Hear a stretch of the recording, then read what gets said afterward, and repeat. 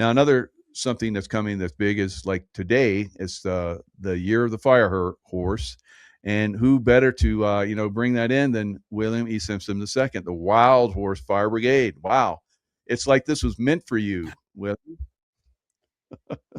Yeah.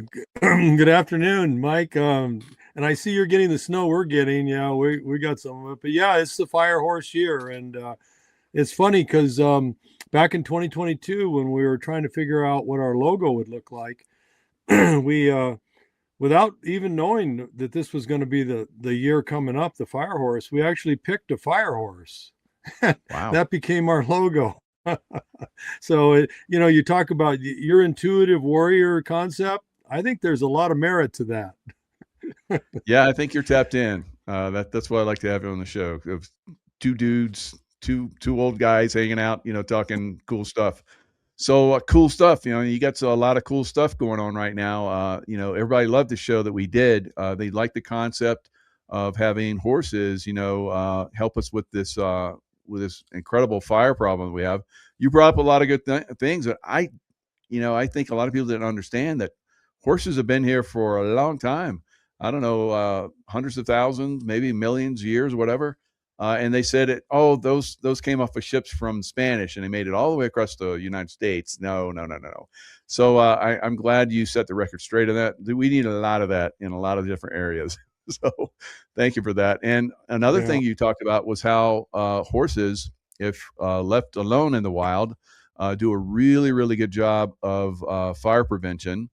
And it seems like what's happening right now is they like the fires because they make money off that, like all the other corrupt things, like we're talking with the Epstein files and everything else.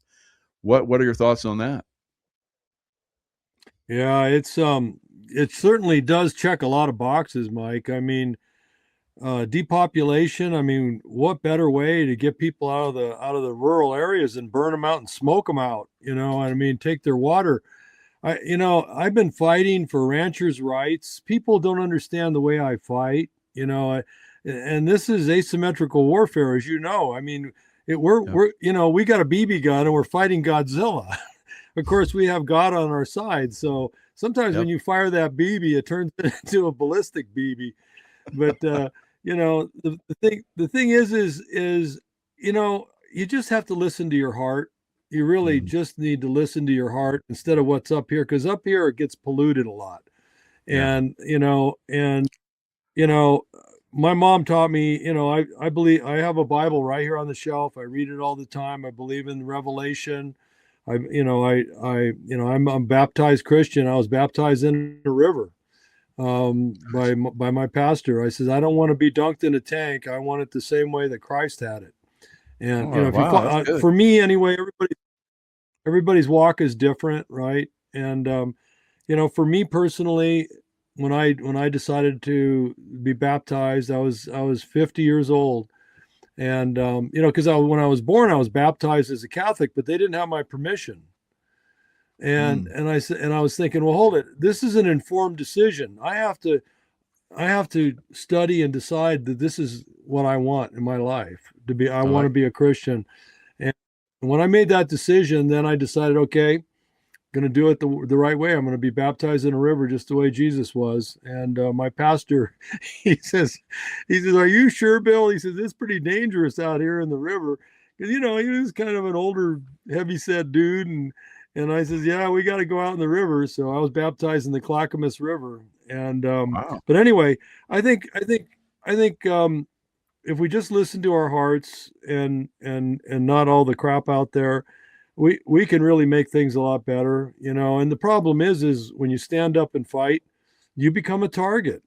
You become, Mm. what's that saying? You're over the target when you're getting a lot of flack. And That's true, yeah. Yep, we definitely get a lot of that, and, you have, but you're continuing. You're pushing that. You're pushing the envelope. You gave me a bunch of, videos, YouTube videos. Any one in particular you want me to pull up first, or you wanted me to just start uh, yeah, letting them? what I was going to say is, yeah, what I was going to say, Mike, is, so what I started doing is I started writing poetry. And, because, we do these shows and try to express ourselves, but there's a part of us that sometimes we don't express, right? And it's a lot of things are private. We have a lot of private feelings, and some things we don't want to put out there because some people might see us as being weak. And of course, in martial arts, we were taught art and poetry, and that didn't mean we were a bunch of pansies. We could rumble with the best of them. It just meant that we were more rounded. We just didn't focus on one thing, and so fortunately, I've kept a lot of my poems and I've converted them into lyrics for songs. I can't sing anymore because my lungs are trash from the wildfire smoke up over that 11-year study, and it didn't make the headlines. I mean, that is like a headliner. $435 billion in economic damage. Talk about a headliner. But no, they've been told not to talk about this because, see, unfortunately for us, most of us can still connect the dots and draw the little line and see the picture. And the government knows that. They don't have us dumbed down totally yet. So they know we're going to make the connection. If that UCLA study becomes widely known, which we're going to make sure it is, then what's going to happen is they're going to say, hold it, you can't just go out there and have project fires. You can't, this 99% effort on firefighting and 1% effort on prevention, which is, oh, by the way, more burning, prescribed burning, that ain't working. That's got to stop. And as soon as people know the truth, then they're going to stop it because, hey, 36,000 a year on the Western United States. I mean, this is insane. And then, of course, the number is much bigger when you consider the entire Western United States. It's $218 billion a year. And so I started writing poetry because I had all these feelings pent up inside. And a lot of times you just can't express it in an article. It just, because it's hard. It can be hard. And so, and because I can't sing, some of this stuff I started writing, after my wife passed. I couldn't sing. There was no AI in 2019. I couldn't do anything really with it except poetry, and nobody wants poetry anymore, and nobody really publishes it or anything, and not that I know of. So when AI came available just this last 6 months, as far as an AI voice, I said, hey, maybe I could do something with AI voice, because a lot of people don't realize there's a thing called auto tune. Michael, you may have heard of it, but an auto tune has been used for 30 years in Nashville. And they use it, they have all kinds of synthetic drums, they have synthetic instruments, they have layer on layer, guitar layers, drum layers, and then auto tune to make people's voices sound fabulous. And it's called, you can look it up, it's called auto tune. That's the name of the technology. Everybody's used it. Leonard Skinner, George Strait, all of them have used it for years. And it's basically a computer algorithm. It is AI. And they've been using it for years and years. So, a couple of people have been pushing back at me. They go, well, Bill, you're taking jobs away. It's not artistic. I says, well, if you don't have a story to tell, you might as well not even write music. Because if it's just a bunch of words like rap, just a bunch of big noise and rap, I mean, you got to have a story. And that's my own opinion about music. You're telling a story, but you're putting some music behind it. So anyway, so what I did is I got AI and for my voice and started dropping in my lyrics, and I've created 13 songs in the last 3 months. And then Tracy and I have been talking about doing this virtual concert to help wild horses. We're just trying to, I don't want a penny out of this myself. What I want to do is focus on getting our students up here this year. We got kids going to come up from UC Davis and Cal State. Some of the kids are really disadvantaged, and we help them with food, with gasoline to travel up to the wilderness to study fuel management, wild horses, and all of that. They stay here 2 weeks in the wilderness. And anybody can Google that. Wild Horse Fire Brigade, UC California. It comes right up. And so we get 0.03 cents per stream. So it's kind of like we need a lot of listeners so that we could buy medicine for horses and a little hay for the old girls and the things. We got 200 horses. Some of them are pretty old. So anyway, so I talked to Tracy about it, and you were generous enough and kind enough of your time to do this short announcement for February 22nd. I think we're going to do Sunday, February 22nd at 2 p.m. And we're going to have a virtual concert. It'll be about an hour. So we'll play a song and then talk about the story, because every one of my songs has a real story from the wilderness up here behind it. Every one Mm. of them. And so basically I was creating poetic experiences, and I've made those into songs now. And the penalty for truth is one of them that they'll hear on the 22nd, which is, you may have downloaded it, I don't know. I sent two of them on Google Drive, but Spirit Horse and Wild Stallion. And you can start with either one. One of them is just a music file, and one of them is a video. We're going to try to have all of them as music videos by the 22nd. So we're going to basically, we would play a 3.5 minute music video, all original music.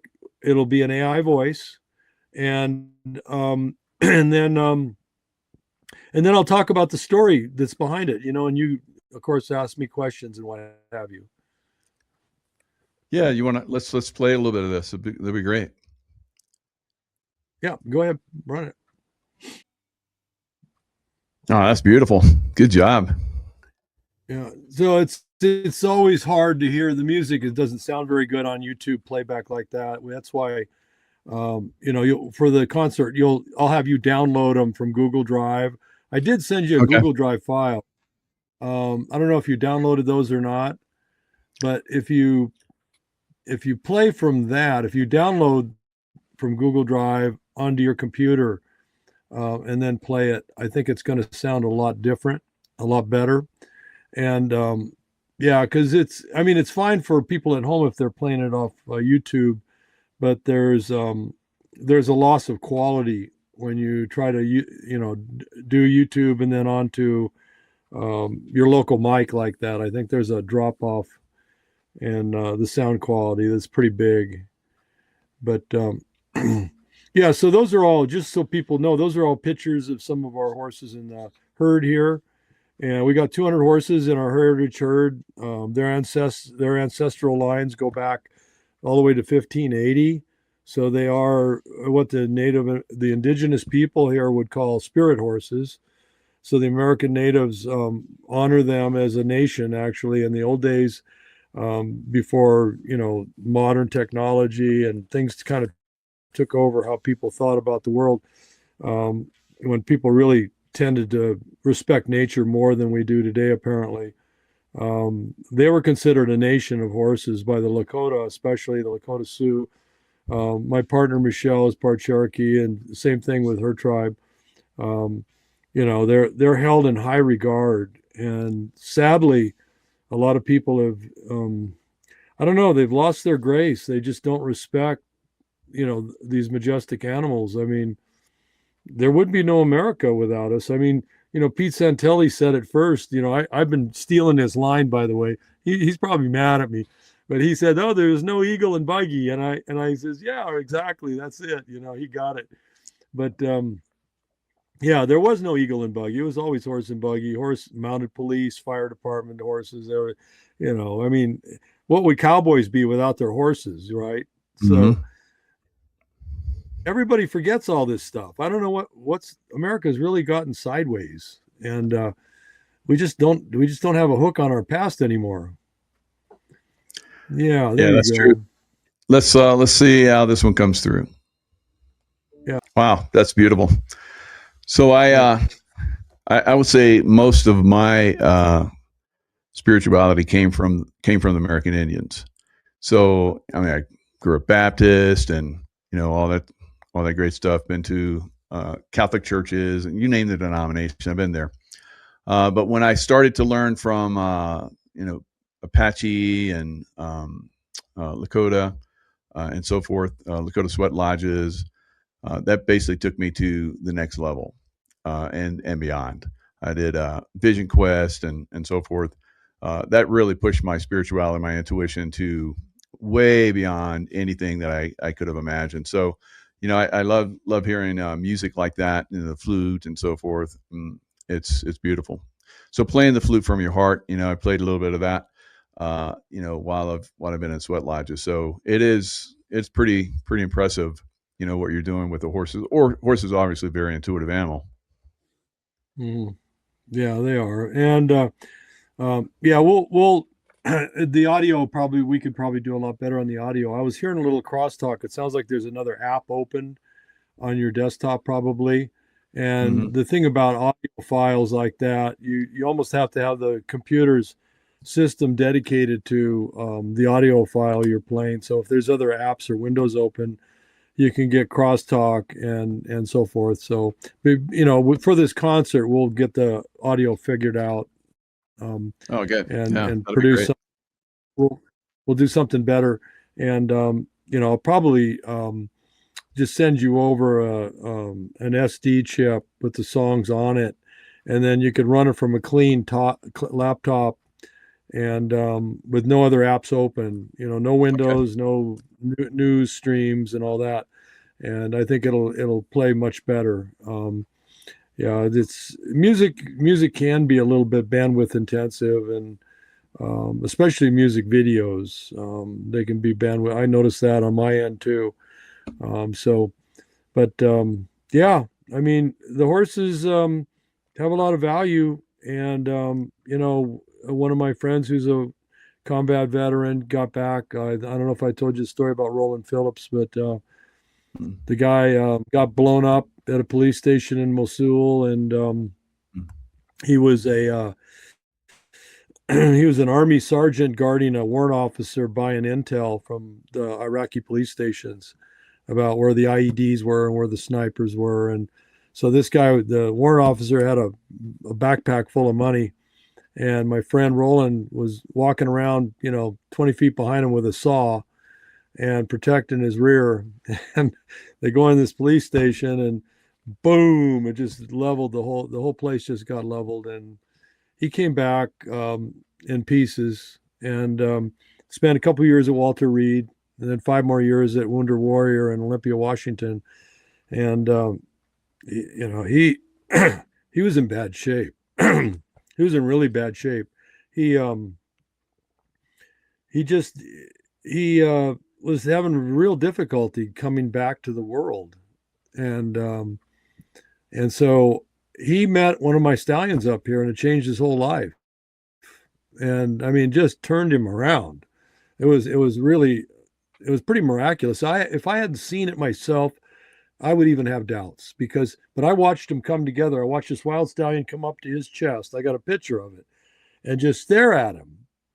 And it was unbelievable, because the day before he was down there fighting with another stallion, and Roland saw that, and he goes, "Wow, those guys are pretty fierce warriors." And I go, "Yeah, well," I says, "they're fighting for the hand of the princess. The winner gets the breeding rights, and that's natural selection. That's what that's about, and that's what keeps them strong.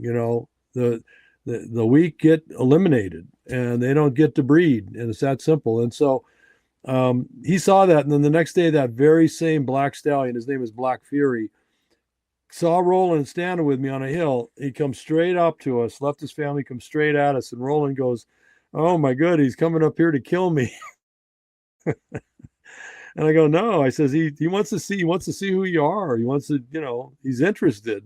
And he walked up to Roland and just stared at him for a few minutes, and well, it wasn't that long. It was probably like 20 seconds. He just stared straight at him, and then turned around and left. And Roland says, "Wow, that was really weird." And I go, "What do you mean?" He says, "It felt like somebody put a warm blanket around him. Just changed him." Wow.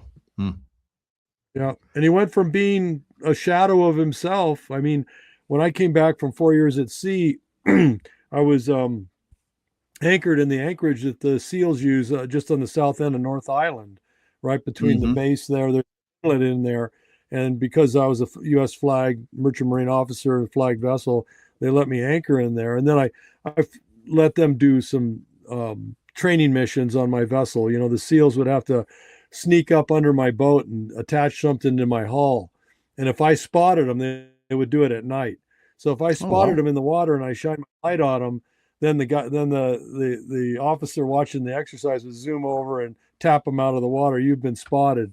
And but you know, it was fun being there. But that's where I met Roland, and because he wanted to be on the teams, you know, and he didn't make it, but you know, he was regular Navy, and then he wanted to be on the teams, but he couldn't make it. But then he went into the police academy, and then the Army recruited him for Iraq to be a M&P.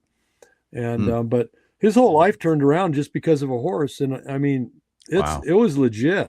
It totally legit. And when I saw that, and now I know him today, you know, he was physically and mentally. I mean, he just he just never came back. His, you know, mentally and physically, he just didn't come back until that horse had that moment with him. And then next thing I know, he was asking me about getting in shape, and because he was a wreck physically. I mean, you know, I mean, the shrapnel, when that police station got leveled, they were pulling shrapnel out of his body that was the bones of the guy next to him.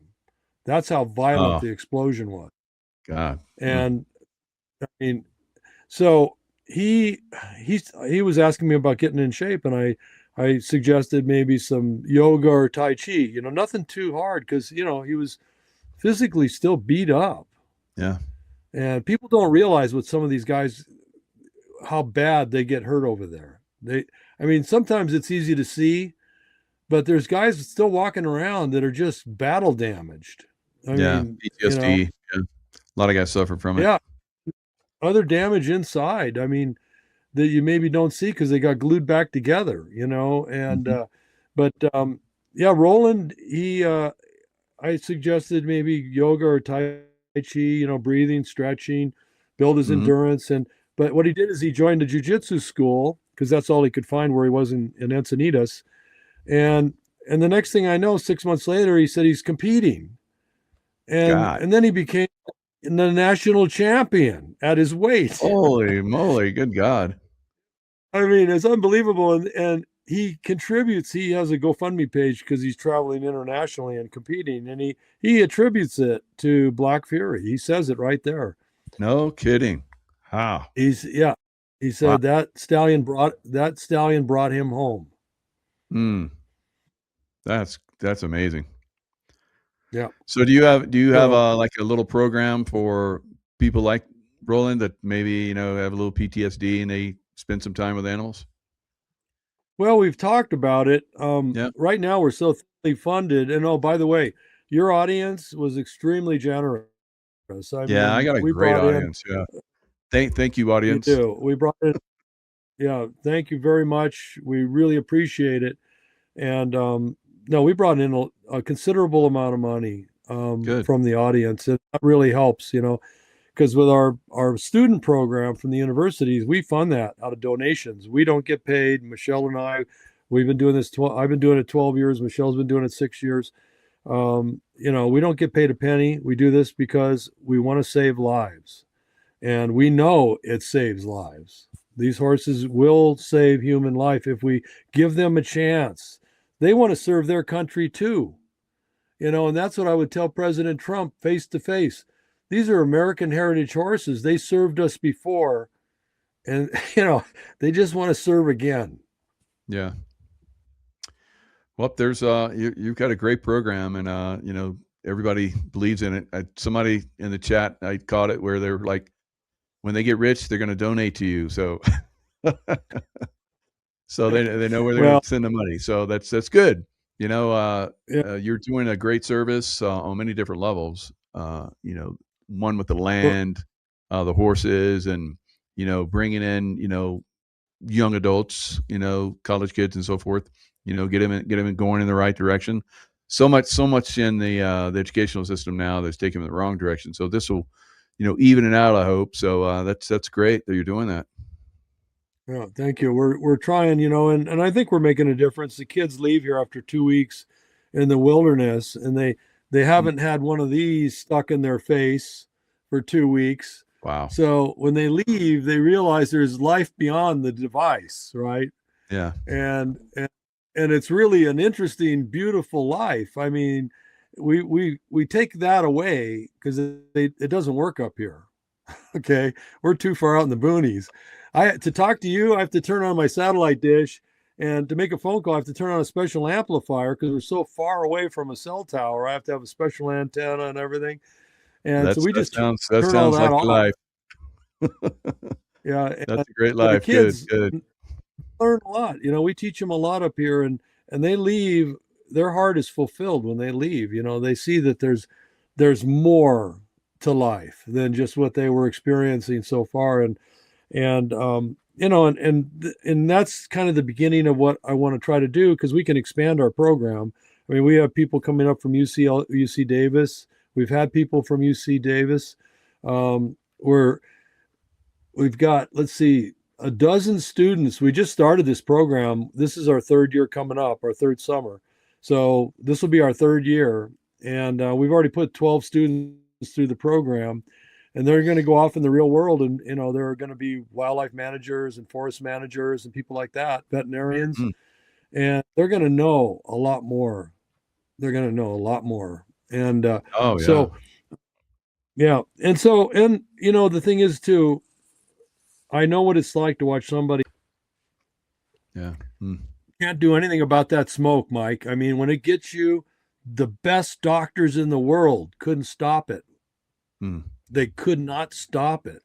And they were frustrated. I mean, these guys flew in from Mayo Clinic to try to treat my wife. I mean, these guys were the best. You couldn't get better people. And Mm. they were just baffled but now we know it's these new toxins. And Yeah. and there's a new thing, talk about the kill shot. Now, this is just an excerpt from my paper. I think I sent that to you and Tracy. It's 3 pages. You can't stop it. And the Mm. scary thing about it that, is, and the computer couldn't help me. I mean, I've got a tier 4 level at the Grok. I got the Grok 4 4.1. It costs $1,500. And so it does logic. And I asked it, I says, is there any way to compute what the long-term. That's crazy. So yeah, the burn pits, military burn pits, they proved that the stuff that they were burning, so they got funded for it, and it's obviously happening with these fires. When I was living in Sedona several years ago, we had some jumpers jump into a big fire we're having in the local area, and it whipped up big time. They got it. They cocooned themselves in their blankets, but they didn't survive. So because it was like a massive back flash that came on them, and yeah, it's a tough business.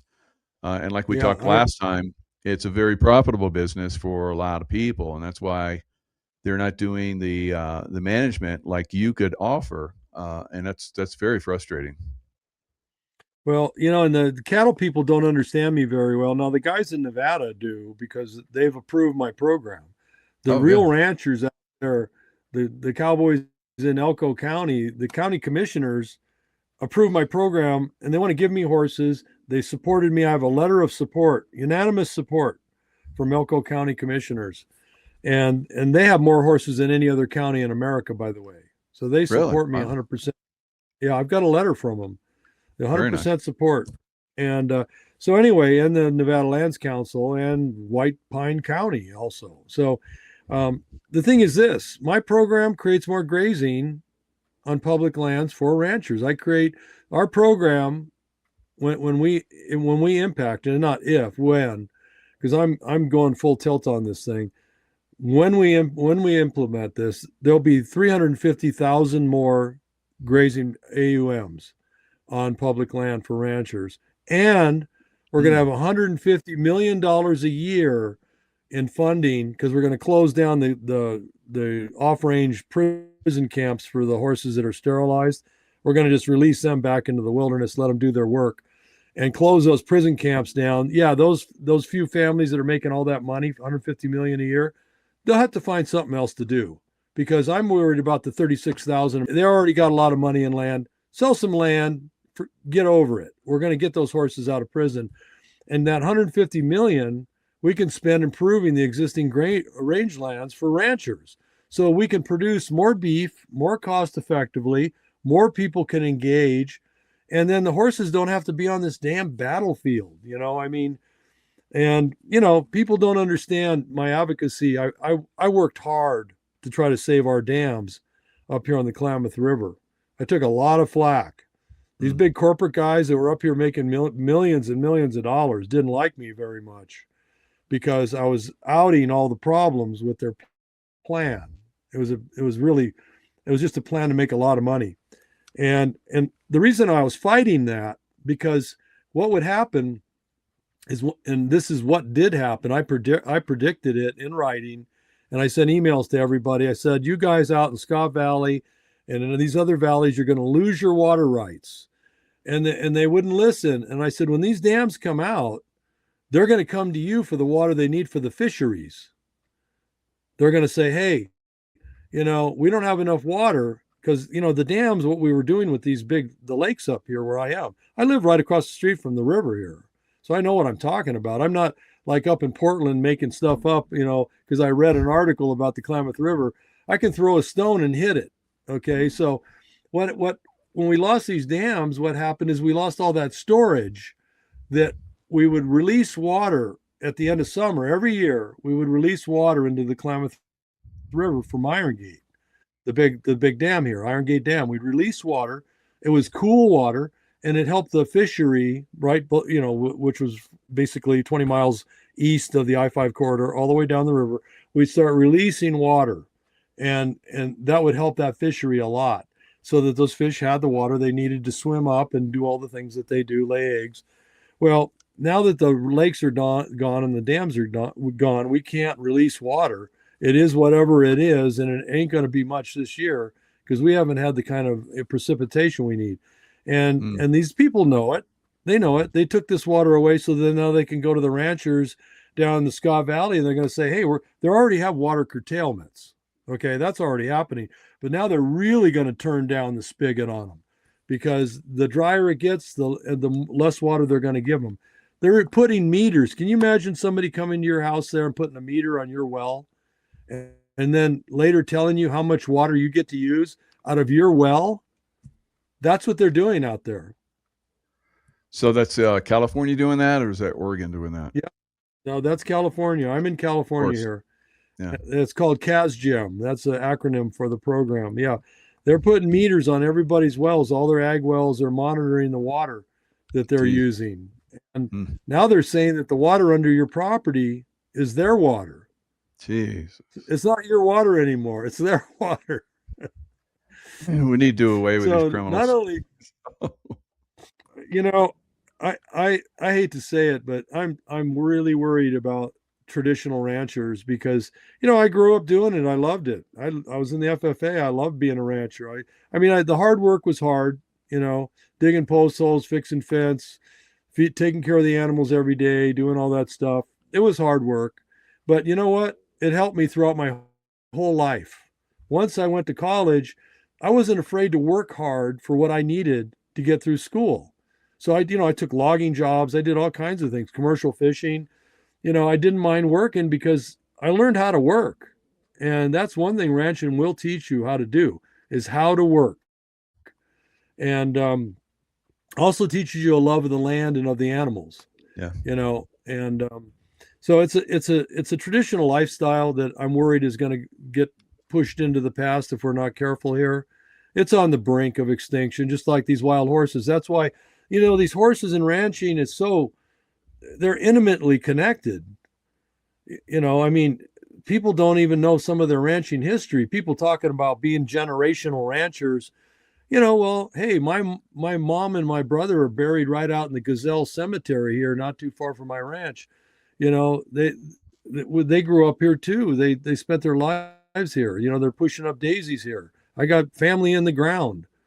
So this ground is sacred to me too. And that's why I'm trying to fight for it. I'm trying to save what we have left. And it's right now it's kind of a losing battle. People don't want to stand up and fight. The ranchers back in the day, back in 2015, when I was fighting tooth and nail to try to save the dams, and I was being very, I was in the public eye doing it. So I became a target. Some of these guys up here are very hostile toward me. Some of these dam removal people, very hostile. And so Mm. I took a lot of flack. But the ranchers out in the Scott Valley were just kind of keeping a real low profile because they were worried if they rose up with me to save the dams, maybe that the California state would come after them immediately, or maybe give them some sort of kudos later. No, that's not how they work. They're gonna beat me, and then they're gonna come beat you. That's how they do their warfare. That's right. And but we had a chance. We had a chance to team up, and we still have a chance to team up because here's what's going to happen next. All them ranchers out there in Scott Valley, they're going to get burned to the ground. Yeah. That is coming. I mean, they've been dodging bullets like you can't believe. We had a fire last year, Mike, that almost got to Etna, and it came really close to Mm. Etna. We were lucky we had enough guys that we could deploy down there, but if we have another really bad year and everybody's spread out real thin, they may not survive. We get a big wind-blown fire. It's just a matter of the right conditions and you're done. Mm. So we've got Yeah, I to, remember when put, they were talking about removing those dams. I was like, that sounds really stupid. Just for the hydroelectric, yeah, part of it. But the water management and so forth. And now they just let the water run right out to sea. And, it's like, God, it's so stupid here in California or in California. I'm in the Nevada. next, So, yeah. Well, the next step. Okay. So there's a movie, it's called, or a book, I think too. It's called Cadillac Desert. And it's about the growth of Los Angeles yeah. and how they started reaching out to the north for more and more water. There, Hmm. the LA River used to actually be a river in the middle of the desert. LA was a desert until they started developing it and Yep. bringing water in. And of course they got water from there almost was a war. They had military involved when California went to drill through the mountain to get to the Colorado River and Right. get water out of the Colorado River. The Arizona brought up the National Guard. That was back in the Rightfully 20s. There so. was Yeah. almost a shooting war for water, right? And of course they went up north and then they drained a couple of big lakes up there. Mono Lake, they drained it down 35 feet before everybody says, hold it. We see the bottom of the lake now. You guys can't have any more water. They're still getting some of that water. And then they came 700 miles further north and they've got water rights on the Feather River now. That's Los Angeles reaching its tentacles. Well, there's a guy, I'm trying to remember his name. He's from Scotland. They named a road after him. I'm kind of blanking on his name. I haven't thought about this in a little bit, but he was the water master in Los Angeles, and Hmm. he actually had a lot of vision to figure out where to get water and bring it down to Los Angeles. They actually looked at going as far north as the Yukon for water for Los Angeles, and they had plans to do it. But one of the intermediate steps was to get the water out of the Klamath Basin. So Mm. the guy who built the dams up here, Mike, his name was John Boyle. And John Boyle was a genius. That guy was not only an engineer that knew how to build dams, he designed all the electrical circuits and the generation and the turbines. He did all of that stuff. This guy was a Wow. genius. Yeah. Showed up here in 1911 and surveyed the area. And he wrote a book. It's called 50 Years on the Klamath. Very interesting book. Talks about the whole process. And I Mm. think in the book, I want to say it's on page 28, but don't quote me on that. Somewhere in there, he talks about the fact that the U.S. Army Corps of Engineers was sent up here by the governor of California to figure out how to get water from the Klamath Basin down to the San Joaquin Valley instead of sending it down the Klamath River. Mm. And they figured out how to do it. Okay. What they said is they keep the diversion dam that's up in Oregon. Oh, by the way, they didn't take that dam out. They took all these other dams out. They left the diversion dam up there in Oregon, which is critical to send water down to Tule Lake. And then you just drill a tunnel through the mountain range into the Pitt River. The Pitt River goes into the Sacramento River. Sacramento River goes down to Sacramento and into the mono tunnel they're building into the California aqueduct to LA. That's the big Mm. plan.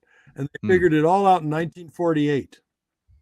So see, you see these guys, the elitists that are running the show, they don't Yeah, think the way you and me and other people. They got a 300-year vision on this thing. that's frustrating. Yeah, the Sacramento River, coming out of Mount Shasta, that's fantastic. It grows so fast coming out of there. It's stream fed. Man, that thing just like starts flowing like crazy.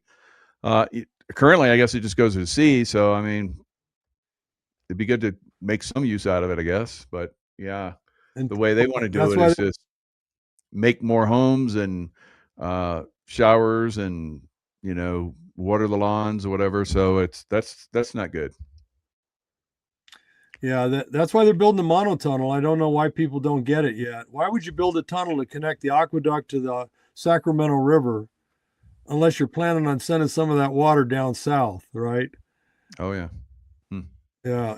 And then how are you going to replace the water you're going to take out of the Sacramento River? Oh, well, we'll just get it from the Klamath Lake and the Klamath Basin. We'll just send it down the Pitt River. People don't even realize the Pitt River connects to the upper end of the Sacramento, and they just drill a small tunnel through this mountain range. No big deal anymore. They can do that easy. And again, they figured this is exactly what's in the book. They figured out the path in 1948, and they're doing it. And the first step is get rid of the dams up here, because if you have lakes full of water and you start diverting that water to Southern California, those lakes suddenly go dry. Lakes that never have gone dry in 100 years. That would draw some attention. Where did the water go? Well, the best way to steal something is to steal it so nobody notices. Yep, running underground. So I walked the Pacific Yep. Crest Trail and going through some areas of California where there's a little bit of water.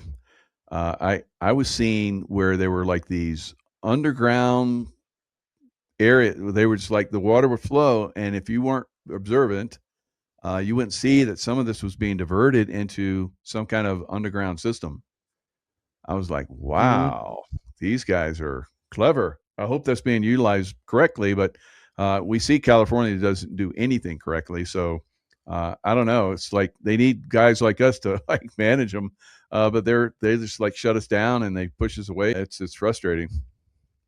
Well, we need more water storage because you can't have crops without water. Okay, Yeah. you can't grow beef. We don't have open range grazing here to speak of, like in Nevada and Colorado, Utah. A lot of our people here are vertically integrated. Our ranchers are vertically integrated, so a lot of them grow their own hay, and then they fatten their cattle with the hay they grow. So they do Mm, agricultural work, and and I'll tell you what, the beef from this area, you can't beat it. I mean, mm. the beef from around here is top notch. It is the best. But the thing is they're competing with beef that comes from Brazil. Now, our guys, and I have one of the major cattle producers. He's one of the biggies. He's not the biggest, but he's a big guy. His name is Mike Schultz. He's the founder of the Kansas Cattlemen's Association.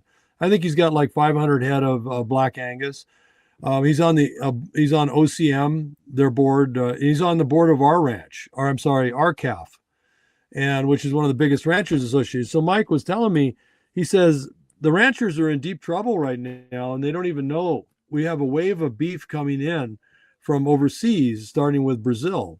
Brazil can produce a fatted cow for $50. Our Jesus. guys cost $120. So guess who Walmart buys all their beef from? Mm, It's all about profit margins. So, our guys, our ranchers, who we need to protect, have to have a niche market. We have to educate people on quality of beef. Okay, do you want to eat something grown in a foreign country where God only knows? They still use DDT down in a lot of these southern nations. Down there in the banana republics.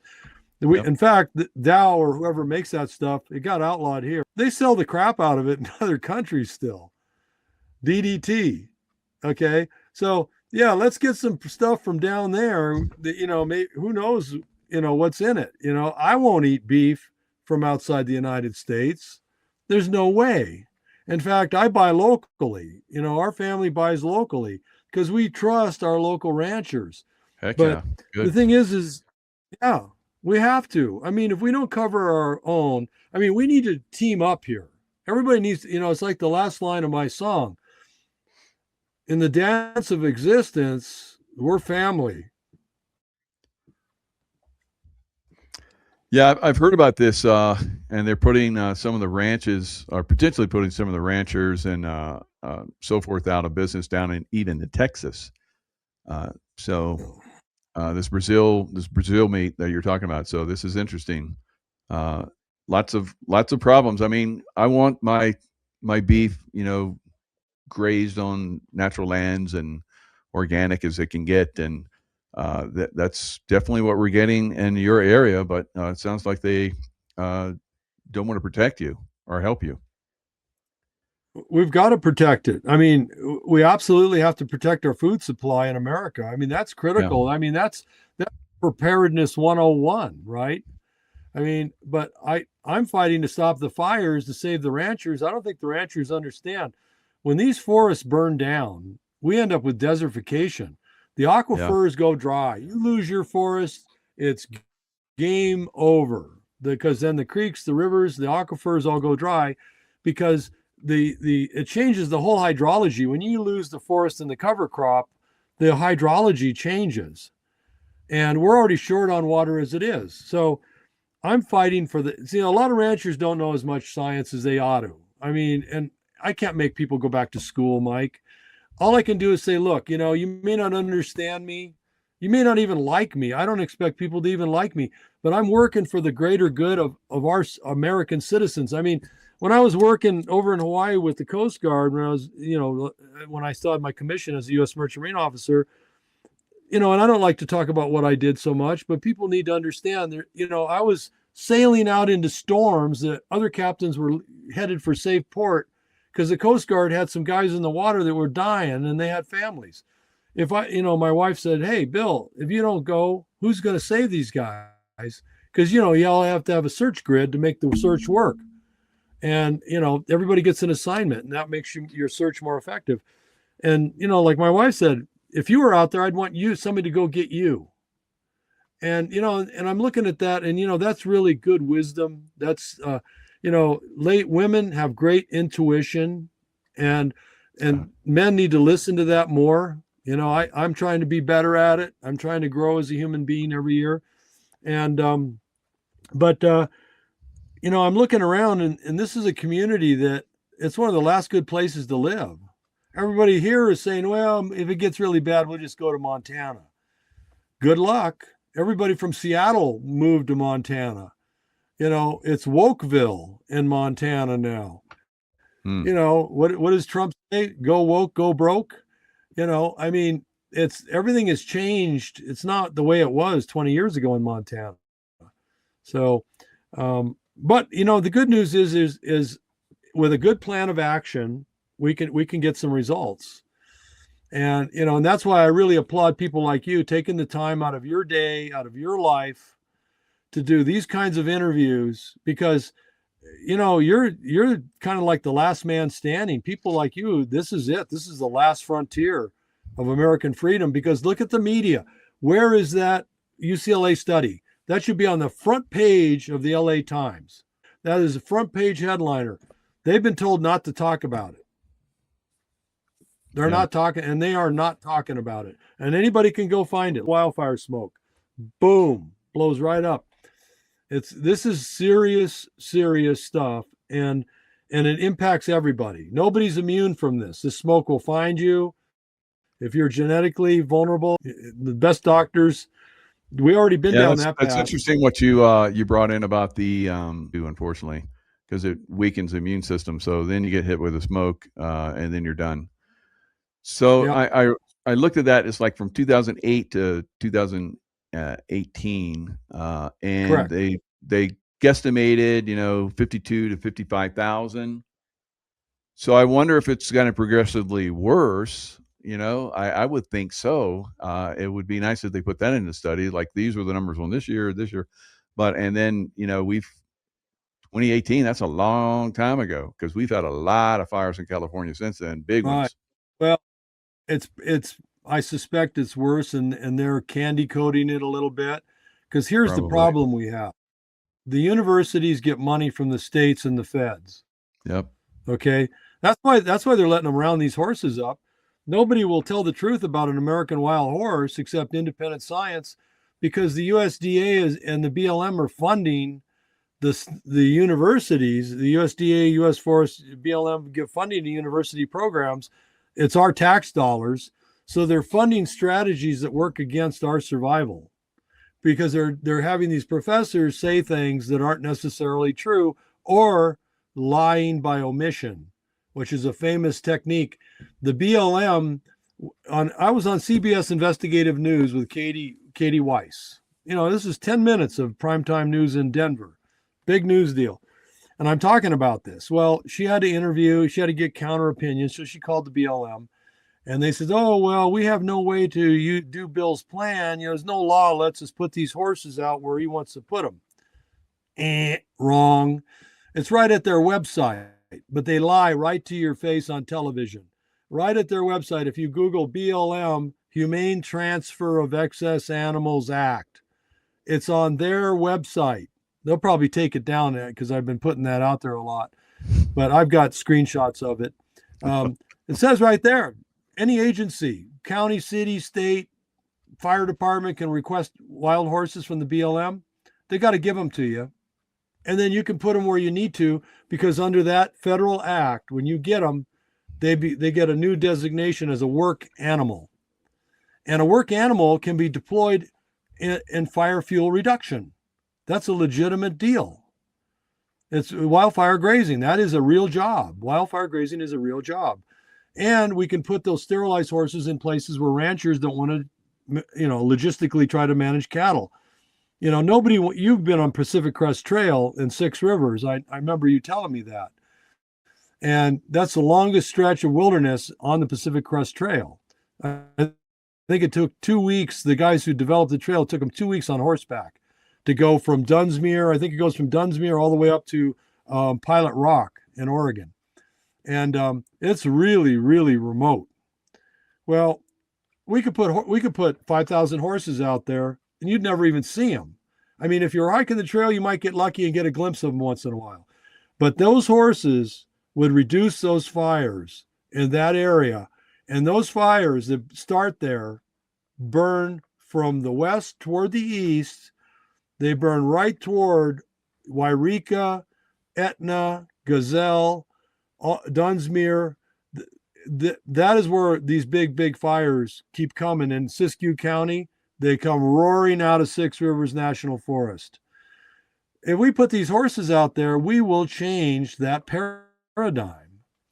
And we'll protect the water source there, because, when you see these burned, you've probably driven up I-5 and seen Dunsmuir. It looks like a bunch of charcoal toothpicks stand on both sides of the freeway. Right? And you're muted, Mike. So, but where we put these horses, Yeah, that was a beautiful area you're talking about. It's so sad. It was yeah. gorgeous. It was gorgeous. The north side of Lake Shasta there, that was gorgeous up in there. Can't believe it's gone. And that's gone. I mean, you and I will be pushing up daisies before even the little trees are back. That's, people don't realize these beautiful forests we see, those are 100, 200-year-old trees out there. And if they go away, the science shows that they may never come back again, because these fires damage the ground. It damages everything, and including the salmon and steelhead runs, because, I'm looking at out there in where you were hiking on the Pacific Crest Trail there in Six Rivers. You look at the sides of those hills that got scarred last year. They got burned to the dirt, right to the dirt. There's the crust of the dirt is black. It's and some of the silica in the soil is fused together to form. It's like brick. It's almost like brick. The reason that's happening is because it's because the herbivores are collapsed. When the fuel is that high and it burns abnormally hot. And it actually so hot, because this is according to Idaho State University Soil Science Department, not Bill Simpson. See, I read all this research. So I'm kind of a clearinghouse. My brain is a wreck. because I read all this research. I go to bed at night and it's like a 3-ring circus, right, of all this research. But it lets me connect all the dots. And so, these fires cook the soil so bad it almost makes it into bricks. Nothing will ever grow there again in some of these places because it burns so hot. And it's because of the amount of fuel, and it's because of the lack of our herbivory. And I tell people, look, our plan's not the silver bullet. I'm not trying to sell anybody on that. I'm saying if we do my plan, we create all that grazing for the ranchers, save 150 million a year for improving grazing for the ranchers. You let those horses live wild and free. They've earned it. Take the other horses that are in conflict. We'll move them out there too as families. Everybody wins. We get no more conflict on the landscape. We take those horses off that battlefield. They don't need to be there. Their predators aren't even there anymore. That's why they overpopulate. On the BLM land where they have horses and cattle commingled, the USDA hunters already killed all the predators so they can have a great livestock production experience. Got to make a lot of money. And so the horses, they don't have their predators anymore. So what do? They overpopulate too. That's not their fault. That's the people manage that land's fault. The horses want to be in the wilderness. They love their freedom. They love their freedom, I think, more than we do, because they really appreciate it. At night, they're on top of the mountains studying the stars, communing with God, for all I know. When they come down, the majesty that they bring, some of these stallions that come up to me, their presence, the biofield energy, which is, by the way, a real deal. Anybody that says, oh, Bill's like mystical now, biofield energy, what's that? It's just Google science. it. NIH, just Google it. NIH biofield medicine, and you'll learn. See, nobody wants to do anything. Everybody wants to be critical, but they don't want to go check anything. They argue with you, but they have no supporting science. Oh, well, I graduated high school here. That gives me all kinds of authority. Well, good for you, but let me know next time you can navigate across the ocean using the stars. Then we'll start talking about sailing. Or the next time you've been up in a fire and fought fire, let me know and we'll talk about that. But don't tell me that you know everything just because you graduated high school at some little town. And that's kind of the mentality in some of these places, and it's holding everybody back. Instead of embracing people, my dad had a saying. My dad was an unusual man because he went to war at the age of 17. He was in a family of 11 in Chicago during the Great Depression. Can you imagine that? A family of 11. So, and he was a big kid. They're all Germans. My aunts were all over 6 feet tall. Wow. One of my aunts was a famous movie star, Doris Merrick. And so anyway, she married the Dancing Bear, that famous fighter. That was her husband. And so anyway, long story short, my grandpa couldn't afford to feed him, and so he farmed out my dad's oldest brother and my dad to the 82nd Airborne right before World War II, so they could get fed. The Army had food, and Airborne had the best food according to Airborne. So they were in Airborne. My grandpa lied, said that my dad was 18 when he was really 17, but he was big, so they didn't care. They needed people. There's Aunt Doris, and her maiden name's Simpson, and so she lives She down was in Palm a Springs. lot of stuff. Yankee Doodle Dandy. Yeah, Heaven Can Wait. she was a beautiful woman, and but my dad went to war. I think he was in combat almost 3 years continuous. So he ended up going into North Africa, and they fought Rommel, and then they they went to She was in Sicily. the Fighting Stallion. How about that? Perfect. Yeah, that's right. And so, and then he fought in Italy, and then in France, and the beach landing in Sicily got cut in half by a German machine gun. But my dad didn't even finish high school, and when he got back off of the war, he went to work for LAPD because that was all he could do. But then he was racing. He was a Harley Davidson.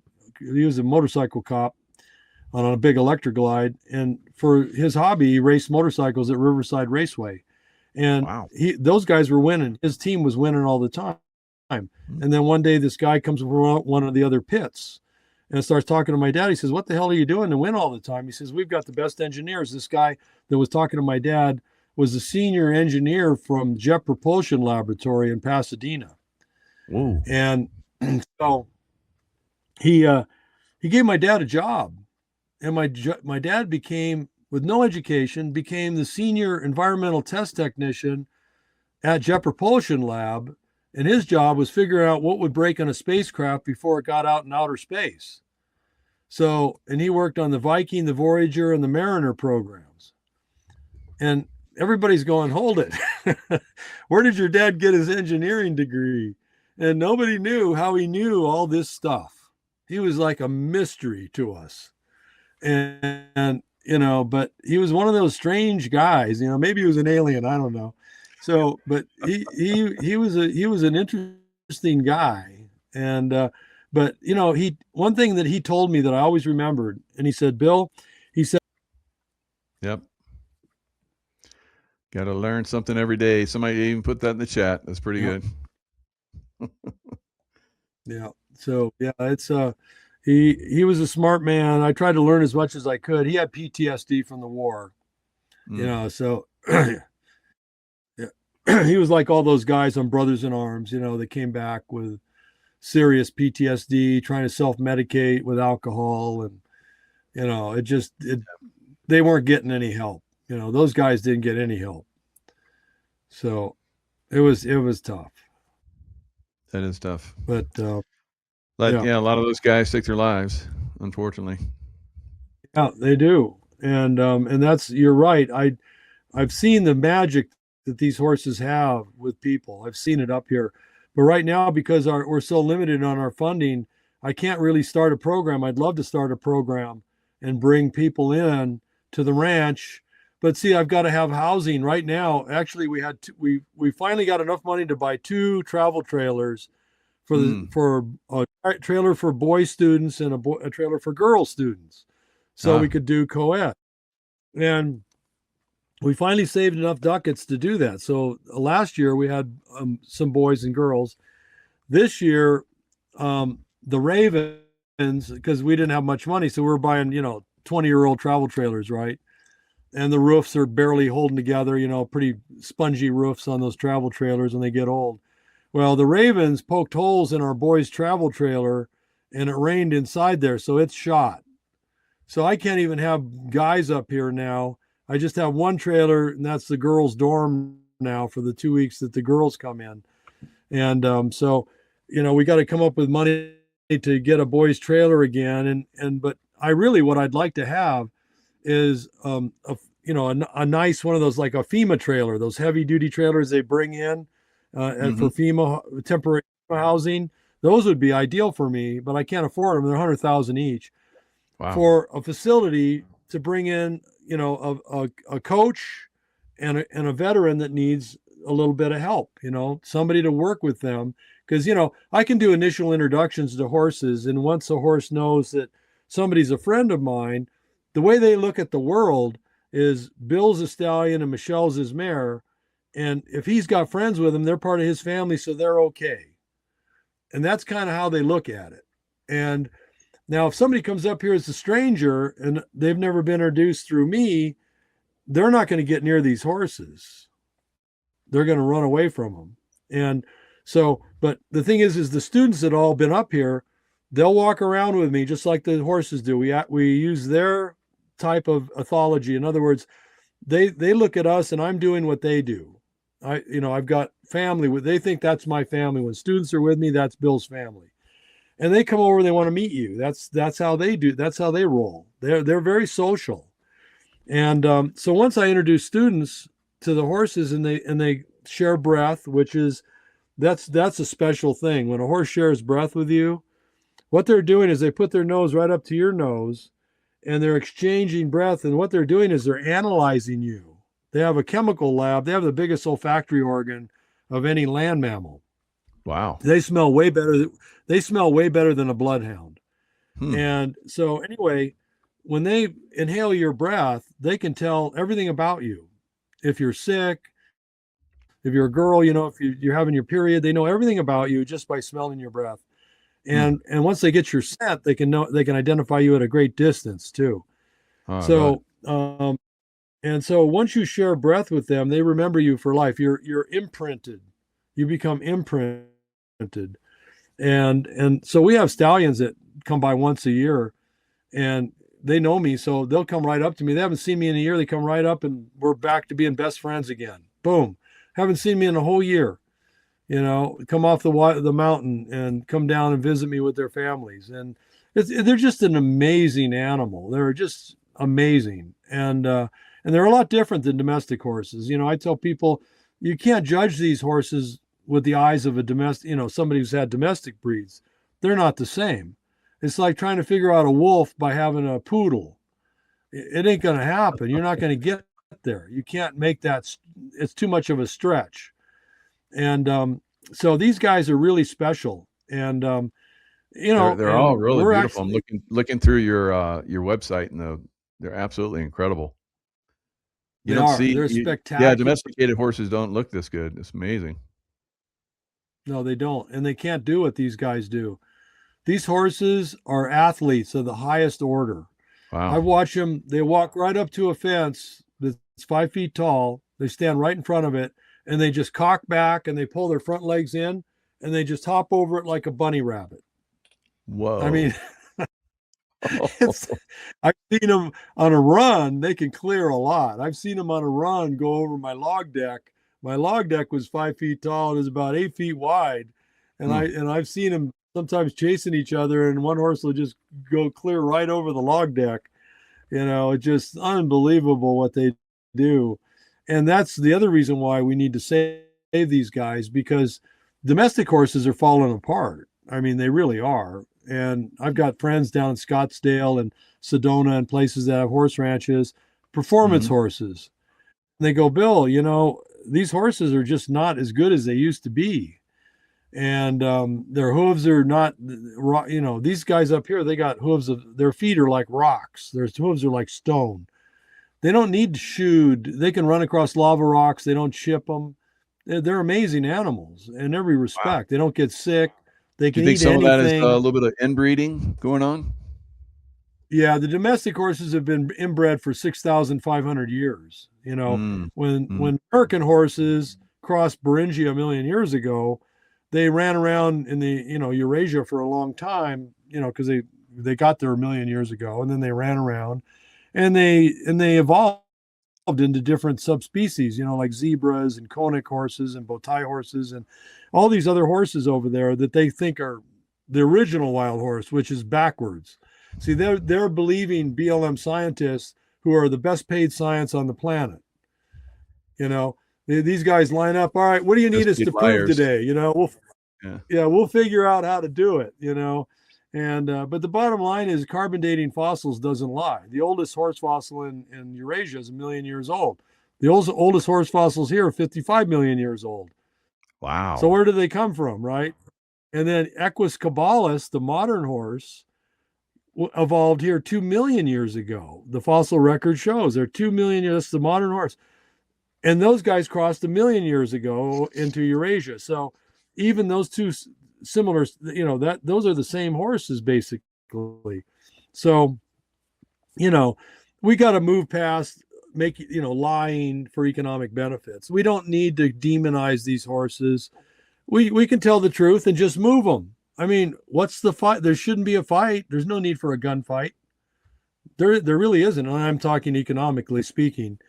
The bottom line is, hey, if they're in the way, they're Americans just like us. When I look at those guys, I see our cavalry, I see our police, I see our fire department, I see our warriors.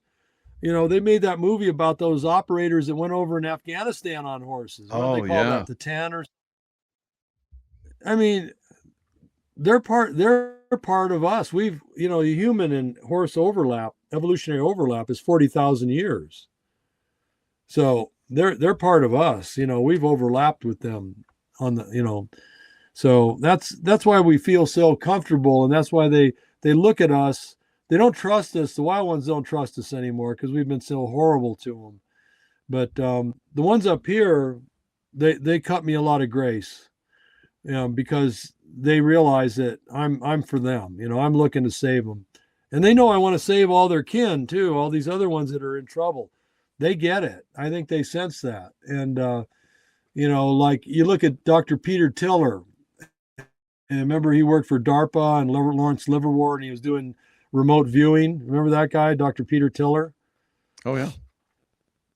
Yeah. So people think that's a lot of baloney, but there are people that they could put in a isolation ward, a cement block with a Faraday cage, and they could ask them what's in this building in Russia, and they could describe it to a T.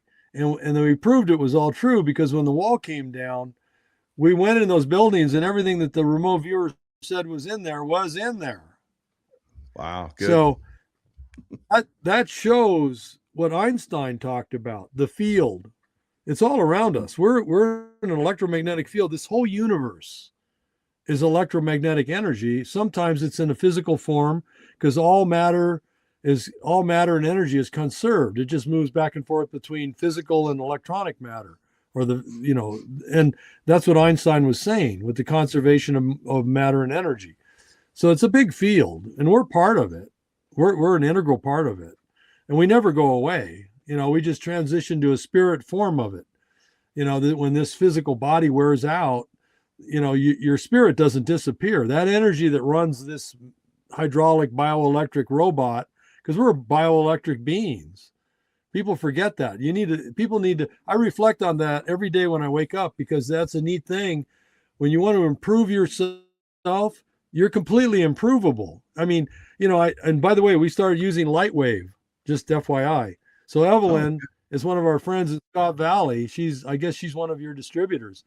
And so we started using. They have a special patch for the horses. Yeah. Yeah. So we use it on ourselves. And so we're all part of the field. And the horses are in it, and we're all. Yeah. And the field goes everywhere all the time. And it's kind of like throwing a pebble in a pond. When you do something, that energy goes out everywhere, especially when you project, or when you use forethought, to manifest an outcome. Like when I used to go to the gym, I can't lift anymore because a drunk driver hit me on the I-5 back in the year 2000 head on. We collided at 160 miles an hour. That was what California Highway Patrol said. It was down there by Colusa, California. It was a big curve. And this guy was a drunk driver coming north. He was high on speedballs and alcohol, and a Sonoma pickup he was trying to pass the semi on the fast lane, got his tire in the shoulder, and it sucked him all the way across the median. And then I was southbound going about 75 in my rig, hit me head on, boom. And no reaction time. I mean, I had a glimpse. He was already doing a barrel roll. He was going so fast when he went through that dip. All I saw was 4 tires and 2 mufflers of a pickup truck coming straight up my windshield. God. And then, so, but the doctors all said, what saved my life? Because I used to do a lot of training. I was a lifter. I didn't compete or anything, but I lifted religiously every day. And, I took care of myself. And no airbags. I bent the steering wheel all the way to the windshield on my van. I was in a 4-wheel drive, 1-ton van. I was on my way down to my sailboat in Southern California. And the impact was so hard, Mike, that his drive line broke off the truck and went right through the front of my rig and out my back doors on my van. His alternator broke off his engine and went right through the front of my truck. I mean, we were trading parts. Yep. And, God must have better plans for you. That's why he kept you here. So I think we're seeing the result of that. So we appreciate what you're doing. He wouldn't let Man, me go. you're like a encyclopedia of information. It's like, wow. It's pretty impressive. So we'll look forward to having you on again. Now it's Sunday we're going to do the show. Right. February 22nd, Sunday at 2 p.m. Okay, February 22nd. And we will. Okay.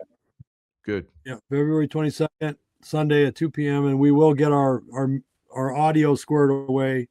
So the Okay. music actually there's a lot of, I mean, it's great on a car stereo. I mean, it's just, and I'm not Oh, saying yeah, it that will be. because it's mine. I mean, there's some people who have heard it that said, Bill, this is top notch stuff. I got people in Oh, good. Nashville now looking at it who are pretty interested in it. Good, Yeah. good. I can't Because sing it and I don't want an AI let's hope voice get you singing more my, than a few cents for all that music. So, well, they don't maybe, pay you much it'll all go to the when you horses. do the share. Yep. Yeah, they don't. But if somebody license it, then we can get some money and we could then maybe afford some programs. I'd love to have a veterans program and bring No people up doubt. here and that I think that would be really important. Mhm. Yeah, that'd be good, and, hopefully we can get that you can get that going, Bill, and, I'd love to be able to come and, contribute somehow, speaking or, Well, you hanging know out what? and You guys are absolutely welcome. You and Tracy are welcome to come up here, and the best time to come visit is in May because we get okay. about 45, 50 little baby horses Oh, nice. and talk about melt your heart like butter in a hot pan, boy. Those little babies, when you meet them when they're little, they own you. I mean, it's that simple. I got in I that bet one they're real video loving where I too, asked that yeah. little horse, yeah, I asked him if he's going to be a big stallion when he grows up. Well, guess what? He's a big stallion. And now he's Oh, my nice. buddy, How about that? he grew up and he's a big stallion now. Very good, very good. And, Wild Horse Fire Brigade, .org, and, Yes, donations are appreciated because, can't do a lot of this stuff that you're talking about unless you get people donating and sharing this video and talking about it because it makes a difference. And, yeah, we can, put a little pressure on some people and they'll like, "Oh, people are paying attention to this, and I wanna make I wanna get attention to myself, and so I'm gonna bring attention to this thing." So, that's the way this works sometimes, you get the right person, that wants a little attention, and they're like, "Yeah, we'll support that." That's what we need. A lot of that.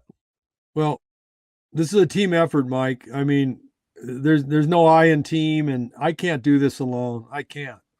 Yeah, So your help is greatly appreciated. And if we get some other people on the team, get more people supporting the horses in this effort, we will save lives. We will change lives. We will save lives. And I think that's worth doing. absolutely. All right, Bill, thanks so much, and, yep, we look forward to, doing that music on Sunday, and we'll talk more about it and, make sure we do it right. So, thanks a lot. Thank you. Thank you, Mike.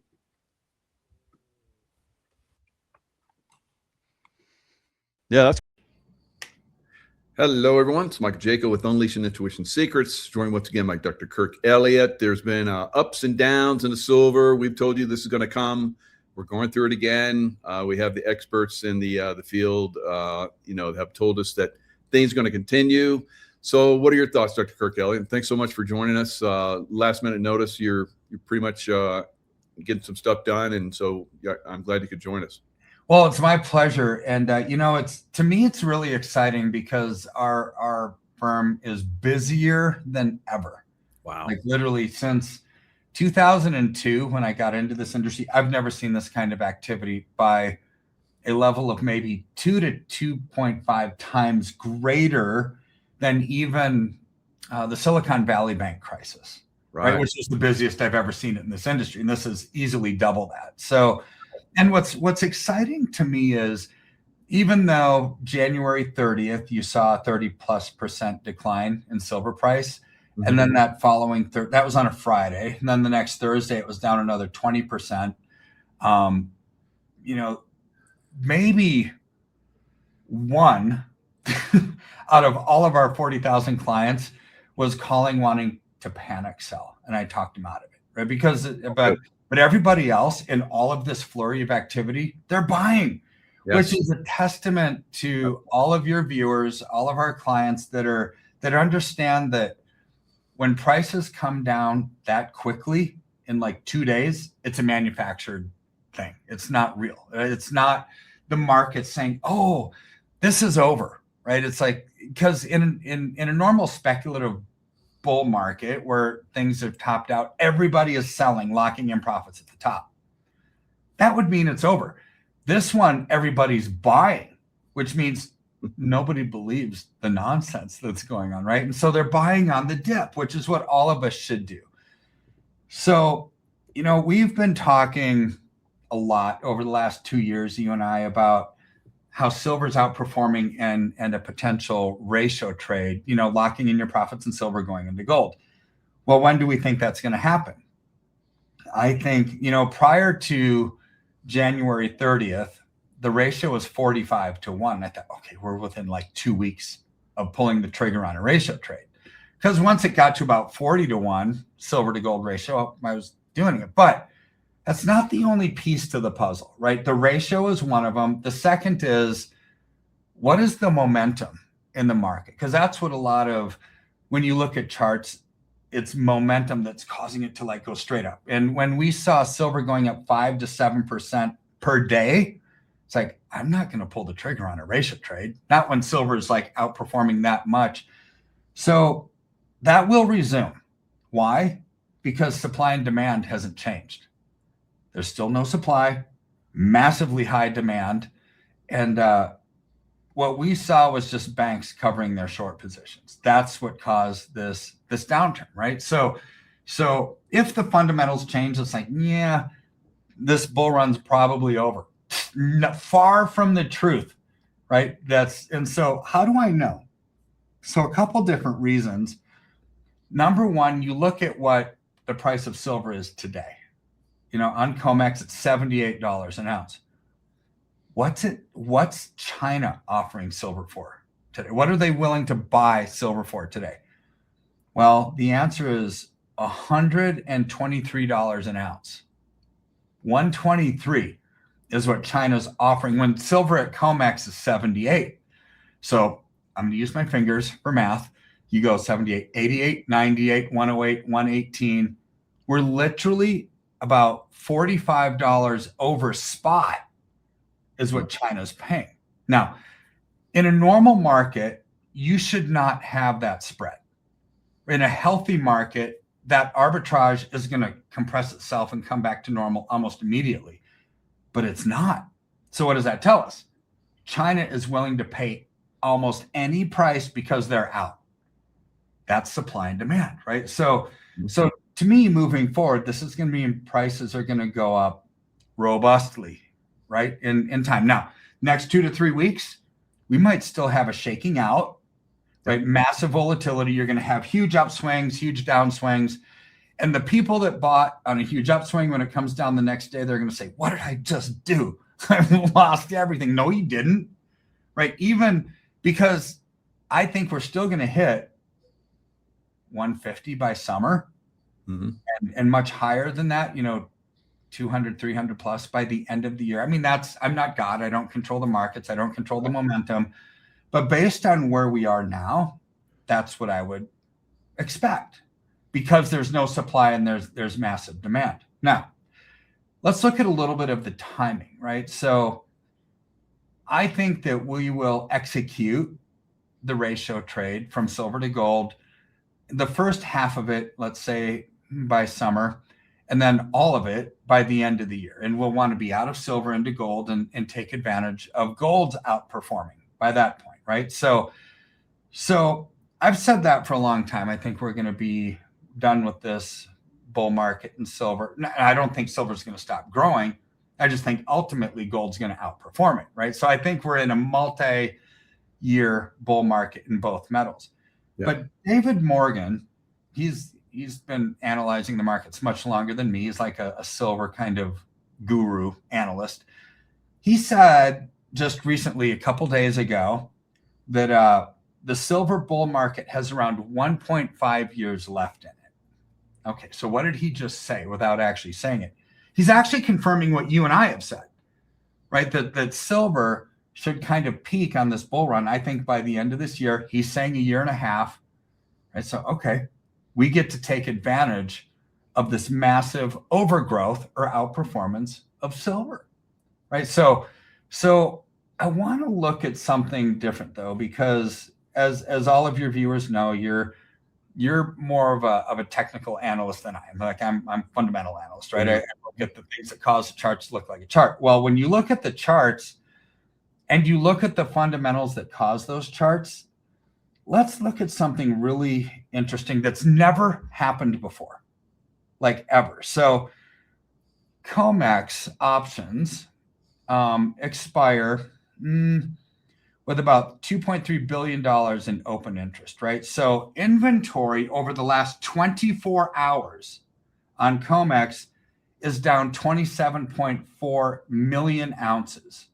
Okay, so that means metals are leaving COMEX and going somewhere because people are wanting exchange for physicals. They're wanting physical delivery. So when that discrepancy is happening, when they've got that much leaving and China is paying $45 over spot, you know that there's unhealthiness in the markets in the sense of this is not normal activity. And when COMEX is running out and people are wanting physical delivery, the prices are going to go up, and they're going to go up a lot, right? So, because to me, everything always boils down to supply and demand in the end, always. So I was watching this video from Ray Dalio. He spoke at the World Government Summit in Munich, Germany over the weekend. And he was talking about, and I love Ray Dalio. So those of you who don't know who he is, a billionaire hedge fund investor, started Bridgewater funds.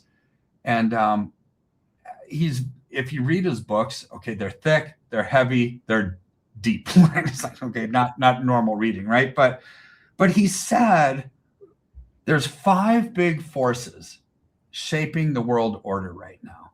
I mean, this is a paradigm shift from paper to physicals right underneath our nose, right? As the old guard is kind of putting up their uniforms, hanging them up forever, and there's a new guard that's about to take place, right? So what are the 5 forces that are causing this change from central banking as we know it, fiat-based money as we know it, the geopolitical concerns as we know it? So number 1 is money and credit and debt operating machine, right? So that's the economic cycle. It's breaking down, right? So let's put it into individual terms. If you or I spend more money than what we make over a period of time, we're going to have to file for bankruptcy, right? Same with companies. Well, same with countries as well, unless they have a printing press, right? So we're entering into this point where the economic cycle is over. And he states that these 5 things that we're going to go over basically change once in a lifetime for people. Wow. So it's nothing new, but we're not going to see it every day. We're going to basically see this kind of paradigm shift once in a lifetime. The second big force shaping the world order is the political cycle. You know, as we go into debt and we don't know how to pay it back, you've got political forces on the left and the right, the populists on the left, the populists on the right, that start fighting with each other on how are we going to take care of this debt? You know, and some say, let's raise taxes. Let's say, let's just print money. Either way, there's a political group that's infighting. So you've got economic crisis, you've got political crisis. Now you've got the third thing, which is a geopolitical cycle. So that is basically the world order, the IMF, the World Bank, the International Monetary Fund, reserve currencies. Like this whole geopolitical cycle, the world order has been dominated by the US dollar since 1945. Right? So there's a change here.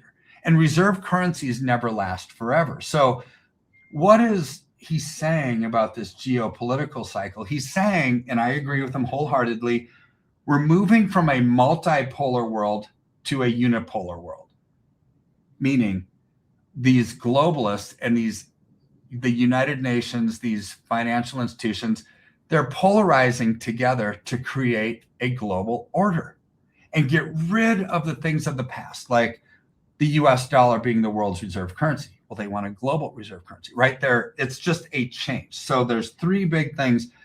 The fourth one is just simply acts of nature, where we've got droughts, floods, pandemics. That's caused more deaths than war has over the last couple of decades, which we can't control it well. Maybe some of those are manufactured, right? But generally, it's just another big thing. Now, the last one is technology. So technology is a big one that we haven't really had this force shaping the world order in the past. So technology can be very disruptive. And a lot of people think, oh, AI is going to be great for profits for companies because it's going to actually increase productivity and lower costs, but it also displaces jobs. Right? What else does technology do? It changes the way, the disruptive nature of like banking, for example.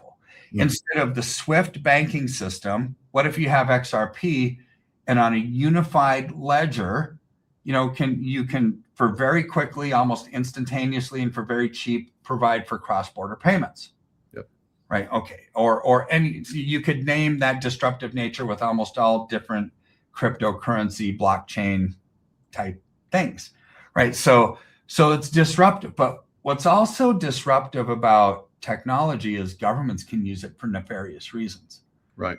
Just as like companies use it for their profit, it displaces jobs, but now countries can use that same technology to actually control your spending, control when you can access your money. So this is all these five forces are reshaping your behavior.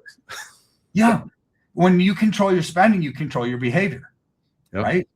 Because it's like, well, we're not going to allow you to tithe to a church that we think is speaking hate speech. Exactly.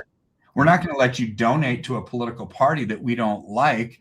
We're not going to let you buy meat when we think you should eat bugs. We're not going to let you buy naturopathic type medicine when we want you to have prescriptions, right? I mean, you name it.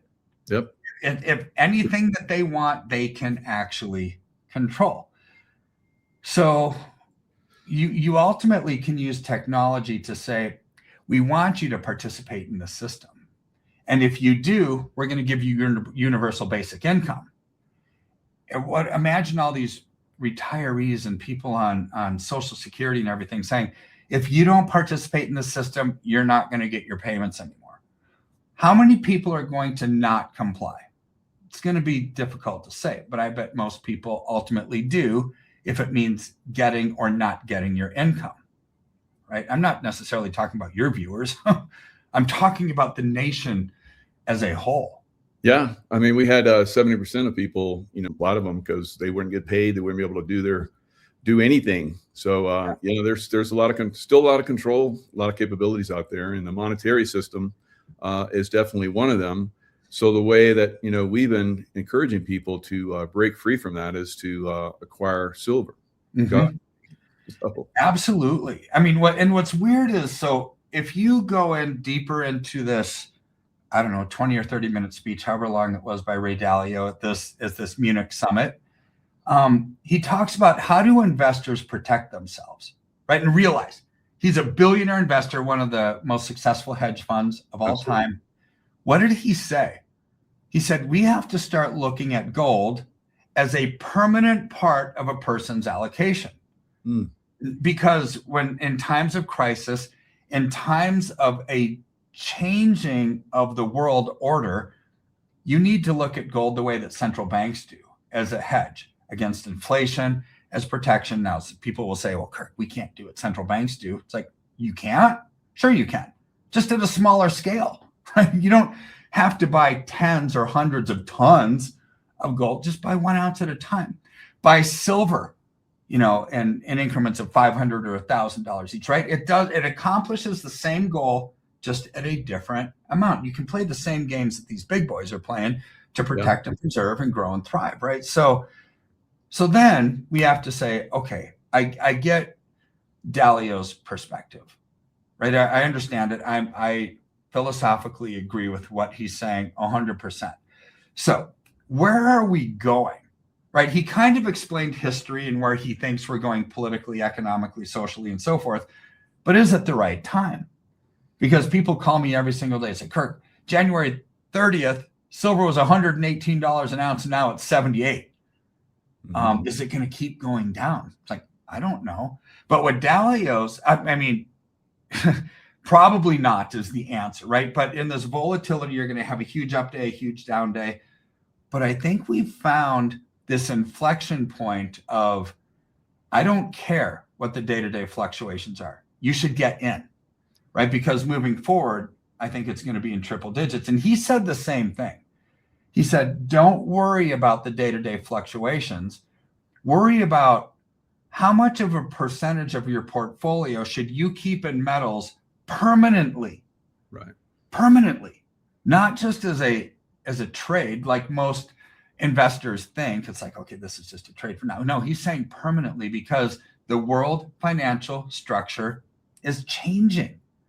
So all of us, that number is going to be different, whether it's 20% of our portfolio, 50, 80, 100, whatever makes you feel comfortable when you put your head down on the pillow at night. What I would tell you is you can't over allocate into the best asset in the world, the most in-demand asset, I would say, outside of oil, right? So when you look at the importance of silver, oil is used for everything, right? And so silver is right up there with it. In a new digital economy, it's needed for AI, it's used for cryptocurrency mining, solar power, electric vehicles, nuclear, you name it. It's right up, all electronics, like the flat screen TV behind me. Imagine a world without silver. You can't, just like you can't imagine a world without oil. So when you invest into invariably one of the top two commodities on the planet that's needed for everything, you're going to do great when it starts to run out. And you know what? It's starting to run out, like we talked about earlier on in this show. Now, one of my favorite researchers, I mean, he's brilliant, is Jesse Colombo. Yeah. He has the Bubble report. And I look at his stuff all the time. I think he's a very, very smart guy. So remember, Michael, how maybe it was 3 or 4 months ago, we talked about the cup and handle formation in silver.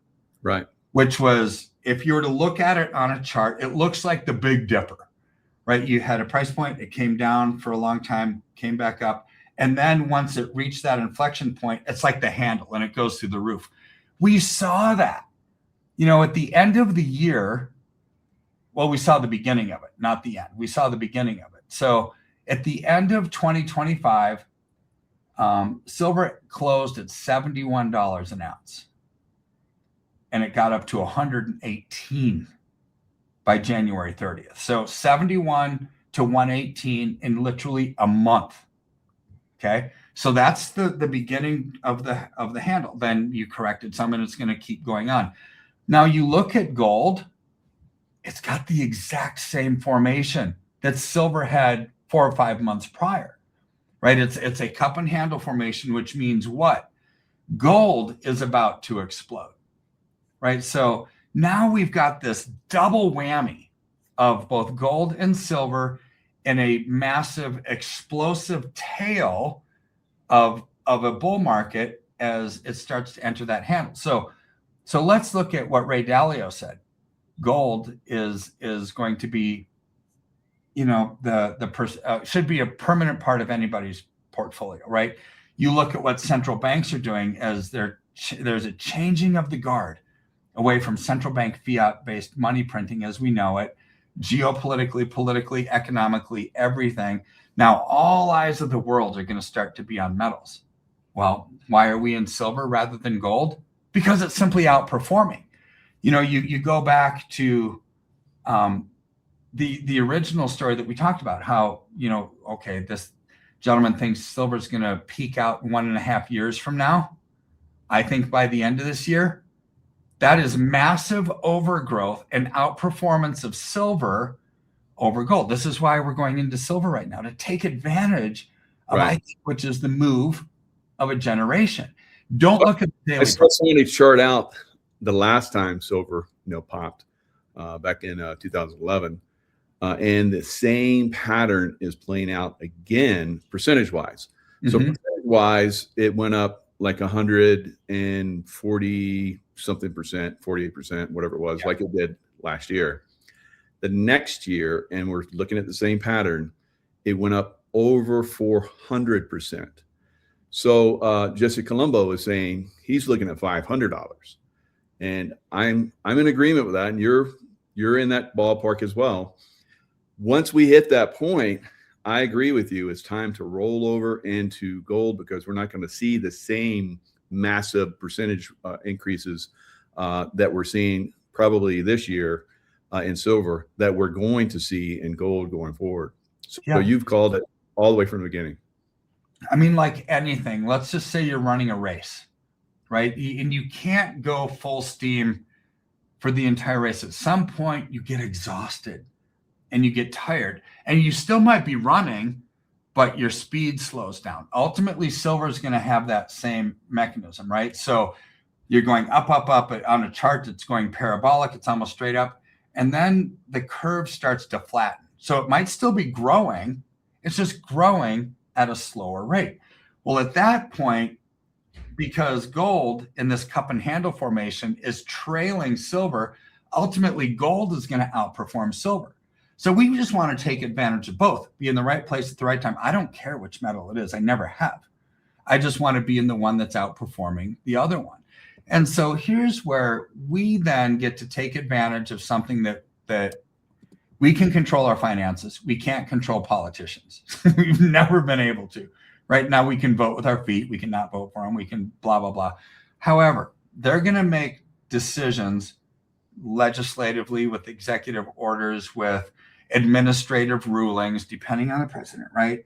Where it starts to affect things. And ultimately, markets just get overbought. They just get tired, right? So it's human nature, because if you think about it, you know, when silver is $200-300 an ounce, people say, "Oh, it's been growing a lot, but I think I might want to go into gold now," right? Once it gets too high, the appetite starts to change, and the growth, it might still be growing, because I think we're in a 10-year bull market in both gold and silver, except silver's just going to start to slow down. Even though it's still growing, would it make sense to stay in it? Of course it would. But what if gold starts to outperform? Well, then I want to be in gold, right? So we're just taking advantage of these geopolitical, political, economic shifts, maximizing our return while minimizing our risk, and being in the right place at the right time. Yeah, fantastic.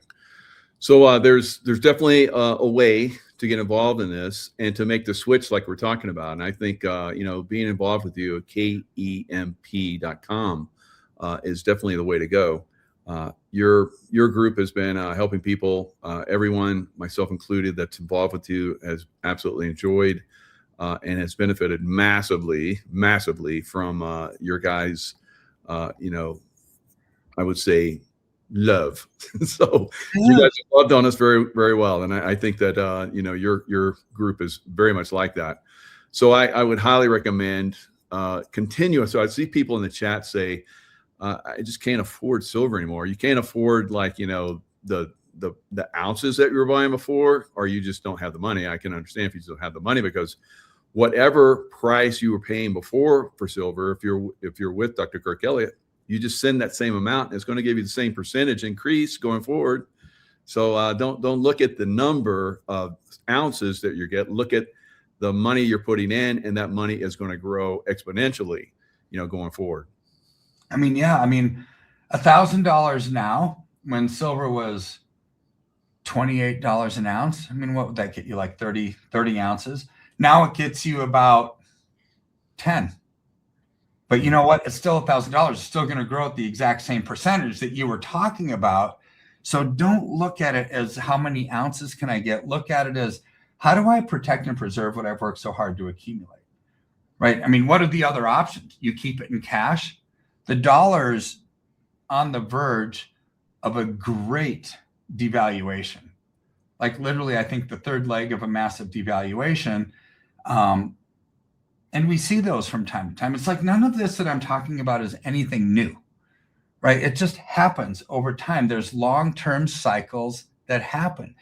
And when you look at long-term cycles right now, the commodity cycle compared to the S&P 500 is at a low, meaning the commodities, whether it's gold, silver, steel, coal, whatever, they're at this low point compared to the S&P 500, which means they're going to grow. When they were at a peak, well, I can tell you when the peak was. We had one in during the Great Depression. We had one during the oil crisis of the 70s. It was at a peak and it came down. When it's coming down, you want to be in stocks. When it's at this bottom point, you want to be in commodities. It is at a 15-year bottom point, right? This is where, even though gold and silver have skyrocketed over the last few years, technically speaking, we're at the bottom of a long-term super cycle in commodities compared to other assets. Take advantage of that. Literally take advantage of it, because, and that corresponds as well as what we've said. I think we're in stage for a 10-year bull market. Well, the commodity super cycle is about 15 years, right? We're right there. Take advantage of what I believe is the bull market of a generation to participate in. Yeah, generational, definitely. And the manipulation goes back a long way, guys. We look at the JFK assassination. After his assassination, they stopped with silver coins. 1964 was the last silver coins, and they did away with the silver certificates. They even said that if you had those, they would confiscate them or some silliness or whatever.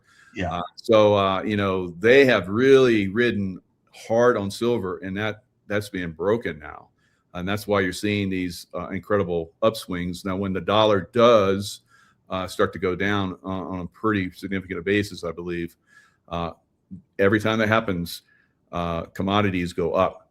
So you'll see silver and gold go up very significantly. And when it goes up, silver goes up to that incredible level that we're talking about, hopefully. We can't guarantee anything, of course, but if it does, and I believe it will, that's going to be the time frame where if you're with Dr. Kirkelly, you can just make that easy switch. Otherwise, you got to go down to your local coin dealer and sell at whatever price you can get, and then, or transfer it over to gold. Yeah. Take the silver and turn it into gold. It's much easier if you do that with a phone call or an email. I do everything by email. I just get everything done. Don't need to talk to anybody. Just wire my money in. Tell them what I want them to do with it, and it's done. I get every month, how much I have, and it's fantastic. So easy, very easy. And at some point when I want to convert some of that to cash and buy other things, which will be I think we're going to see a lot of things, crash, like the housing and stock market and so forth. It's going to be a buying opportunity. If you have massive profits, which you very likely will with silver and gold, then you're going to be in a multi-generational opportunity event. I agree. And it's so easy. So like you said, just reach out to us. You can go to kepm.com/Jaco, or just call us at 720-605-3900. St. Michael sent you, and we'll take good care of you. We'll answer all your questions and help you strategically map out your financial future by allocating into physical, tangible assets, just like what Ray Dalio said to do, right? He's finally catching up with our advice, even though he's a billionaire investor. He's catching up with what we've talked about for years. There's some other billionaires that bought massive amounts of silver several years ago. They're in unbelievable profits, and will be the rest of this year. And yeah. I would think, just like you're talking about, they'll probably convert it to gold. I'm sure they will. They're not stupid. They're not billionaires because they're stupid. All right, Dr. Kirkelly, thanks so much, and thanks for coming in at short notice. And hope everybody got some good advice, and we'll see you guys next time. Sounds good. Bye-bye. Bye. Hello, Patriots. I'm a Restored Republic via a GCR update compiled by Judy Byington. Judy, note, you are urged to prepare for a black swan global financial crash on the horizon that would have a huge impact across the world. Since first taking office in 2016, President Trump has recovered from the Satan-worshipping deep state cabal trillions in stolen gold across the world and had it placed in a new U.S. Treasury on an Indian reservation near Reno, Nevada. On Wednesday, February 11th at the White House, Trump nationalized the privately owned by foreign bankers Federal Reserve that would take down the privately owned IRS. The government will be funded through tariffs and a 14% sales tax on new items only, none on medicine or food. Right now, Trump was implementing Jasara Nasara, freedom from debt laws, across the world that gave the people's taxpayer monies back to the people. 8 billion people and all banks across the globe were in the middle of a global currency reset to gold asset-backed currency. In preparation for the expected global financial implosion event, the BRICS alliance, Brazil, Russia, India, China, and South Africa, along with President Trump's global military alliance, has already instigated a global currency transition from fiat money to gold asset-backed currency on a new global financial system. The global currency reset of 209 countries has been in the making since the bankruptcy of U.S. Inc.'s Federal Reserve fiat dollar in 2008. The new asset-backed digital currency is called ISO 20022 and will be available from your new Q phone, not at a bank. Because of the bankruptcy of the Federal Reserve fiat dollar, many banks are closing because their money was not asset-backed Basel IV compliant. Since Friday, February 3rd, all Basel IV compliant banks were expected to go public with the new gold commodity-backed currency international rates as required by the Jasara law. Fiat money is backed by a country's government instead of a physical commodity or financial instrument. This means most coin and paper currencies that are used throughout the world are fiat money. This includes the US dollar, British pound, euro, and South Africa rand. I think it's Saudi Arabia. All Basel IV compliant countries will then put out their new currencies and take the old money in. So the fiat dollar will become obsolete outside of the US and millions hidden will become worthless. The world will use the fiat and then transition over to the precious metals. Commodity-backed currencies and the USD, sterling pound, and euro will have no value whatsoever anymore. The use of the fiat will be used for up to 90 days, February, March, April, parallel with the new United States note. They may cut it off by April 30th or soon thereafter. No fiat currency or any other form of currency or cash can be deposited into the QFS without going through an exchange process and having a digital gold certificate assigned. Without the gold certificate, the computer will not recognize it as money. The redemption of ZIM bonds creates a transaction where the gold certificates are activated and put into your accounts in the QFS. At the end of the 10 days of communication darkness, you will be invited into a redemption center to set up your new money account called a wallet. All the funds in your present bank account already have been mirrored onto the new global financial system. As such, no one but yourself can access your new and secure bank account on the Starlink system. New physical gold asset-backed U.S. notes will be available in ATMs. A 3-day event was imminent where announcements would be made over an activated emergency broadcast system on the new Starlink satellite system to all cell phones worldwide. All TV, radio, internet, and phone communication channels will be taken over by the Global Military Alliance. Temporary worldwide martial law will be enforced so the Global Military Alliance could keep the public safe while they made mass arrests of deep state, cabal, Satan worshipper, traitors. This will be followed by 10 days of worldwide communication darkness where mainstream media channels will be taken down so 8-hour documentaries could be shown 24/7 on RV, radio, and internet, educating the public on their newfound freedoms due to arrests of the deep state cabal who have kept us in financial debt to rule our lives. You are advised to stock up on food, medicine, cash, and essentials as banks and stores may be closed and ATMs not working. The military will have food on hand for whoever needs it. EBS Martial Law, 3 days of darkness, 10 days of promotion. Saturday, February 14th, 2026, Alliance Plan. Charlie Ward and Friends on Telegram. Trump created a fake Biden presidency to expose globalist crimes and corruption. The emergency broadcast system will impose martial law until fair and transparent elections can be held. 3 days of darkness, planned cyber attacks against everything. Blackout, internet, communication, possible power outage. 10 days of promotion. Loop broadcasts for 8 hours a day. Nasara Jasara debt relief implementation. The military will provide the masses with the food they need. QFS implemented. 95% reduction in government structure. IRS under new U.S. Treasury Department. New tax system where only a 14% tax is charged on new items. No taxes on food or medicine, salaries, used houses or cars, etc. Abolition of maritime law and change of customary law. Saturday, February 14th, the EBS alert countdown has begun to martial law. Emergency broadcast system on Telegram.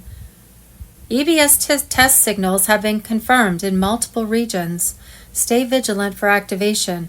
No exact timeline is public, but secure briefings indicate readiness.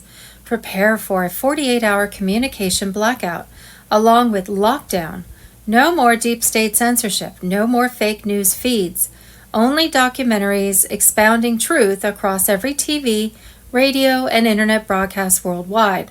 Expect 10 days of media silence as the military controlled communications and spit out emergency broadcasts revealing everything. This will be a time of communications reset, with cell towers neutralized as weapons, banking system frozen, and ATMs, credit and debit cards not working. Important update confirmed. Nasara announcement is imminent. This marks the official start of the new system and the end of the old world structure. EBS will follow globally, all screens, all channels, one broadcast.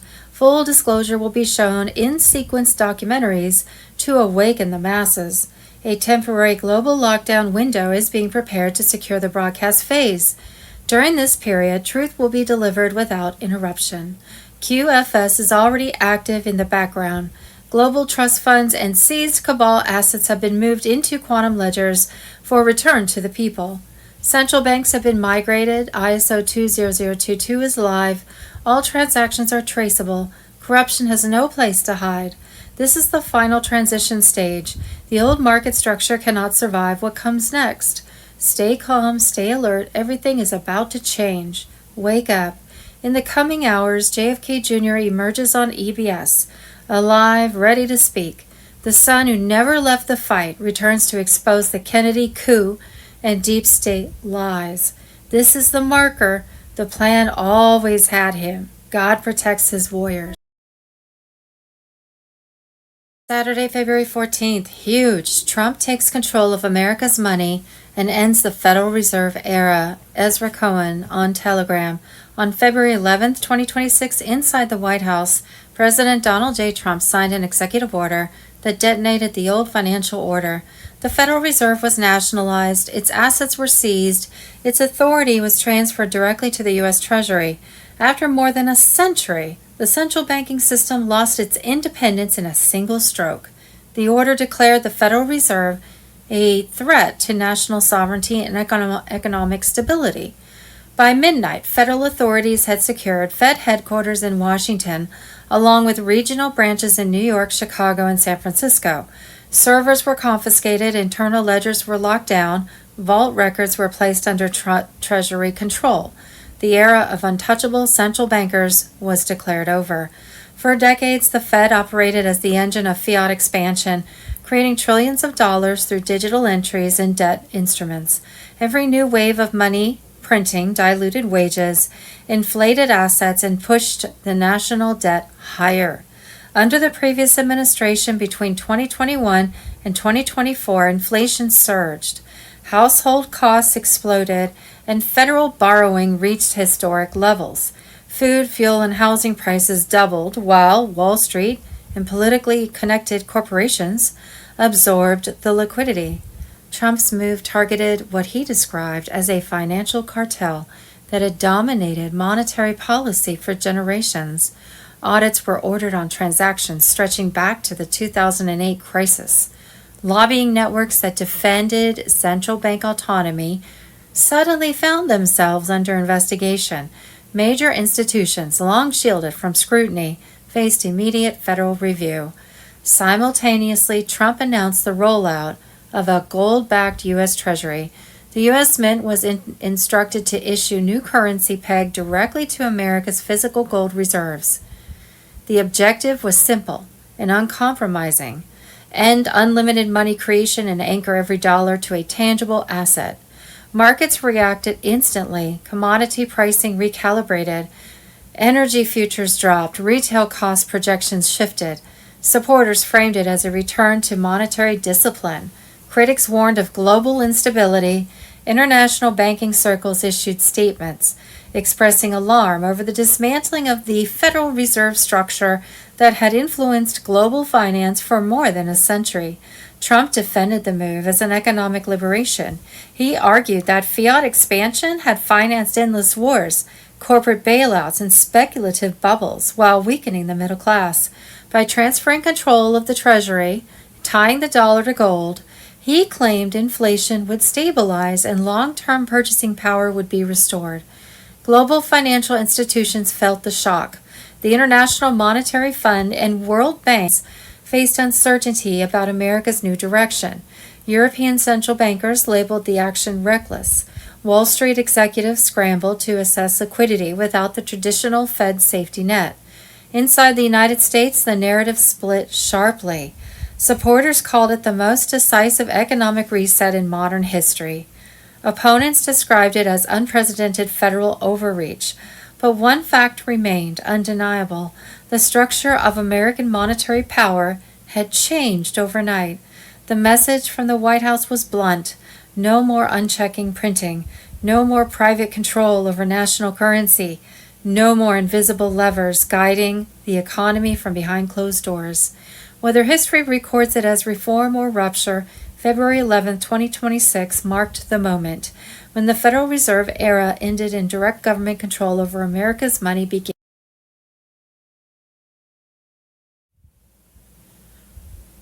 Friday, February 13th, the 107-year war crushed in 2026. Tribunals in full swing. 107D code exposes the deep state drug cartel and rigged election nightmare. Patriots, the storm is here and the cabal is done. 107 on Telegram. 107 rips the veil off the 107-year war the satanic cabal has waged against America and freedom. This climactic battle explodes in 2026, with military tribunals roaring to life, dragging high-level traitors into justice. From now, old exposes echo today. Billions from cocaine while the U.S. fakes the drug war. CIA puppets corrupt generals buying Swiss villas with cartel cash. Overlords like Sosa ruling continents, created narco states in Bolivia, Colombia, Chiang Kai-shek's China, Sicily turned heroin hub post-World War II, with Lucky Luciano and French connection. Marseille bosses owned mayors and cops. Shanghai triads sat in parliaments. CIA's Laos ops bought entire crops for secret armies. Heroin funneled to America. Barry Seals flights evaded. DEA guns for Contras. Coke dumped in swamps. Black money laundered through Mena, Arkansas, straight to Clinton's. Iran-Contra records burned, but whistleblowers saved bank-proof. It all links to the 2020 fraud. Ukraine war never ignites without that steel. Foreign attacks via NATO allies, Cuba, Venezuela, China, Serbia, Italy, City of London. Trump held Nixon's letter. You'll win and be great. Nixon handed him the playbook to dismantle New York's 5 families. Rudy in from the start. Southern District crooks smeared him, but now justice flips. 2026 national security emergency. Military runs elections. No judge dares interfere, or they rot in cells. Smartmatic fraud tied to Brennan. Clinton's Western intel exposed and destroyed. Power unused against evil is worthless. Military patriots who installed Trump know this cold. They have hit sources: Venezuela, fentanyl origins. CIA created cartels never shut down under Bush Clinton for Black Ops cash. Brennan's crimes are monstrous. Ongoing conspiracies reset statutes daily. DEA, FBI, CIA whistleblowers ready to testify. Some jailed under Obama but fearless. They won't survive exposure. Putin watches too. To narco war ends in 2026. Gitmo tribunals process treason, election theft, crimes against humanity under devolution. Elites vanish in night raids, senators, Hollywood, big pharma, tech tyrants. EBSD class drops, dumbs, whores, child rescues, quantum fraud proof. Sheep awaken, patriots triumph. Trump strikes tentacles ripping America. Good military souls once tweet, now strike true. Nasara Jasara ignites, quantum ends fiat slavery. God wins, cabal burns. Hold fast, Anons. Total victory in 2026. Nothing stop what's coming. Where we go one, we go all. Saturday, 14th of February 2026, 107 update. Boom. 107 drops nuclear bombshell update. February 14th, Epstein files explode. Deep state pedo ring crumbles. Silver skyrockets to $300 floor. Patriots, the storm hits now. White hats winning big. 107 on Telegram. Explosive revelations shake the world. 107 unleashes truth storm at Epstein's 3 million pages flood out. Bill Maher admits QAnons were right about, well, it's not QAnons, it's just Q and Anons. Were right about Democrat-run pedo rings. He owes patriots a huge apology for mocking the awakening. Climax hits with Bill and Hillary Clinton forced to testify before Congress February 20th, 2026 in contempt vote. Hillary's witch sorcery chicken sacrifices as pedo code for boys straight from WikiLeaks. Vatican Serpent Auditorium speaks for Lucifer. Q awakens masses. Research, fight, crush evil. Silver tsunami crushes scams. Paper illusions shatter. Physical soars. Spot plus $45 in Asia. VP Vance steals $300 floor with top miners. February 16, 2026. Blocking China's undercutting. Tariffs lock profits. Big money floods. Mining for space tech's irreplaceable silver. Hold tight, Patriots. Prices trigger at $260. Base $300. Financial coup ends fiat collapse. Restores wealth to the people. Trump's arch flips portal. Massive 250-foot DC arch by 2027 snatches 17 Q victory from occultists reversing boomerang on deep state. Both sides battle symbology, but white hats claim it, breaking enemy spirit.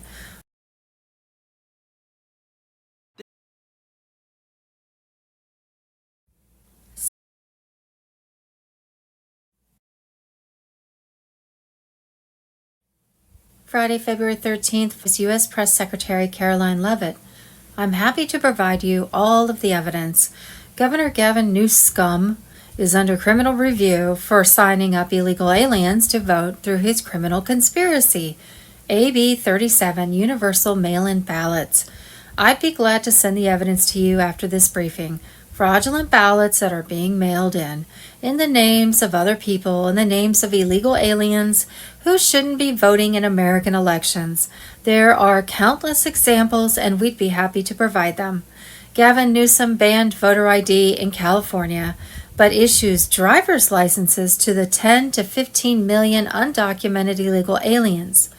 The Democrats imported under Biden so they could vote illegally. Meanwhile, he can't account for where the $24 billion he extorted from taxpayers to fight homelessness went. Voter fraud. Saturday, February 14th. Georgia senator uncovers ghost registered voter. He also exposes Mark Zuckerberg paid for mobile voting units in Democrat precincts. So they registered a bunch of fake voters at random places, then paid for drivers to drive around and collect the ballots.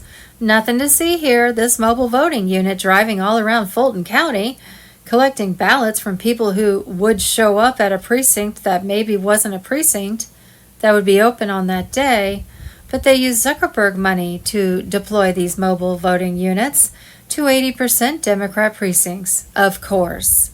But then if you fast forward to today, you've got all these illegal voters registered to vote. UPS stores, packed mail, empty lots, abandoned buildings, homeless shelters that have been closed since 2017. It's madness. The Save America Act has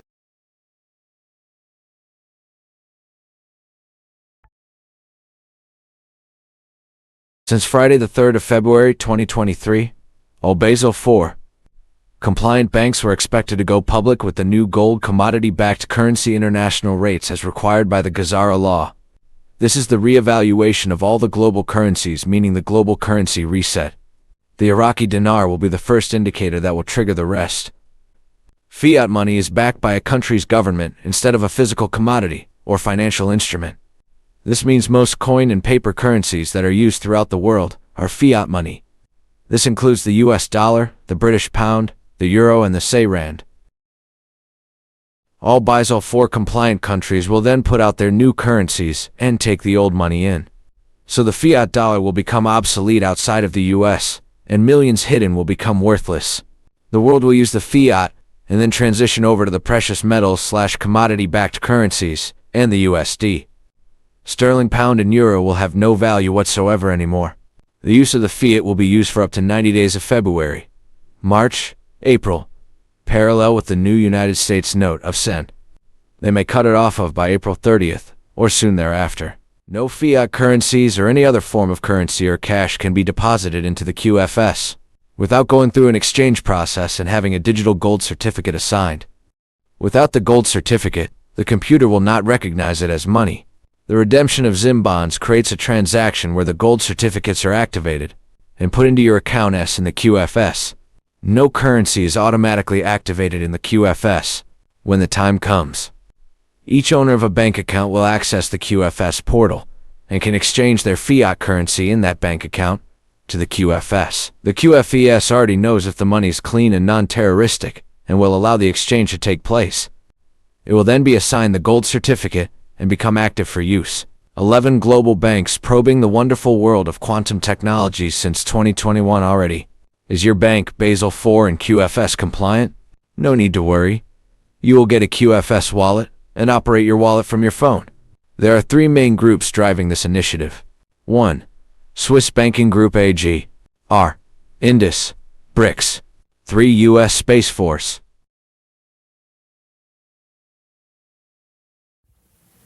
Saturday, February 14th, 2025. Alex Jones. New memo reveals the FBI plan for January 6 months in advance. They plan to plant informants in this crowd and planned mass arrests of conservatives. They literally knew it would be rigged because they only planned arrests for conservatives, not liberals. They had a tabletop exercise that ran in Boston in August of 2020, 5 months before January 6 occurred. The memos, which Kash Patel just turned over to Congress, he just found them recently, turned them over to Congress at the request of Chairman Barry Loudermilk, who's in charge of the J6 investigation now in the House, showed that the FBI knew there was a strong possibility of a hanging election or a contested election. They even devised very specific strategies. One of them is to embed informants inside the groups where the most likely political violence or political agitation might occur. The second thing they recommended was mass prosecutions, even for the most minor of crimes, exactly what the FBI did after January 6th. Now, there are two big things about that strategy. It's pretty clear the strategy was hatched months before, and that's what they carried out. The FBI, knowing something was going to happen, implementing a strategy that hurt conservatives, but not liberals. Tipped FBI. Fake smears, zero credibility. Deep State would have nuked him with real dirt years ago. God shields his anointed. Now the Trump card loads. Watermarked ballots expose 2020-2024 thefts. Michigan, 17,560 plus dead voters. Georgia, no ballot fraud. Foreign hacks. Pakistan, voting remotely. Kraken alive, Sidney Powell. Stolen seats overturned, SAVE Act or bust. No illegals stealing 2026. Ukraine equals trafficking bioweapon hub. Obama-Zelensky plot chaos in New York City, LA, with Iranian sleepers. But Trump positioned his historic peace, Middle East, Latin America freed. J.D. Vance, Bondi, Wiles, wolves exposed, discernment prevails, division is enemy tactic. Fraud tsunami, 1 trillion plus stolen yearly. IRS owes billions. Jamie Dimon forced out. Disney Island cruises, silver rigged to hell. Fiat collapses, new system rises.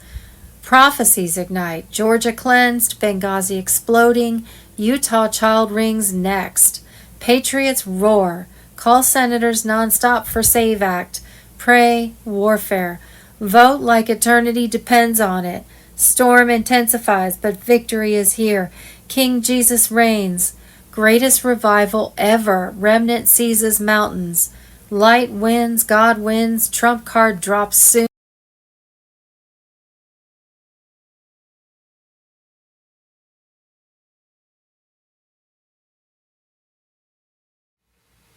Project Odin martial law on Telegram. There will be an EBS message sent over phones, TV, and radio around the globe saying that in the next 5 hours or so, everyone needed to be home for a global lockdown that would last 10 to 12 days. Nasara will be announced to the world, which will show that everything new is beginning.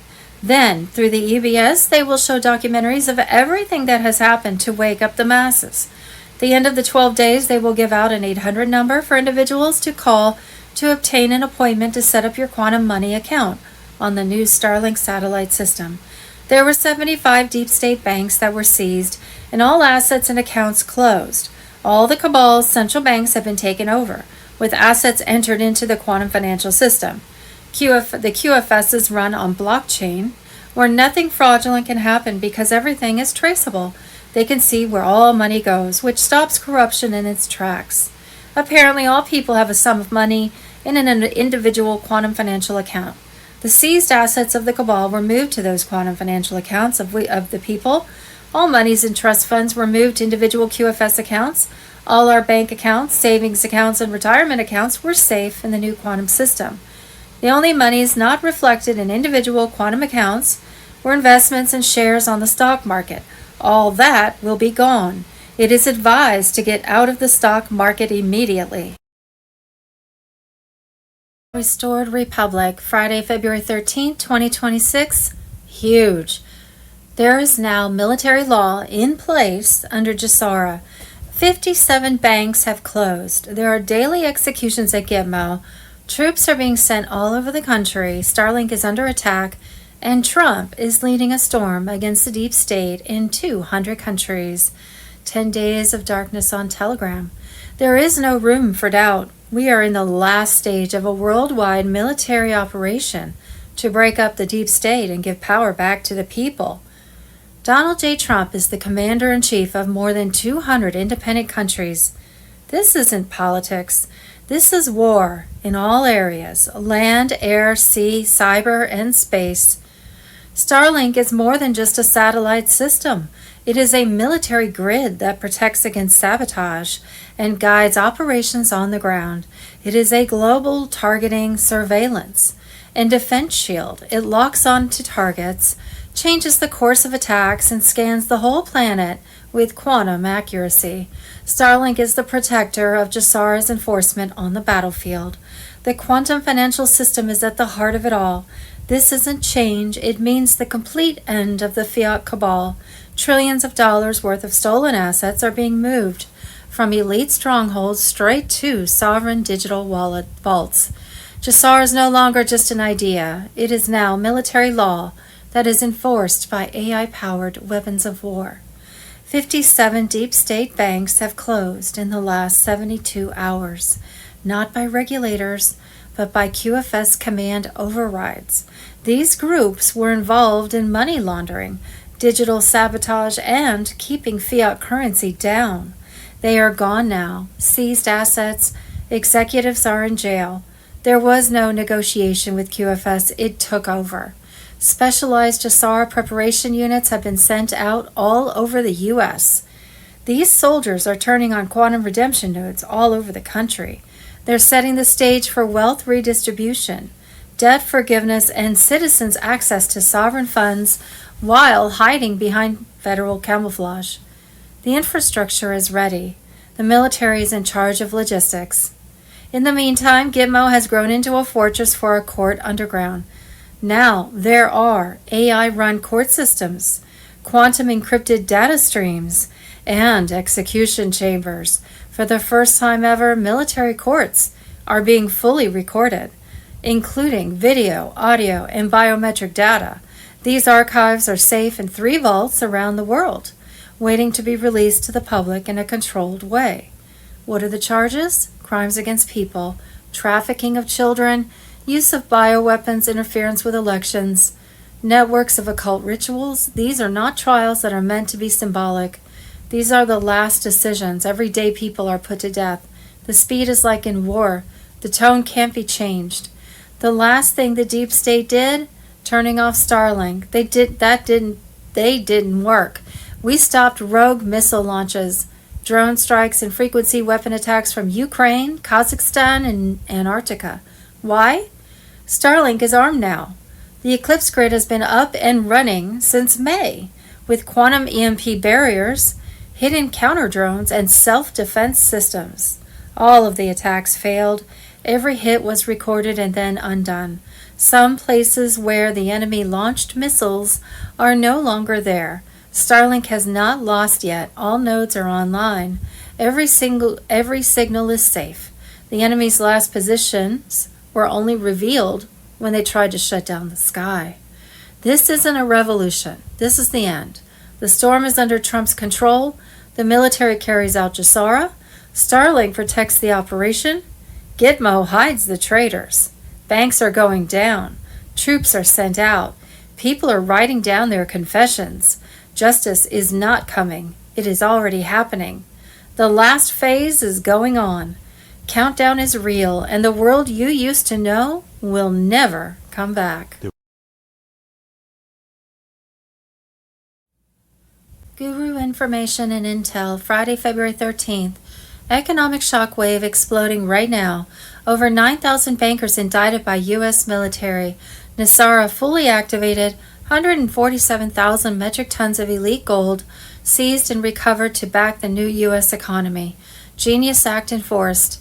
Military tribunals rolling non-stop. Carolyn Bessette Kennedy on Telegram. The U.S. military under Trump's Iron Command has indicted more than 9,000 top bankers, hedge fund sharks, trust operatives, and globalist money launderers who have been charged with treason, financial terrorism, election rigging, resource theft, and straight-up economic warfare against we the people. These arrests kicked off massive in 2025 and are exploding into full military tribunals right now in 2026. Gitmo is packed. Trials are swift and justice is merciless. No more slaps on the wrist. These criminals who funded wars, rigged markets, are facing the full weight of military law. Their offshore empires frozen.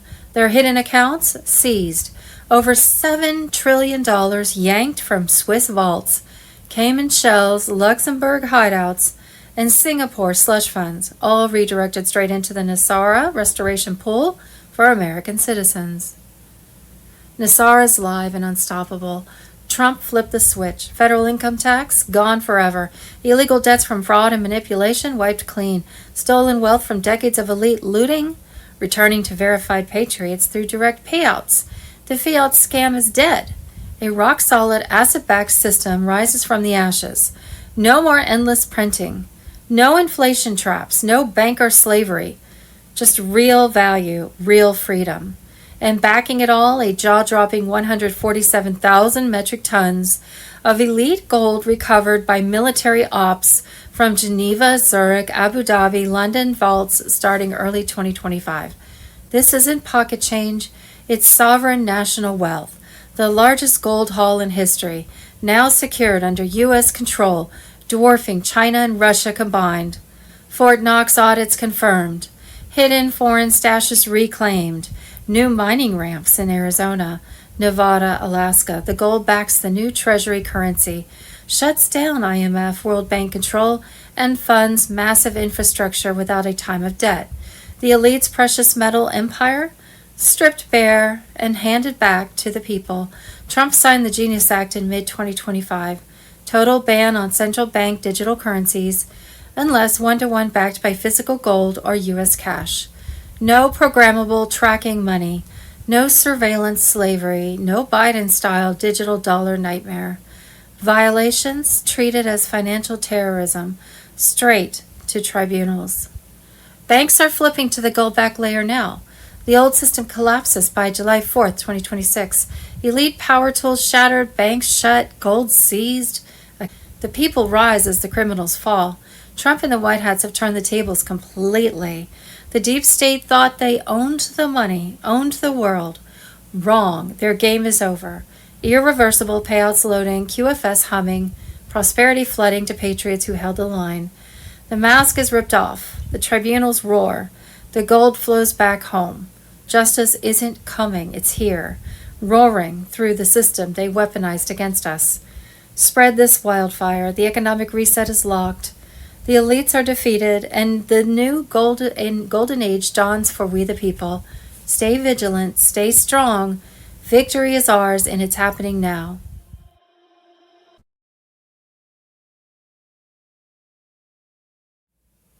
Friday, February 13th, 2026, 107, Critical Great Danger Update. The storm isn't here yet, patriots. You've only felt the first ripples. 107 drops truth bombs that should wake every sleeping Anons. The real tempest is barreling toward America like a freight train from hell, and the deep state traitors know their time is up. Juan recounts his name, origin. Back in the shadows, radio codes assign numbers. He was one of 7. South America ops demanded instant anonymity. Boom, 107, born in 10 seconds notice. He shut down Jeb Bush's snarky JFK Trump jab years back with one cold warning. Jeb vanished from the spotlight after that. The Bushes learned, don't poke the bear when 107 knows dates, locations, and secrets. Massive intelligence revelations are primed for release. A top foreign intel chief defected long ago. His overlapping stories with American patriots exposed the greatest sting in U.S. history. JFK files just dropped corroborate everything Juan has hinted at for decades.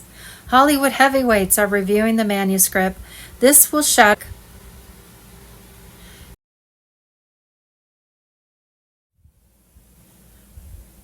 Friday, February 13th, the 107-year war crushed in 2026. Tribunals in full swing. 107 Decode exposes the deep state drug cartel and rigged election nightmare. Patriots, the storm is here and the cabal is done. 107 on Telegram.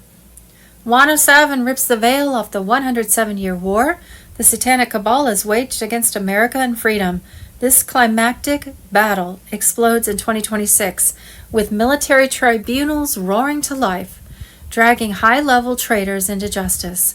From ancient opium empires to CIA black ops, drowning streets in poison, the deep state funded its tyranny through drugs, child horrors, and stolen elections, all to cling to power. But Trump's unbreakable will and white hat precision are annihilating them now. Old exposes echo today. Billions from cocaine while the U.S. fakes the drug war. CIA puppets corrupt generals buying Swiss villas with cartel cash.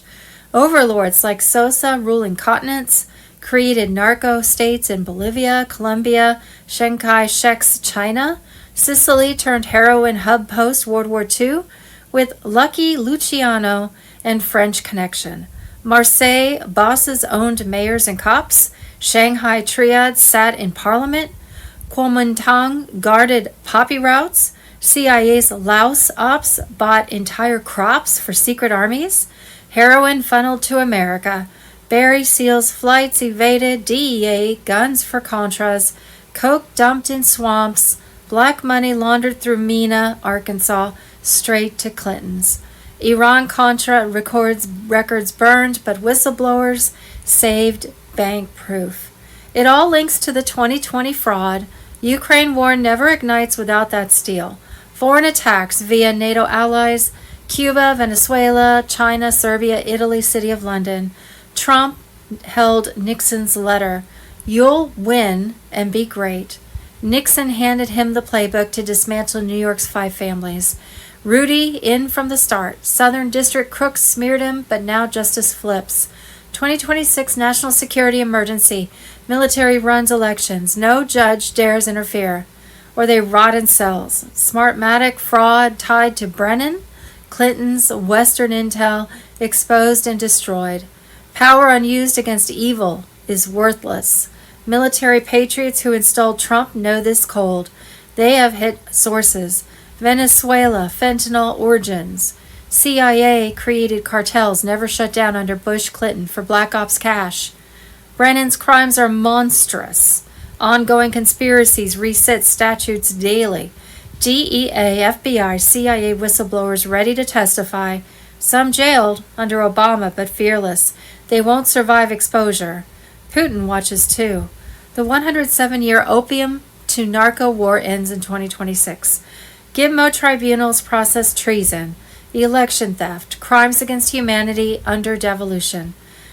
Elites vanish in night raids, senators, Hollywood, big pharma, tech tyrants. EBSD class drops, dumbs, whores, child rescues, quantum fraud proof. Sheep awaken, patriots triumph. Trump strikes tentacles ripping America. Good military souls, once tweaked, now strike true. Nasara Jasara ignites, quantum ends fiat slavery, God wins, cabal burns, hold fast, Anons, total victory in 2026. Nothing stop what's coming.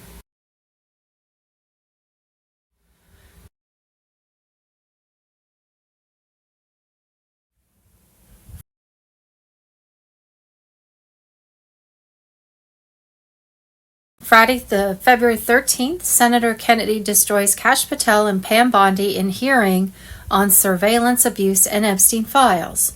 Thursday, February 12th, shocking revelation. Tulsi Gabbard drops a nuclear truth bomb. Joe Biden was not calling the shots, and neither was Kamala Harris in charge. Hillary Clinton, Barack Obama, Antony Blinken, Jake Sullivan, and the deep state using the auto pen to run the Joe Biden presidency. White Hats on Telegram. Friday, February 13th, we have a link to Kathy O'Brien on meeting Trump. Thursday, February 12th, Jerry Nadler is one of the highest-ranking Democrats in the House of Representatives, and he's openly calling for people to shoot federal law enforcement. This is despicable behavior from an elected official, and I'm sure the left-wing media will cover it extensively. Trump Nation on Telegram. Last Tuesday, February 10th, 2026, the Department of War took action to disable Mexican cartel drones that breached U.S. airspace, which prompted the FAA to close El Paso airspace and airport for the next 10 days. The White House on Telegram. Friday, February 13th, DARPA, the Defense Advanced Research Projects Agency, is paying scientists to invent ways to instantly read soldiers' minds using tools like genetic engineering of the human brain, nanotechnology, and infrared beams. White Hats on Telegram. Friday, February 13th, 2026, ABC. The owner of California Waste Solutions, who is a major waste contractor for Oakland, California, has been bribing city council members. 50 people, including many public officials, were brought a 10-day luxury trip to Vietnam.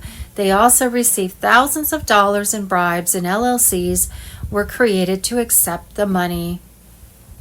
Friday, February 13th, breaking special report. Trump stops the stop. Trump kills Obama's engine shutdown rule. Start-stop, system dead. Friday, February 13th, White House statement. Bombshell alert, Trump accounts launched. Every child born after 2025 now eligible for a $1,000 wealth fund plus tax-free growth until age 28. Friday, February 13th, bomb strike declaration.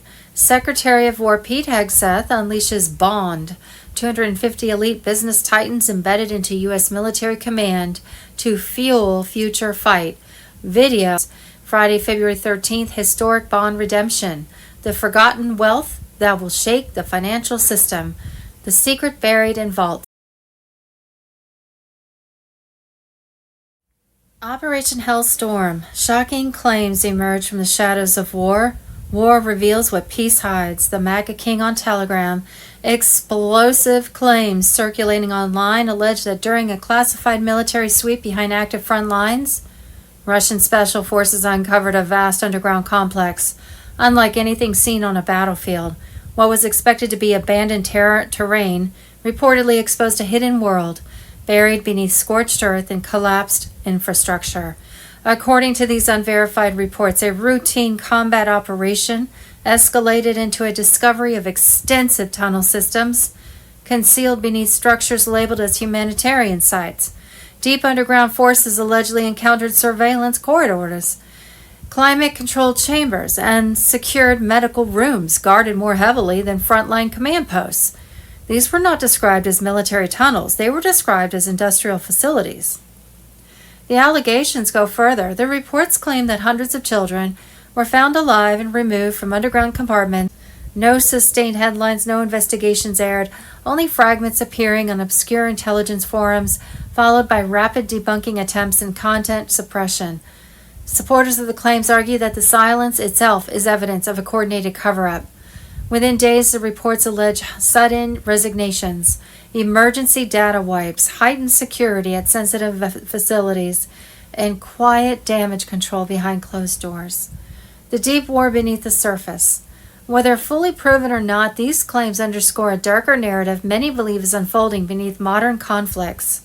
Wars used as smokescreens, humanitarian corridors exploited, and civilians reduced to assets in hidden economies of power. This story, as told by its proponents, is not about territory or weapons. It is about control, secrecy, and innocence lost. Conclusion: claims that demand scrutiny. If even a fraction of these allegations are true, the implications are enormous. They demand independent verification, transparent investigation, and international accountability. Burying stories does not erase them. Suppressing questions does not create peace. There will be no trust without truth.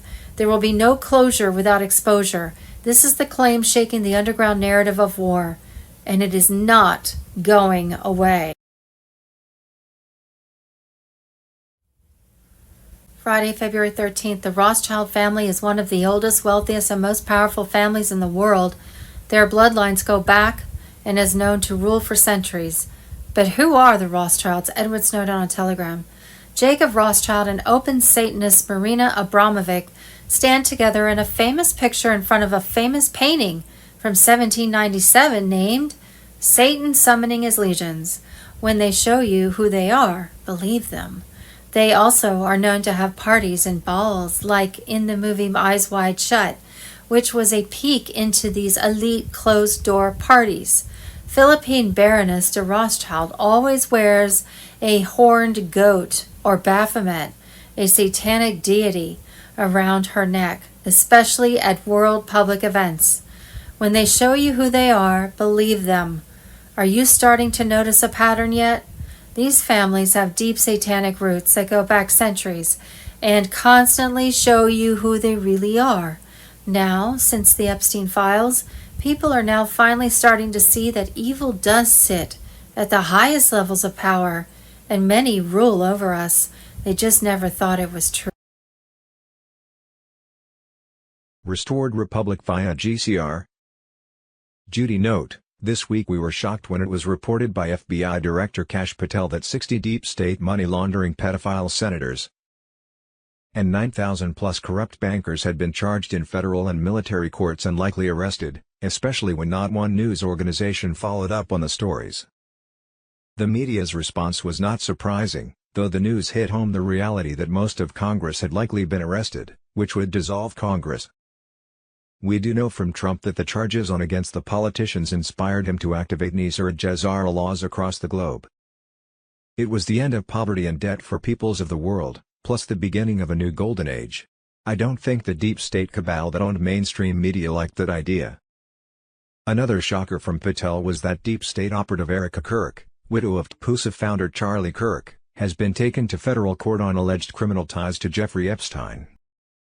Erica's lawsuits were exposing such high-profile names and government connections to child trafficking that they have triggered asset freezes on her networks, warrant waivers and the full exposure of how these conservative front testimonies from PUSA insiders and leaked 2026 CIA/FBI files indicated Erica was her husband Charlie's satanic handler. A handler in satanic terms was a person charged with maintaining lifelong control over a mind control victim who was seen as a threat to the cabal.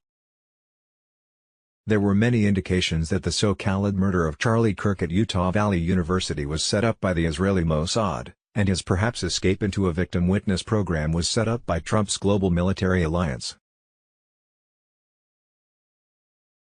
Activation of the Emergency Broadcast System, EBS, will bring in temporary martial law to protect us while Trump's global military alliance brought down not only the higher-ups like Erica, but over 8 million Satan-worshipping members of the deep state cabal worldwide. Since 2025, Trump's U.S. military has indicted more than 9,000 top bankers, hedge fund sharks, trust operatives, and globalist money launderers. Like Erica and other Satan worshipper deep state cabal members worldwide, they faced military tribunals charged with treason, financial terrorism, election rigging, resource theft and economic warfare against we the people. The Nizara/Jazara laws have been activated across the globe, instigating debt forgiveness, tax refunds and gold/asset-backed currency in a global currency reset that was taking place right now. Debt and beginning of a new golden age for people of the world. Pray. Have patience. Trust the plan. A possible timing, on Sunday 1st of February. 2026 the new gold/asset-backed quantum financial system went 100% live across the globe. On Friday, February 6, 2026 the emergency broadcast system activated in 100 U.S. cities, with a global rollout of the EBS expected soon, along with power fluctuations, internet blackouts and select zones and cell service interruptions, all part of the controlled takedown to protect civilians during Trump's global military alliance mass arrests. Sunday 8 of February. 2026 EBS blackout launched in select areas. Underground DC, London, Berlin facilities overtaken. Servers seized, propaganda under military control, CEOs vanishing. Controlled outages strategic to block sabotage.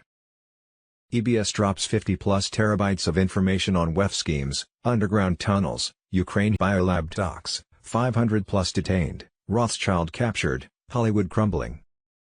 2s. February 10, 2026 at 7:07 a.m. EST, military commands in 27 countries received their last confirmation messages. Trump approved the Global Restoration Accord. Sovereign councils were being set up in every territory.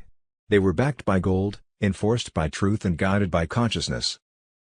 Wednesday 11th of February 11, 2026 President Trump signed an executive order that nationalized the Federal Reserve, seized all its assets, ended central bank control overnight, froze the accounts of Rothschild-linked bankers, and launched a gold-backed currency to crush the inflation from Joe Biden's fake economy. On Thursday, February 12, 2026 as the Democrats voted to shut down the government and an EBS alert countdown to martial law began. EBS test signals confirmed in multiple regions, stay vigilant for activation. No exact timeline was public, but secure briefings indicate readiness. Prepare for a 48-hour communication blackout, along with lockdown, no more deep state censorship, no more fake news feeds, only documentaries expounding truth across every TV, radio and internet broadcast worldwide. Expect 10 days of media silence as the military now controlled communications, while spitting out emergency broadcasts revealing everything. This was a time of communications reset, with cell towers neutralized as weapons, banking system froze and ATMs, credit and debit cards would not be working. Midnight Saturday 14th of February. 2026, the cabal-owned U.S. Incorporated would shut down, thereby ending their debt-based control. Iraq set to make the new dinar rate public as ordered by Trump and according to a high-up source. Sunday 15th of February. QFS set to become fully operational with intense military operations against Satan-worshipping elites. Monday 1 Feb. 2026, gold/asset-backed global currency reset implemented. No more fiat currency manipulation.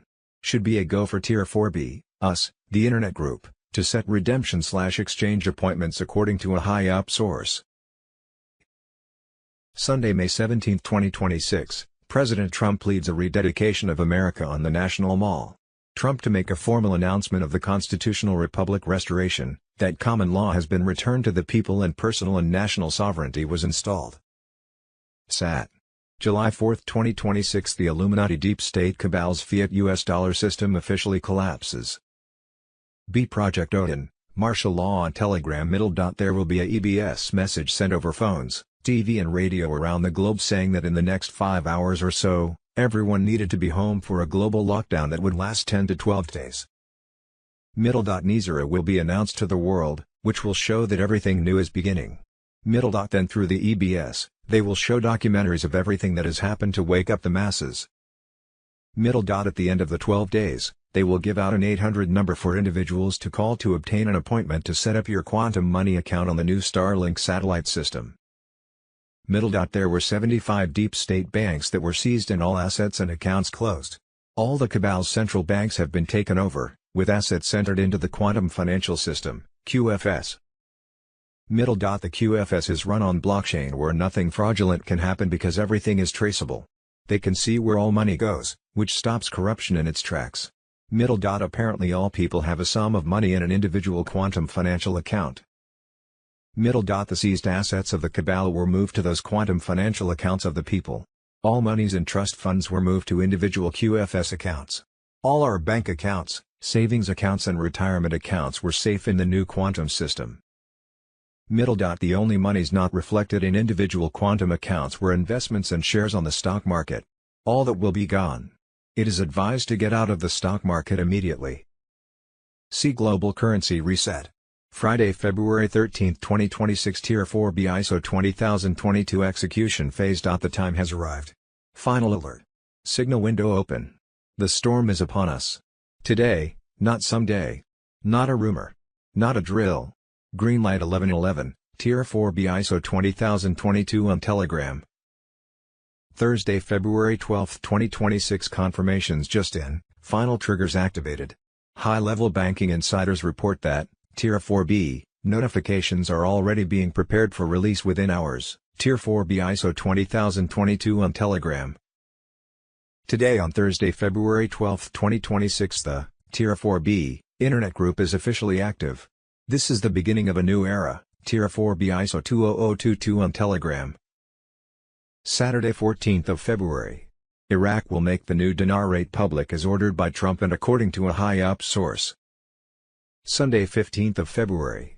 QFS set to become fully operational with intense military operations against Satan-worshipping elites. Monday, 16th of February should be a go for Tier 4B, us, the Internet group, according to a high-up source.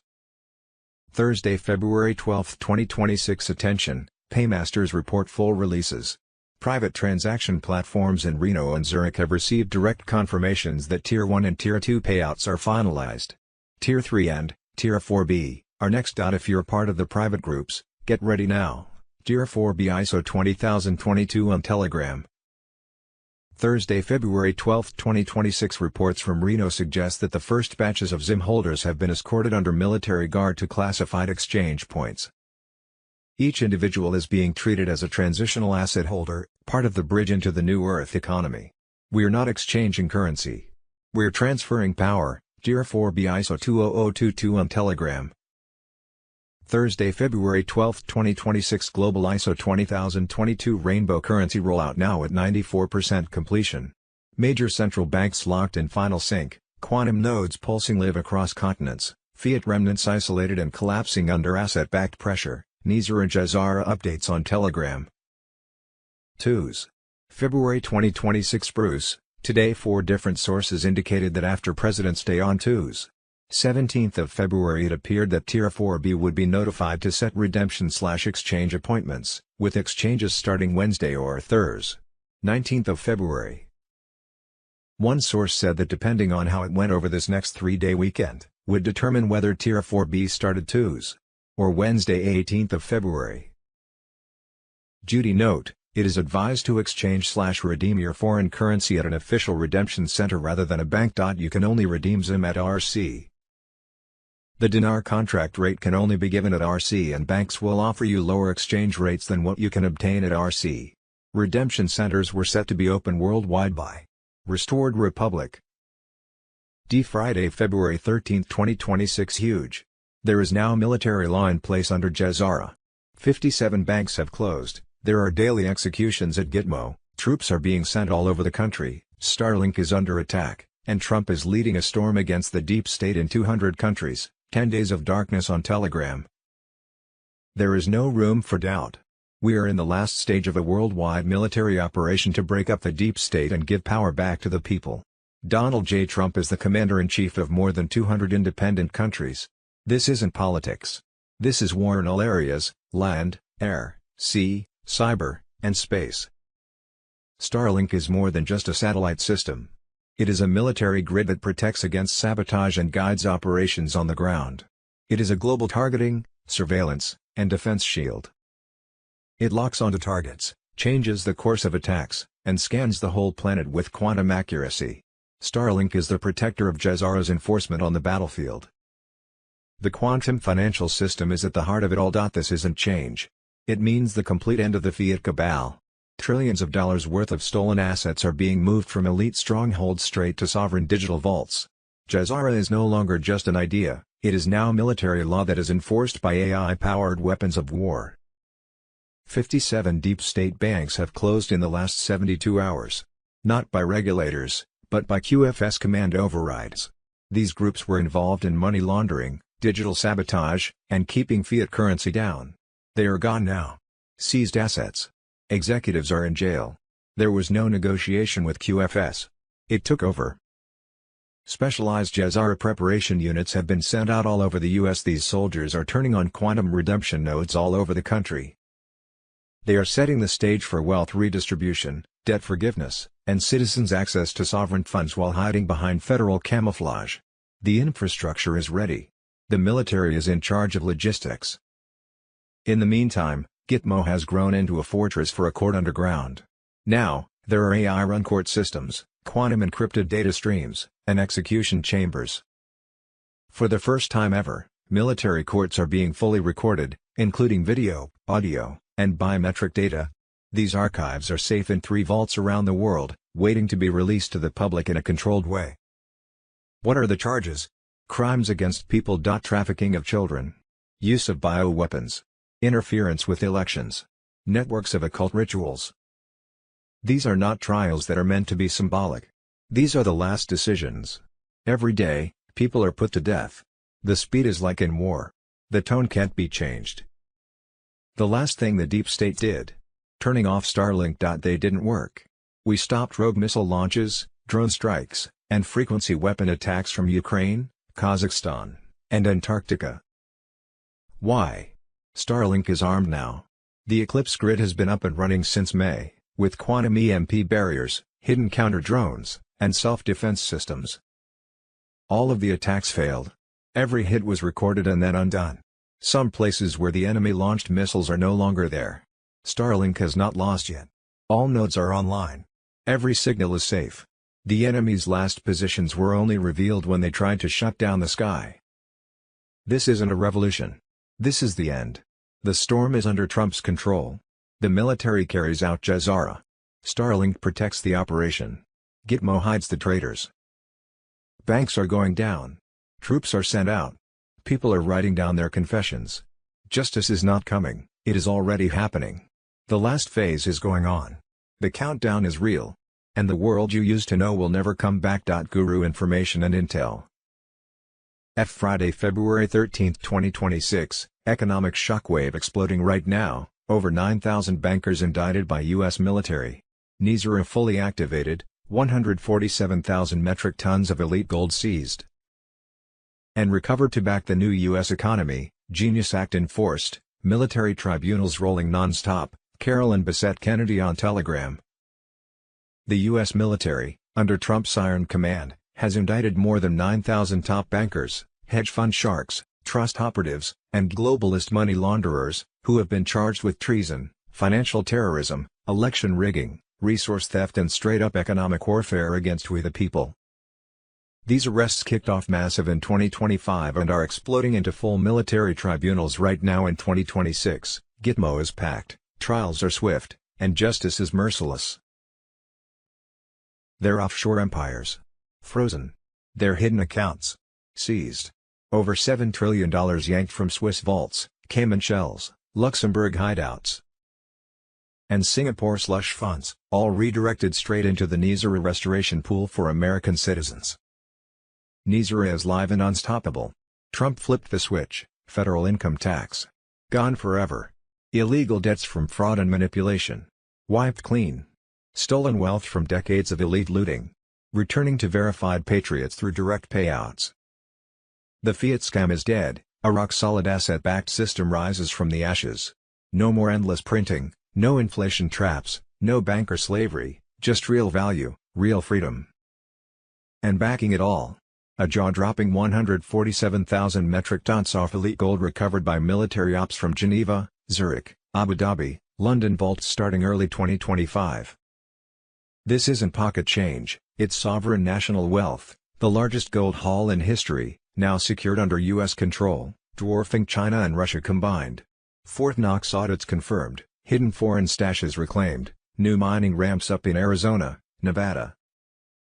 Alaska, the gold backs the new treasury currency, shuts down IMF/World Bank control, and funds massive infrastructure without a dime of debt. The elite's precious metal empire, stripped bare and handed back to the people.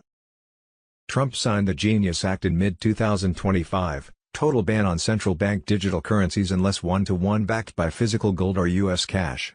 No programmable tracking money, no surveillance slavery, no Biden-style digital dollar nightmare. Violations treated as financial terrorism, straight to tribunals. Banks are flipping to the gold-backed layer now, the old system collapses by July 4, 2026. Elite power tools shattered, banks shut, gold seized, accounts frozen, fiat dying. The people rise as the criminals fall. Trump and the White Hats have turned the tables completely. The deep state thought they own the money, own the world, wrong. Their game is over, irreversibly. Payouts loading, QFS humming, prosperity flooding to patriots who held the line. The mask is ripped off, the tribunals roar, the gold flows back home. Justice isn't coming, it's here, roaring through the system they weaponized against us. Spread this wildfire, the economic reset is locked, the elites are defeated, and the new golden age dawns for we the people. Stay vigilant, stay strong, victory is ours, and it's happening now. Friday, February 13, 2026 Swan 07 Critical Great Danger Update. The storm isn't here yet, patriots, you've only felt the first ripples. 107 drops truth bombs that should wake every sleeping Annans. The real tempest is barreling toward America like a freight train from hell, and the deep state traitors know their time is up. Juan recounts his name origin. Back in the shadows, radio codes assigned numbers, he was one of 7. South America ops demanded instant anonymity, boom, 107 born on 10 seconds notice. He shut down Jeb Bush's snarky JFK Trump jab years back with one cold warning. Jeb vanished from the spotlight after that. The Bushes learned, don't poke the bear when 107 knows dates, locations, and secrets. Massive intelligence revelations are primed for release. A top foreign intel chief defected long ago. His overlapping stories with American patriots expose the greatest sting in U.S. history. JFK files just dropped corroborate everything one has hinted at for decades. Hollywood heavyweights are reviewing the manuscript. This will shatter narratives and connect dots from 50-plus years of hidden ops. Behind closed doors right now, operations dwarf anything public. The storm you think you're in. Child's play. Brace yourselves, gird your loins. Juan compares it to Hawaii's false nuke missile alert, families hurling kids into ditches, believing annihilation imminent for a full agonizing hour. Or his friend buried 2 days in a drainage ditch under Mount St. Helens ash, convinced the world ended in radioactive fire, praying as the lone survivor. America's facing its own, and most aren't ready. Trump isn't playing games. Executive Order 107, March 2025, demanded voter roll cleanups, states spat in his face. No real action. Snubbed. Now the hammer falls, national emergency declaration on elections, backed by military enforcement if needed. Federal troops secure polling, no more hodgepodge state nonsense. No machines, hand count paper ballots only, one-day voting, small precincts, secure chain of custody. Foreign interference proven, Nation-states stole 2020, unleashing Ukraine carnage, Russia hemorrhaging nearly 1,000 troops daily. Stolen elections equals weapons of mass destruction. Trump's not waiting for courts or legislatures, emergency powers override everything. No judge, no governor stops this. Overreach. Cry harder, traitors. This reclaims the republic for we the people. Delay 2026 midterms if primaries stay rigged, looking at you, Utah fraud machine, Republicans enabling foreign collusion. Canvas out of Serbia. More global election meddling exposed soon. Border war escalates, El Paso airspace shut down, armed drones downed, Sinaloa cartel pushing Iranian manpads, Missa 3 stingers, into America. 9 already inside. Trump doubles carrier groups near Iran, message clear, deal or die fast. This isn't about one ally, Iran's terror empire since 1979 has 20+ million graves worldwide. Patriots must explain the magnitude to normies, reset narratives when shock hits. Education time ended, action time roars. Trump sweeps the table decisively. The republic survives only if we fight now. The storm is coming, and it's biblical. Hold the line, Enans. WWG1G. Friday, February 13, 2026. The 107-year war crushed in 2026, tribunals in full swing. 107D Code exposes the deep state drug cartel and rigged election nightmare. Patriots, the storm is here and the cabal is done. 107 on Telegram. 107 rips the veil off the 107-year war the satanic cabal has waged against America and freedom. This climactic battle explodes in 2026 with military tribunals roaring to life, dragging high-level traitors into justice. Old exposes Echo today, billions from cocaine while the U.S. fakes the drug war.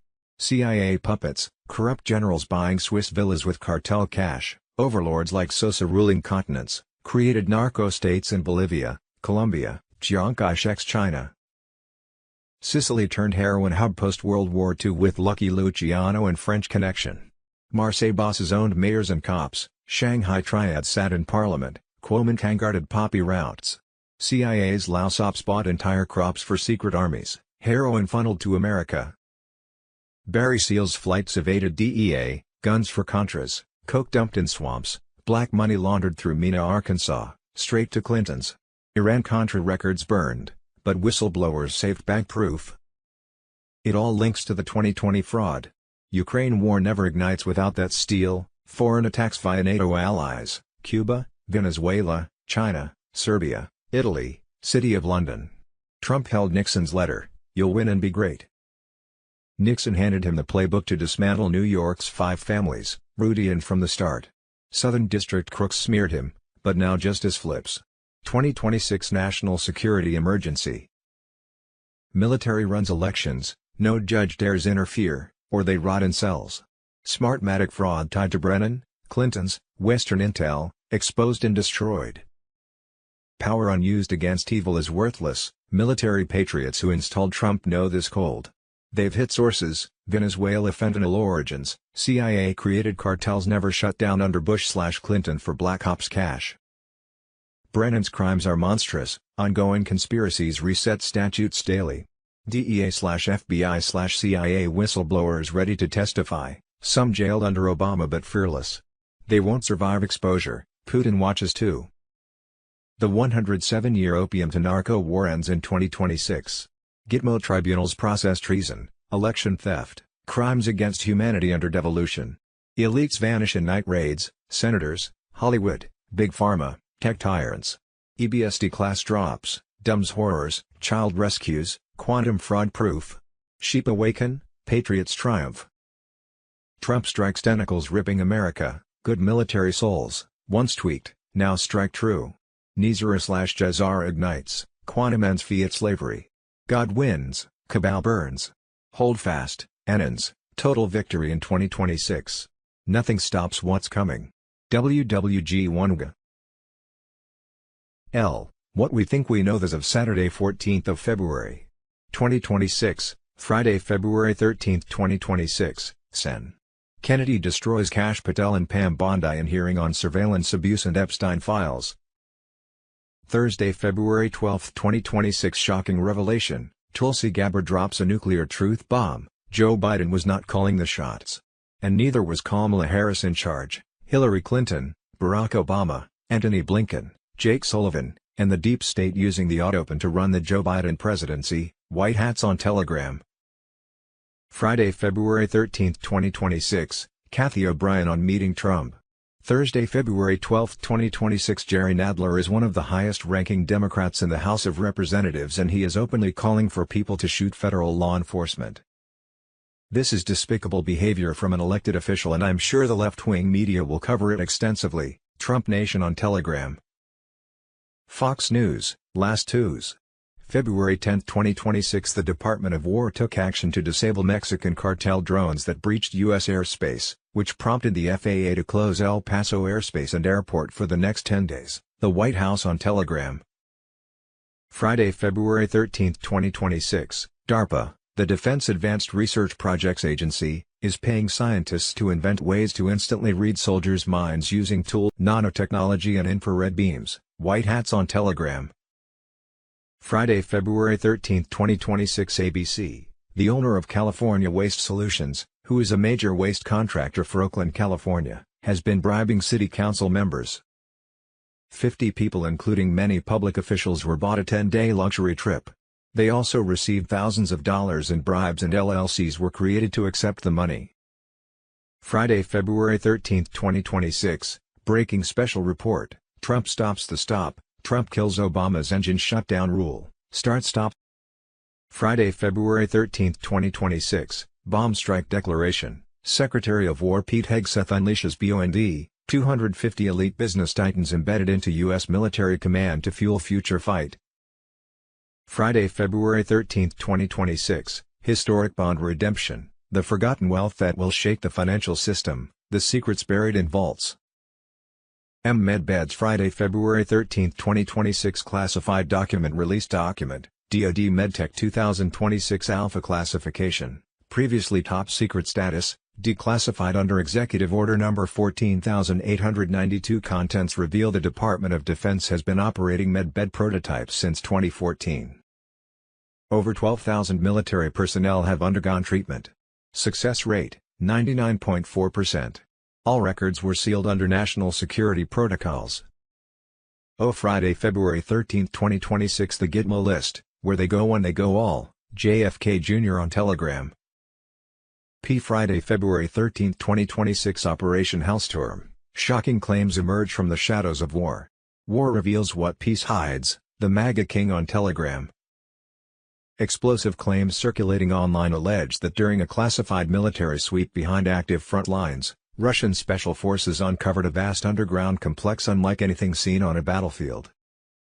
What was expected to be abandoned terrain reportedly exposed a hidden world buried beneath scorched earth and collapsed infrastructure. According to these unverified reports, a routine combat operation escalated into a discovery of extensive tunnel systems concealed beneath structures labeled as humanitarian sites. Deep underground, forces allegedly encountered surveillance corridors, climate-controlled chambers, and secured medical rooms guarded more heavily than frontline command posts. These were not described as military tunnels. They were described as industrial facilities. Equipment allegedly indicated biological extraction activity, with forensic materials suggesting systematic abuse. Barcodes, tracking markers, sealed containers, and encrypted data logs are said to have been recovered. If accurate, this was not a prison. It was described as a factory. Digital trails and shadow networks. The same sources claim that seized hardware and encrypted files pointed to an international trafficking network operating across borders, protected by shell organizations, financial routing through global hubs, and diplomatic cover. The implication is not of a single country or faction, but of a compartmentalized global operation embedded inside conflict zones and shielded by chaos. Media silence fuels suspicion. Despite the gravity of the allegations, mainstream coverage has been absent. No sustained headlines. No investigations aired. Only fragments appearing on obscure intelligence forums, followed by rapid debunking attempts and content suppression. Supporters of the claims argue that the silence itself is evidence of a coordinated cover-up. Within days, the reports allege sudden resignations, emergency data wipes, heightened security at sensitive facilities, and quiet damage control behind closed doors. The deep war beneath the surface. Whether fully proven or not, these claims underscore a darker narrative many believe is unfolding beneath modern conflicts: wars used as smoke screens, humanitarian corridors exploited, and civilians reduced to assets in hidden economies of power. This story, as told by its proponents, is not about territory or weapons. It is about control, secrecy, and innocence lost. Conclusion: claims that demand scrutiny. If even a fraction of these allegations are true, the implications are enormous. They demand independent verification, transparent investigation, and international accountability. Burying stories does not erase them. Suppressing questions does not create peace. There will be no trust without truth. There will be no closure without exposure. This is the claim shaking the underground narrative of war. And it is not going away. Q Friday, February 13, 2025. The Rothschild family is one of the oldest, wealthiest, and most powerful families in the world. Their bloodline goes back and is known to rule for centuries. But who are the Rothschild? Edward Snowden on Telegram. Jacob Rothschild and open Satanist Marina Abramovic stand together in a famous picture in front of a famous painting from 1797 named, "Satan Summoning His Legions." When they show you who they are, believe them. They also are known to have parties and balls like in the movie Eyes Wide Shut, which was a peek into these elites' closed-door parties. Philippine Baroness de Rothschild always wears a horned goat or Baphomet, a satanic deity, around her neck, especially at world public events. When they show you who they are, believe them. Are you starting to notice a pattern yet? These families have deep satanic roots that go back centuries and constantly show you who they really are. Now. Since the Epstein files, people are now finally starting to see that evil does sit at the highest levels of power and many rule over us. They just never thought it was true. We children of God literally have been fighting a battle between good and evil as the deep state Illuminati cabal was being taken down.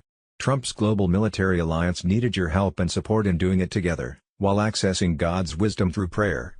WWG Wonga. As the popular Simpsons cartoon series predicted years ago, around Friday, February 13, 2026, a 72-hour blackout would begin worldwide. That meant a blackout of power, internet and communications. Yes, on Friday the long-awaited storm will arrive. Emergency broadcast system on Telegram. The privately owned by bankers Illuminati U.S. corporation would be officially dissolved during that blackout on Saturday, 14th of February, 2026, as their fiat dollar continued to collapse. This week the Democrats in Congress greatly helped that collapse along by refusing to pass a budget to finance the government.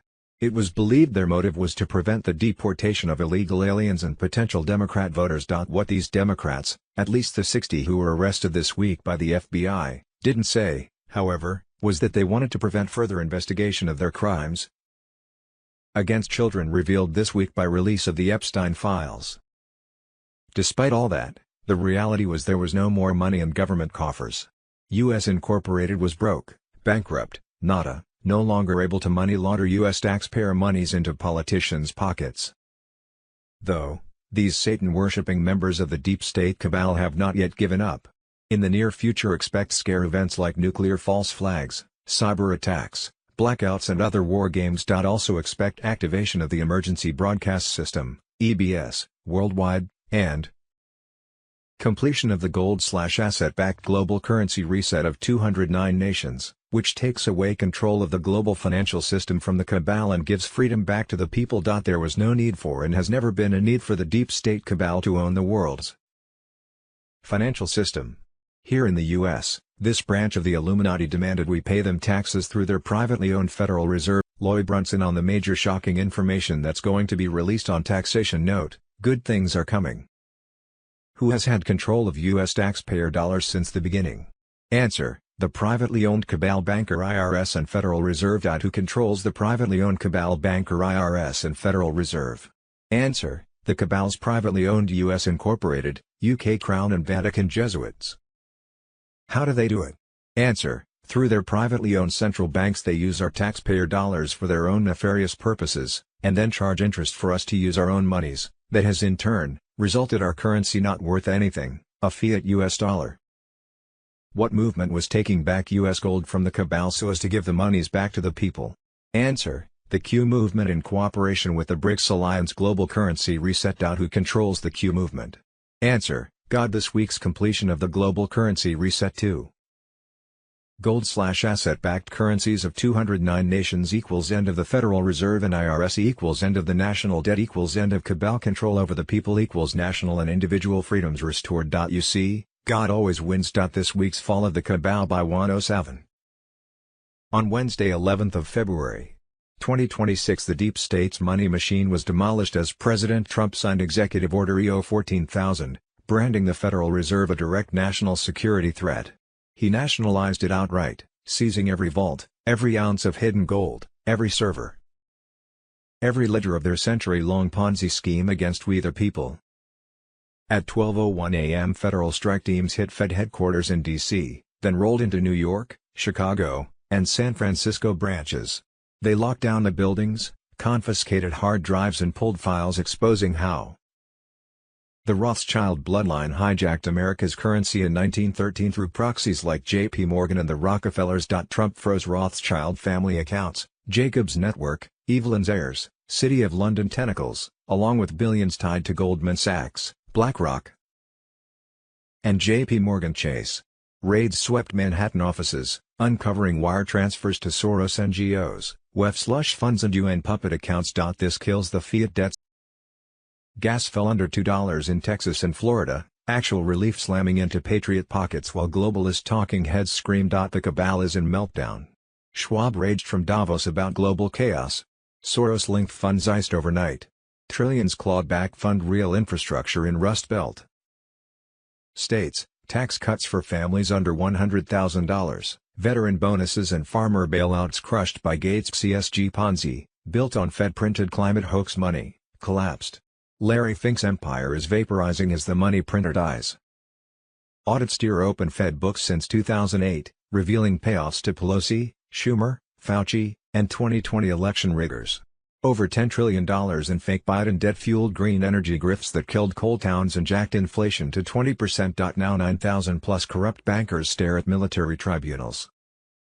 Nizar/Jazar is activating debt forgiveness, tax refunds, gold-backed payouts rolling out.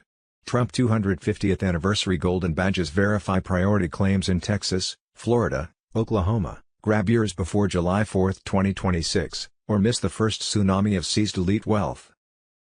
Rothschild empire is crumbling. IMF, World Bank, ECB puppets howl, but Trump holds the gold, the military, the evidence, and our mandate.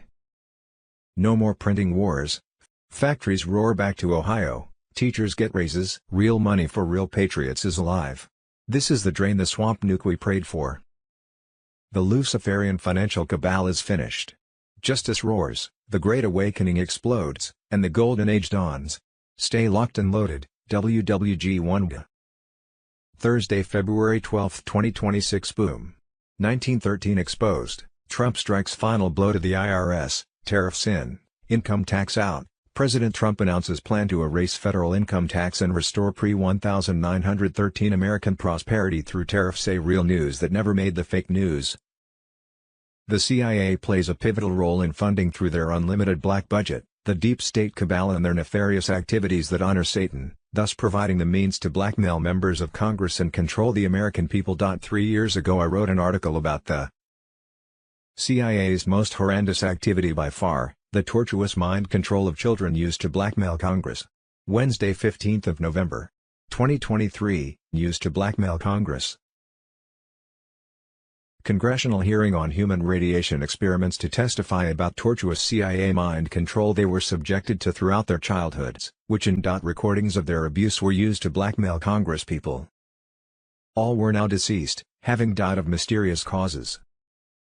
Congress has never acted on these heinous crimes of the CIA that were believed still going on today, or have legislators done anything on intel given in 2 formal congressional hearings on the subject of CIA mind control torture of children used to blackmail legislators. No further investigation was ever started, let alone completed, after the 1970s and 1995's congressional hearings. All 3 witnesses later died of mysterious causes, their dramatic information about bribery of Congresspeople having been covered up. Their testimonies were once available to view on the internet, but since have been taken down. See links at bottom of article. March 15, 1995, U.S. Congressional hearing President's Advisory Committee on Human Radiation Experiments. MKUltra victim testimony, therapist and survivor Valerie Wolf. Therapist Valerie Wolf and an unnamed MKUltra victim testified that they were used in government radiation. In the 2 weeks Wolf had to prepare for the hearing, she had over 40 therapists of mind control victims contact her to verify her testimony. Leading up the steps of Congress. According to TV Guide, this story behind the Franklin Credit Union scandal was scheduled to air on the Discovery Channel May 3, 1994. John DeCamp stated the film was cancelled due to pressure by influential members of Congress. 2001 A Nation Betrayed, a book by MKUltra mind control victim Carol Rutz, Fidelity Publishing, Michigan, 2001. Contains 104 pages of transcribed MKUltra and related documents and 22 pages 299 referenced footnotes. B. Possible timing on Sunday 1st of February. 2026. The new gold/asset backed quantum financial system went 100% live across the globe. On Friday, February 6, 2026, the emergency broadcast system activated in 100 U.S. cities, with a global rollout of the EBS expected soon, along with power fluctuations, internet blackouts in select zones and cell service interruptions, all part of the controlled takedown to protect civilians during Trump's global military alliance mass arrests. Midnight Saturday 7th of February. 2026, the cabal-owned U.S. Incorporated shut down, thereby ending their debt-based control. Sunday 8th of February. 2026 CBS blackout launched in select areas. Underground DC, London, Berlin facilities overtaken, servers seized, propaganda under military control, CEOs vanishing. Controlled outages strategic to block sabotage. EBS drops 50-plus terabytes of information on WEF schemes, underground tunnels, Ukraine. Monday, February 9, 2026, gold/asset-backed global currency reset implemented. No more fiat currency manipulation twos. February 10, 2026, at 7:07 a.m. EST, military commands in 27 countries received their last confirmation messages. Trump approved the Global Restoration Accord. Sovereign councils were being set up in every territory. They were backed by gold, enforced by truth and guided by consciousness. Wednesday 11th of February 11th 2026 President Trump signed an executive order that nationalized the Federal Reserve, seized all its assets, ended central bank control overnight, froze the accounts of Rothschild-linked bankers, and launched a gold-backed currency to crush the inflation from Joe Biden's fake economy. On Thursday, February 12, 2026, as the Democrats voted to shut down the government, World War III began with an EBS alert countdown to martial law. EBS test signals confirmed in multiple regions, stay vigilant for activation. No exact timeline was public, but secure briefings indicate readiness. Prepare for a 48-hour communication blackout, along with lockdown. No more deep state censorship, no more fake news feeds, only documentaries expounding truth across every TV, radio and internet broadcast worldwide. Expect 10 days of media silence as the military now controlled communications, while spitting out emergency broadcasts revealing everything. This was a time of communications reset, with cell towers neutralized as weapons, banking system frozen, ATMs, credit and debit cards would not be working. Friday 13th of February to Monday February 16, 2026 Global financial crash. Saturday 14th of February. Iraq set to make the new dinar rate public as ordered by Trump and according to a high-up source. Sunday 15th of February. QFS set to become fully operational with intense military operations against Satan-worshipping elites. Monday 16th of February should be a go for Tier 4B, US, the Internet Group, to set redemption/exchange appointments according to a high-up source. By twos. February 17, 2026 MedBeds go fully operational worldwide in 205 nations. On Sunday, March 1, 2026 the Deep State Cabal's Federal Reserve. Trump to make a formal announcement of the constitutional republic restoration, that common law has been returned to the people and personal and national sovereignty was installed. Global currency reset. See Thursday, February 12, 2026 confirmations just in, final triggers activated. High-level banking insiders report that, Tier 4B, notifications are already being prepared for release within hours. Tier 4B ISO 20022 on Telegram. The system is moving at an unprecedented speed, with historic transactions now confirmed in Hong Kong, London, and Dubai. This is the moment we've all been waiting for. The full-scale transition to the gold-backed financial system is now irreversible. Global markets in panic mode. The old fiat system is collapsing in real time. Multiple major banks are seeing liquidity shortages as large transfers are being redirected into the new system. Sources from inside the IMF confirm urgent, behind closed doors meetings. They know their control is slipping. The end of the central banking cabal is unfolding before our eyes. Bank screens light up with final rates. IQD, $8.73.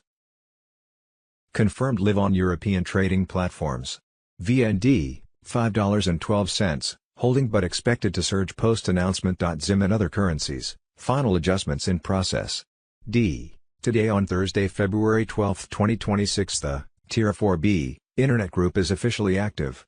This is the beginning of a new era. The revolutionary ideas and the concept of NISA are taking the final form of execution and implementation. It is our great honor to announce the launch of the Tier 4B Internet Group. With the activation of the Quantum Financial System QFS, the need of the specialized platform administration and services were much needed. The utilization and the unification under the Tier 4B is making all of the systems flawless. Saturday, 14th of February. Iraq will make the new dinar rate public as ordered by Trump and according to a high-up source. Sunday, 15th of February.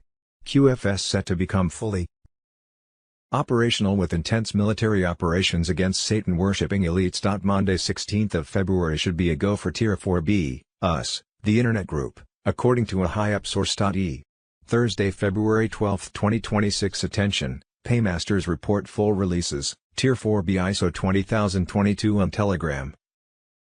Private transaction platforms in Reno and Zurich have received direct confirmations that Tier 1 and Tier 2 payouts are finalized. Tier 3 and Tier 4B are next. If you're part of the private groups, get ready now. Military movements confirmed, securing the transition. Intel sources confirm heightened security around key financial hubs. Private security details have been activated in Reno, Zurich, and Dubai. Special ops teams are ensuring that no foreign interference disrupts this monumental shift in global power. Thursday, February 12, 2026. Reports from Reno suggest that the first batches of ZIM holders have been escorted under military guard to classified exchange points. This isn't theory. This is protocol. QFS mirrors activated. All ZIM redemption classified as special sovereign handling. Each individual is being treated as a transitional asset holder, part of the bridge into the new Earth economy. We're not exchanging currency. We're transferring power. Tier 4B ISO 20022 on Telegram. Thursday, February 12, 2026. System override, structural phase, not a drill. Not a headline event. A back-end transition, EBS, emergency broadcast capability, designed to unify communication after system shifts. Odin, secure routing architecture, ensuring continuity and integrity. ISO 20022, the global financial messaging standard enabling transparency, interoperability, and real-time settlement. When alignment occurs, it won't arrive as chaos, it will arrive as synchronization. Tier 4B isn't waiting for noise. It's positioned for recognition. Tier 4B ISO 20022 on Telegram. Thursday, February 12, 2026. Attention, it's happening faster than expected. 24 to 48 hours. Remain, stay alert, stay ready. Tier 4B ISO 20022 on Telegram. Private channels are already reporting confirmations from multiple Tier 4B exchanges. Military logistics teams are in full deployment mode. Movement across Reno, Zurich, and key sovereign hubs has intensified since 0300 Zulu. USN is quietly live. Not on public display, but mirrored in cross-border platforms used by institutional traders. This isn't speculation, it's alignment. RippleNet, Stellar Rails, and the Quantum Ledger interface are syncing in real time. QFS ping rate, stable at 0.00004. That's confirmation of system-wide balance. Nothing is fluctuating anymore. No delays. No reversals. We're past testing. This is it. Redemption centers are in silent mode, but active. Codes have been seeded. Those who've been prepared will know what to do. Rates are locked. Liquidity is positioned. Military protection remains in place across all nodes. Your final instructions will be sent shortly. The financial reset is now unstoppable. Watch your inbox, this is it. Thursday, February 12, 2026. Secure floor confirmation, Global ISO 20022 Rainbow currency rollout now at 94% completion. Major central banks locked in final sync, quantum nodes pulsing live across continents, fiat remnants isolated and collapsing under asset-backed pressure. Nizar and Jazara updates on Telegram. The GCR/RV shotgun start became mathematically irreversible on January 28, 2026 at 3:47 Zulu, precise quantum ledger alignment timestamp locked forever in the unbreakable chain. No reversals possible. Trajectory locked. Momentum terminal. Fresh Tier 4B milestones. Last 12 to 24 hours, cross-reference Judy Byington Intel. Redemption Center handshakes surged overnight in priority zones after Doge audit exposure shredded another layer of cabal medical fraud networks. $38 trillion debt clock alarm triggered accelerated wealth transfer protocols.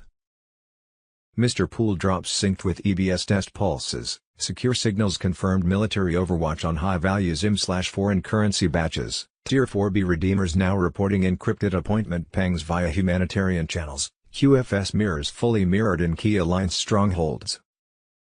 Gold/asset-backed ISO streams overriding Swift ghosts. Tier 4B first wave notifications prep for imminent rollout as deep state holdouts face final global military handoffs. Confirmed intel. Constitutional Republic restoration milestones hit critical mass. Trump/Musk Doge. Findings feeding direct into QFS adjudication engines, purging remaining fiat parasites in real time. All systems green. Quantum encryption holding at maximum integrity. No delays. No negotiations. The secure quantum grid is sovereign, every transaction audited, every zero-point energy account shielded. The fiat matrix is offline. The golden sovereign era is executing at full throttle. Abundance is not coming, it is here. Execution live. H2s. February 2026. Bruce, the big call today. 4 different sources indicated that after President's Day on 2s. 17th of February it appeared that Tier 4B would be notified to set redemption/exchange appointments, with exchanges starting Wednesday or Thursday. 19th of February. One source said that depending on how it went over this next 3-day weekend, would determine whether Tier 4B started 2s. Or Wednesday 18th of February. By the end of the month we should have the tariff dividends, $2,000 up to $5,000 per month, for 12 or 13 months. Lump sum Doge payments to U.S. citizens, age 18 on up, from the waste, fraud and abuse of U.S. taxpayer dollars, should be paying out by the end of this month. Social Security payments should increase as of this month. Redemption Center rates were still flashing on the screens. Updated new rates would appear this next Sunday or Monday. Judy note, it is advised to exchange/redeem your foreign currency at an official redemption center rather than a bank. You can only redeem ZIM at RC. The dinar contract rate can only be given at RC, and banks will offer you lower exchange rates than what you can obtain at RC. Redemption centers were set to be open worldwide by Restored Republic I. Thursday, February 12, 2026. The grid locked into unity frequency. All systems went green. Project Odin martial law on Telegram. QFS mainframe confirmed global balance stability. The world is now operating on truth code. No corruption can enter. No compromise will be tolerated. High-risk accounts were flagged and frozen.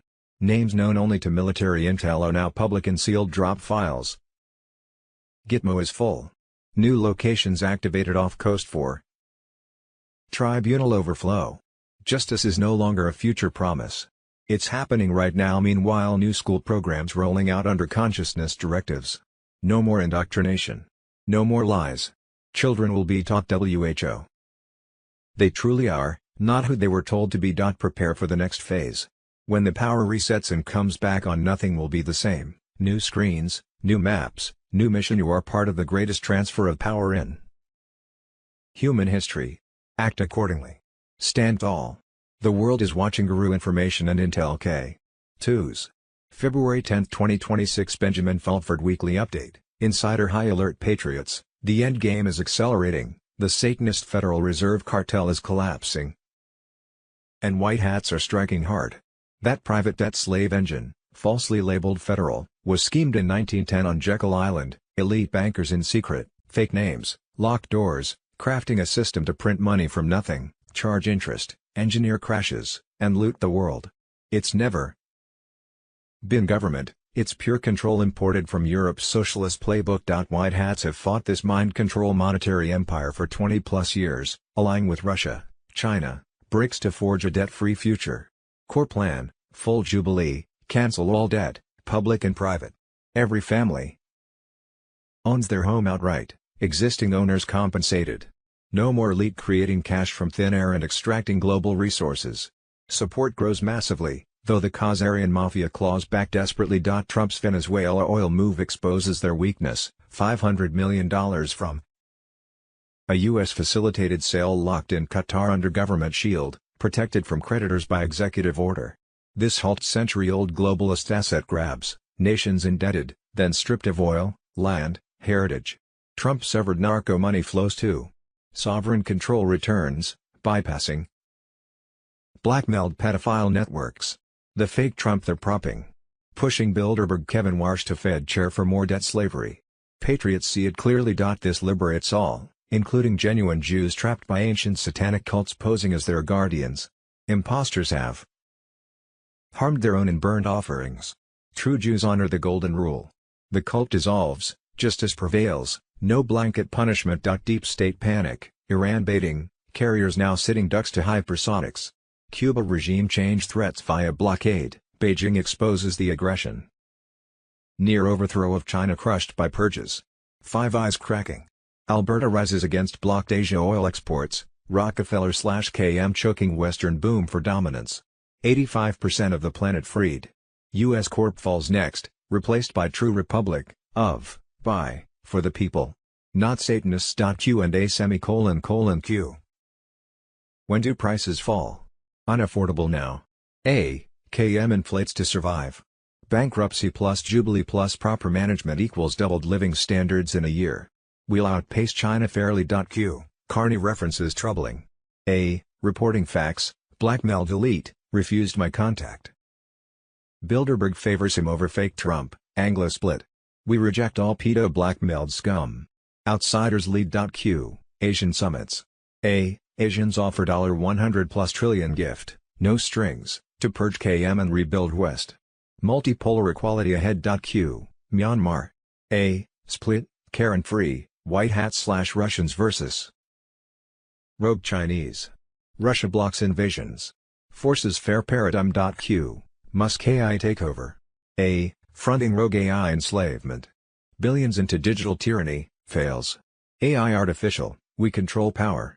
Silicon cult stop. Key meeting soon, possible shutdown. Republic rises. Trust the plan. WWG Wonga. N. What we think we know as of Friday, February 13, 2026 : Thursday, February 12, 2026 Senate Democrats voted to shut down the government with a 45-55 vote.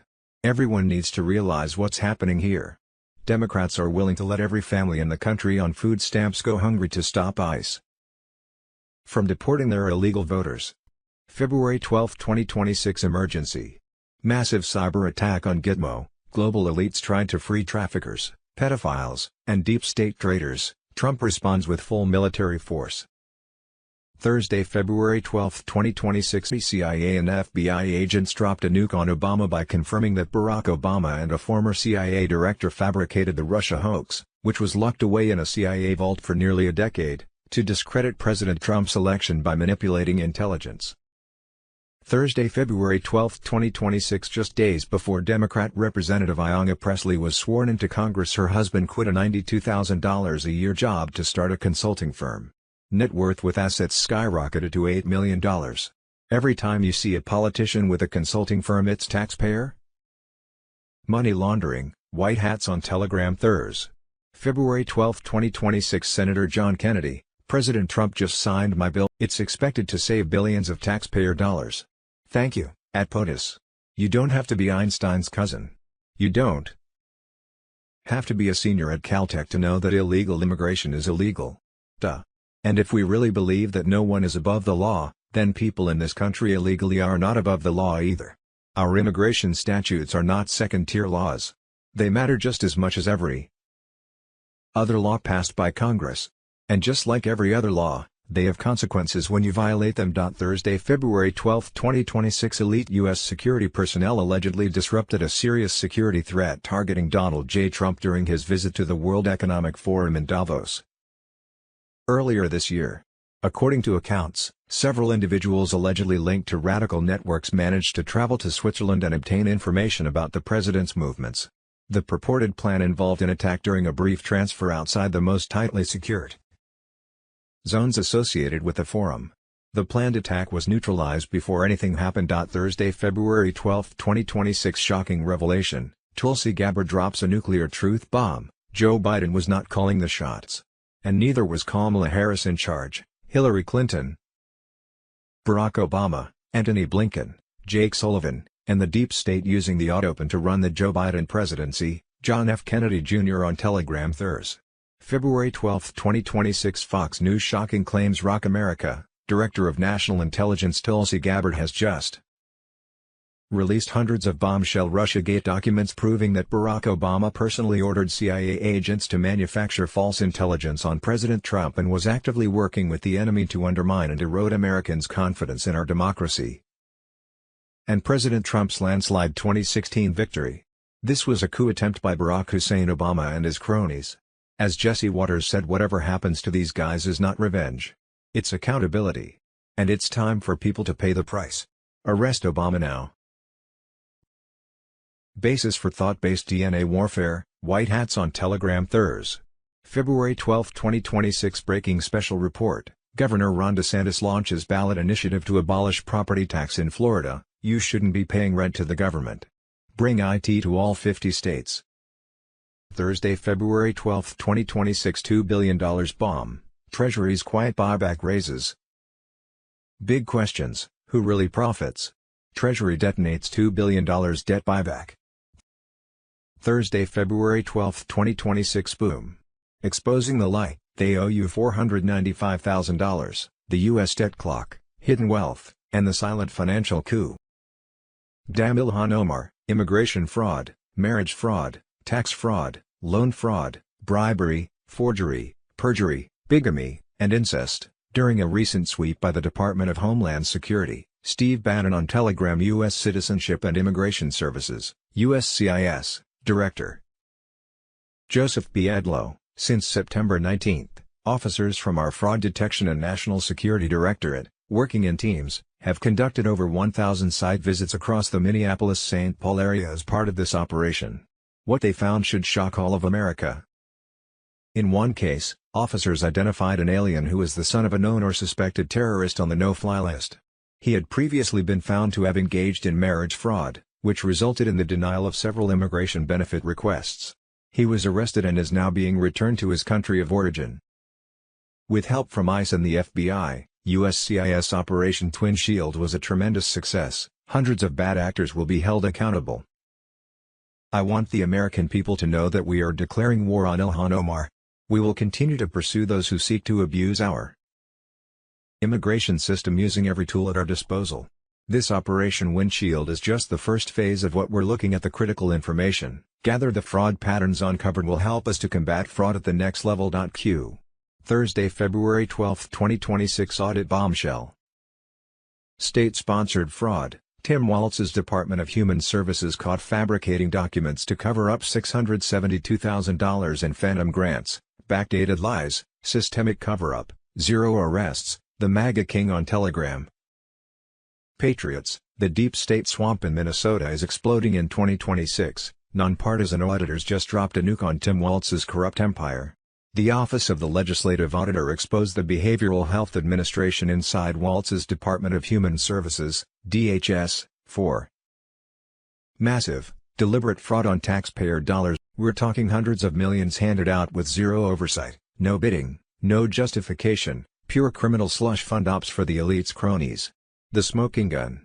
$672,000 funneled to one grantee for a single month's work with zero evidence of services provided, phantom payments straight to connected insiders.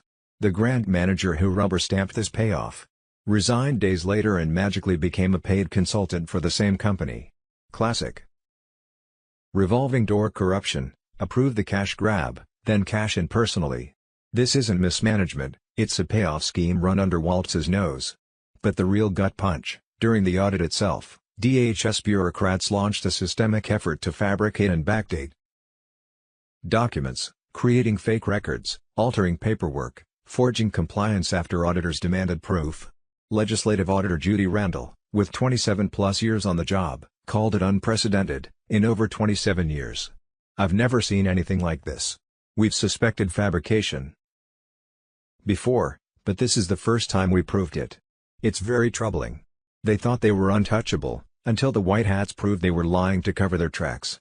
This ties into the bigger Minnesota fraud nightmare, billions potentially stolen from welfare.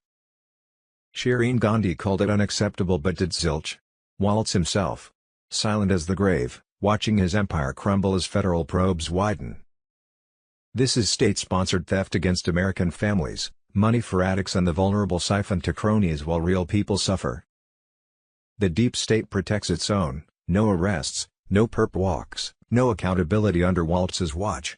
But Trump is back, the storm is raging, and federal investigators are closing in, House oversight, Senate probes, DOJ heat. Waltz's fraud machine is exposed, and the tribunals are loading up. Why no indictments yet? Who got the kickbacks?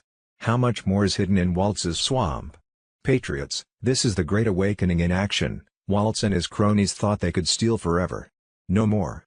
Spread this truth bomb far and wide. The liars, they're all coming down. NCSIC. Nothing can stop what is coming. God wins. Our voter fraud. Thursday, February 12, 2026, trucks of ballots arrived from Runbeck for over a week after Arizona's 2020 election.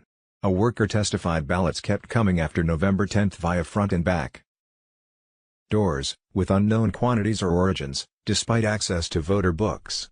Runbeck prints, mails, fills, and counts ballots off-site without oversight, partnering with Dominion and S&S, for machine compatibility. Arizona needed an extra 2.5 weeks after the election to count all the ballots. Because that's how long it took to produce enough ballots to overturn Trump's massive landslide in the 2020 election, USA Awakening on Telegrams. Thursday, February 12, 2026, Elon is right, banning mail-in voting is critical to avoiding fraud in our elections, White Hats on Telegram. During the 2020 election, Pennsylvania sent out 1,823,148 mail-in ballots but received back around 2.5 million mail-in ballots. This accounts for Biden's fraudulent and impossible 682,000+ vote spike, which were counted with no observers and were all for Biden, which magically just happened to be enough to steal Trump's almost 700,000 vote lead in PA before swing states shut down counting locations at the same time, to steal the 2020 election. PA's own Secretary of State website then wiped the 2.5 million mail-in ballot number after the total number was questioned. Trump won the 2020 election in a landslide. Epstein files revelations. Thursday, February 12, 2026. Bondi didn't just release the Epstein files. She released them on monitored computers. Mr. Poole, final chapter on Telegram. Every Congress member who rushed to search the files just told the DOJ exactly. WHO they're trying to protect what names they're worried about. Which connections they're trying to verify. The one searching for flights to the island equals investigators. The one searching for specific names equals protectors. Bondi now knows who's investigating and who's covering up. And she showed them she knows. In front of cameras. With a smile. The DHS shutdown, perfect timing while Congress panics about their search history. DHS is shutting down Saturday. Democrats blocked the funding bill. House members already left Washington. The same week Congress gets caught searching Epstein files, they refuse to fund the department that investigates trafficking. They're not defunding DHS to save money. They're defunding it to stop investigations. Connect the dots. Monday, Congress gets Epstein file access. Tuesday, members frantically search for names. Wednesday, Bondi reveals she tracked everything. Thursday, Democrats block DHS funding. Friday, government shutdown begins. 5 days. One pattern. Panic. They walked into the hearing thinking they were in control. They walked out knowing Bondi has everything. Every search, every name, every cover-up attempt, logged, documented, weaponized. As Keir Starmer struggles to defend the appointment of Lord Peter Mandelson as ambassador to the United States, Mandelson's documented ties to Jeffrey Epstein have triggered political shockwaves no amount of spin can contain. Inside the City of London, the fear is unmistakable. This is not a local issue. It is a direct threat to the World Economic Forum, the transatlantic banking cartel, and the so-called rules-based order. The rats are running. The trap is closing. Mandelson, Epstein, and the system of control Lord Peter Mandelson, long known as the Prince of Darkness, is not a leftover of old politics. He is a key architect of the modern globalist system. He reshaped UK Labour to serve financial elites, mirroring the corporate Democrat takeover in the United States. Epstein files now confirm Mandelson leaked inside financial intelligence during the 2008 crash, not to protect citizens, but to shield criminal banking bonuses. JP Morgan was protected. Public outrage was neutralized. This was global insider dealing, with Epstein as the broker. Elite protection exposed. The Epstein network runs deep into European finance. Ariane de Rothschild and the Edmond de Rothschild banking empire are entangled in the same web. Investigations into money laundering were quietly shut down through elite legal channels connected to top political power. Epstein was not just a criminal.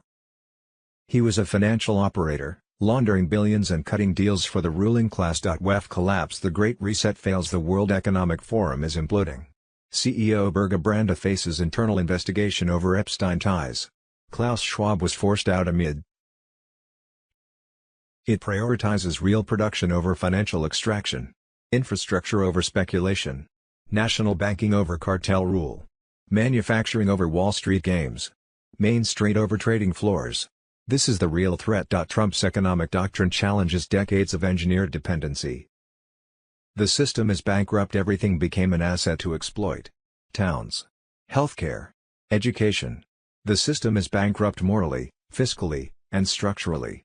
Only a sovereign economic reset can revive it. The steel distraction desperation exposed as exposure accelerates, distraction follows.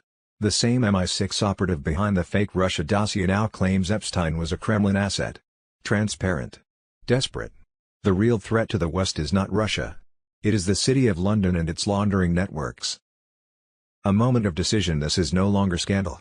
It is collapse. The banks, media, and political puppets are being dragged into the light. The choice is clear. Globalist servitude, or national economic rebirth.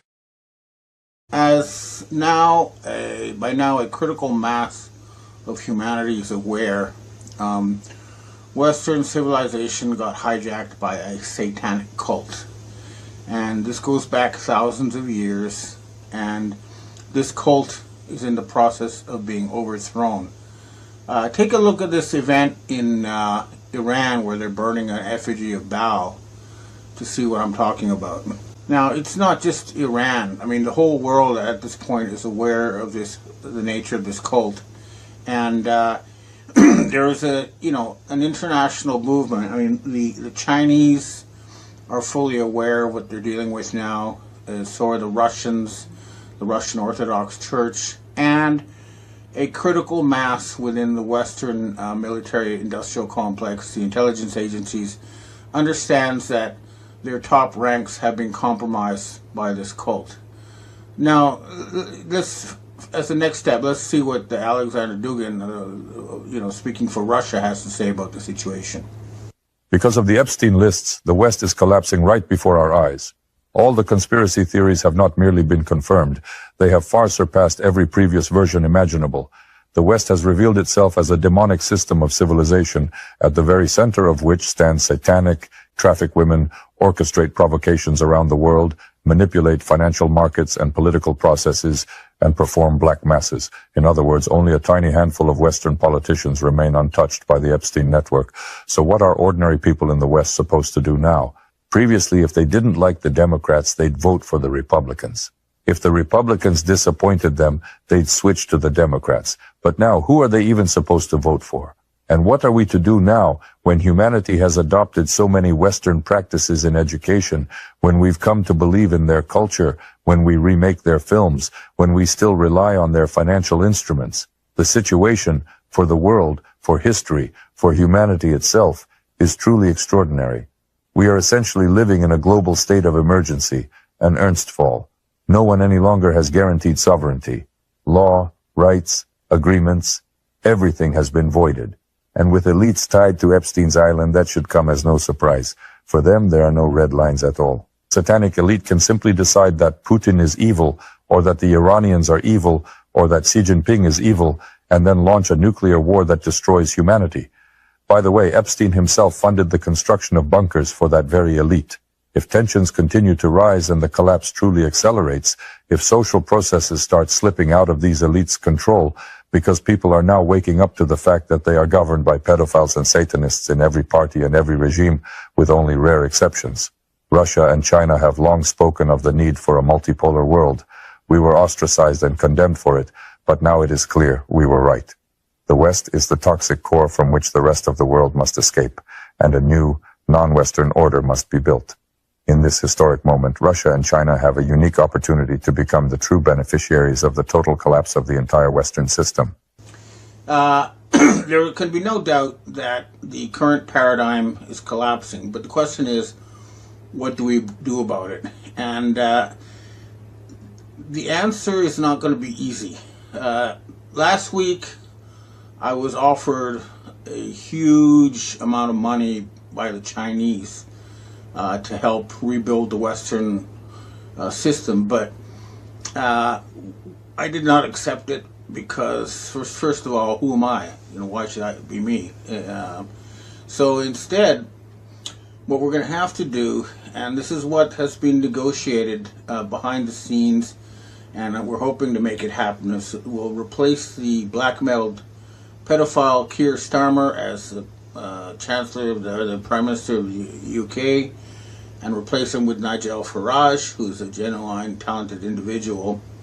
And at that point, we will call for a new Bretton Woods agreement. So, in full public scrutiny, under full public scrutiny, we will work on replacing the current system. It's not going to be another secret thing where a document is passed, and no, it's got to be done in public, and this is going to, be a big process. But what I think the conclusion is, and I remember when I first appeared to talk about this stuff on Jeff Rent's about 20 years ago, I said that if Jesus Christ was alive today, the first thing he would do would be to unplug the mainframes at the Federal Reserve Board, and I still think that is the truth. We don't want a system based on numbers put into computers that then control us through mathematical formulas. That's not how we want to manage our civilization. But that's what's happening. And I'll show you let's take a look now at the Pam Bondi hearings to show you what I mean. First, listen to California Representative Ted Lieu confront Bondi. I love this. I want to discuss another man, Donald Trump, who is all over the Epstein files. This is so ridiculous, and that they are trying to deflect from all the great things Donald Trump has done. There is no evidence that Donald Trump has committed a crime. Everyone knows that. This has been the most transparent presidency. He's the one that asked that those files. I'm reclaiming my time. I got your answer. You said there's no evidence. Trump asked Chairman, please stop the clock. Stop the clock. The legislation. This is ridiculous. Time belongs to the gentleman from California. Okay. I'm going to put up another document from a witness who called the FBI's National Threat Operations Center, because I believe you just lied under oath. There is ample evidence in the Epstein file. Don't you ever accuse me of a crime. I believe you just lied under oath, and this is all on videotape. You said there's no evidence of a crime. I'm showing you, here is a witness statement who called into the FBI's Threat Operations Center. He drove Donald Trump around in a limo. He overheard what Donald Trump said to Jeffrey on his cell phone. He was so angry, he was going to stop a limo and hurt Donald Trump. And he met a girl who said she was raped by Donald Trump and Jeffrey Epstein. She later had her head blown off, and officers at the scene said that could not have been suicide. No one at the Department of Justice interviewed this witness. You need to interview this witness immediately.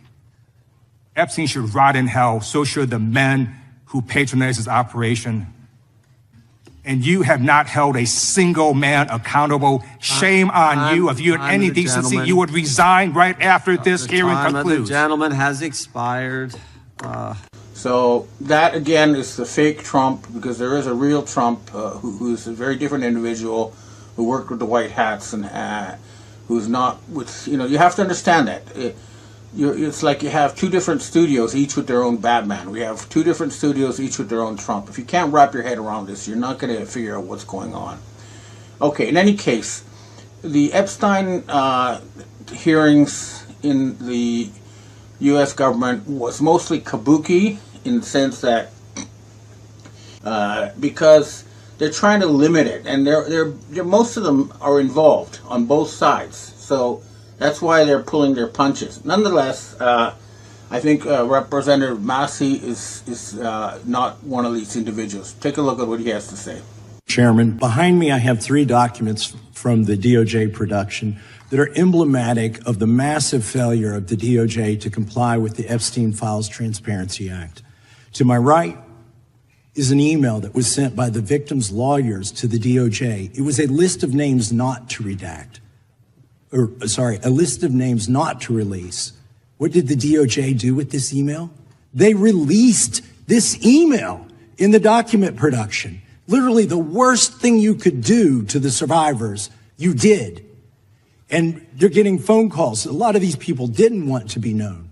And we know you touched the document because you redacted one name and you redacted the lawyer's name, but you left the survivor's name there. The next document I want to show you, that was in the title, the victims' survivors' names, all right? And then finally, what we have here is the third exhibit that I have is emblematic of the FD 302 release. These are the documents that we need that you're holding on to and over-redacting because they have the names of the men who are implicated. How do we know? Because the survivors gave testimony to the FBI, and it's in there. And what happens when you go to the portal at the DOJ to look at what's behind this redaction? Another redaction. So we can't even see them. And then there's some of these files you've pulled down from the website that we will never see because we can't search the redactions. So there you have the Department of Justice deliberately releasing the list of people who risk their lives to testify against these criminals while hiding the names of these criminals. And this shows you that they're all in cahoots. But more important is listen to Bondi's answer. She basically says, well, the Dow Jones is at $50,000. Well, they're saying, hey, look, okay, we've got this magic money machine and we're going to, pump up your 401ks with all this magic money. So why do you have to worry about The thing is, though, their money machine is no longer affecting the real economy. They publish nothing but lies. For example, they recently published a jobs report that was supposed to be better than expected, 130,000 new jobs added, when in fact, if you take away the mathematical seasonal adjustment magic, you find that 2.65 million people became newly unemployed. So it's all falling apart, and their lies about the system are not going to work. And the other thing is that in order to guard their magic monetary system, they have been systematically murdering talented people. I was just reading about how they now show that Kurt Cobain of the band Nirvana was murdered. Well, he's just one of many. Bob Marley was murdered because he was a non-Khazarian, non-European leader. The same with Bruce Lee. He was murdered because he was not part of their cult, and they don't like talented people who are not part of their cult. The same with President John F. Kennedy. He was a Catholic. He wasn't part of their group. They've been doing this systematically to try to stay in power, and that's why they really do need to face justice. And again, the alternative to this system is one that has been worked out through trial and error over hundreds of years. It started with Nazi Germany. Okay, never mind the Holocaust, which was a burnt offering to Satan of assimilated Jews by other, satanic Jews. Let's leave that part aside. Everyone got a Volkswagen. They built the Autobahn highway system. They had television, phones, all sorts of stuff brought to you without debt or taxes by having the government issue money. And they radically raised the standards of living, standard of living of the German people. Now, the same thing happened in Japan after World War II. They set up a system of future planning. They had an economic planning agency, and they had decades of double-digit growth. And until the system started being taken apart by the Khazarian mafia, after murdering countless prime ministers and bureaucrats and stuff. But by 1985, they had the highest standard of living on Earth and the least gap between the rich and the poor in any of the OECD countries, the developed countries. And that system was taken apart. However, in the 1980s, or was it the 70s, I think, Deng Xiaoping, the leader of China, went to Japan. He visited the founder of Panasonic, Matsushita Konosuke, and learned the system that had led to Japanese success. And that's what the Chinese have done.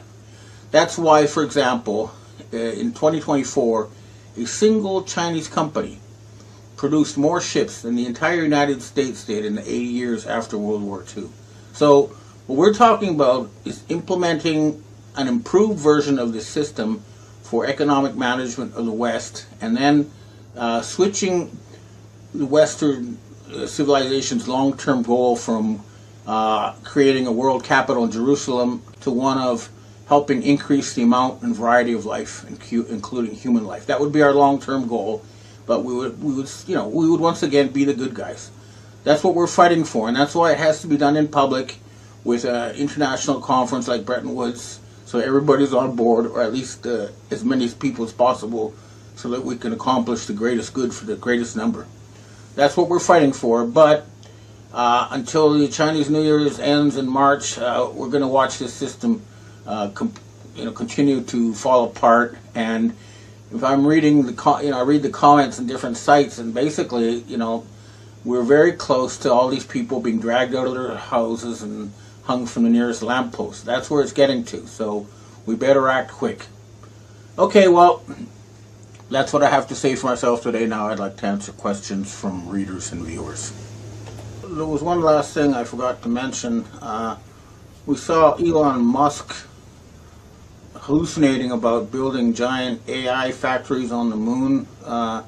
This is an example of how they've been taking their magic money and pumping it through people like him, but it's not really, producing the results. And he's freaking out because he's about to lose this magic money machine that makes him the so-called richest man on Earth, when in fact, in normal business practice, he would have gone bankrupt a long time ago.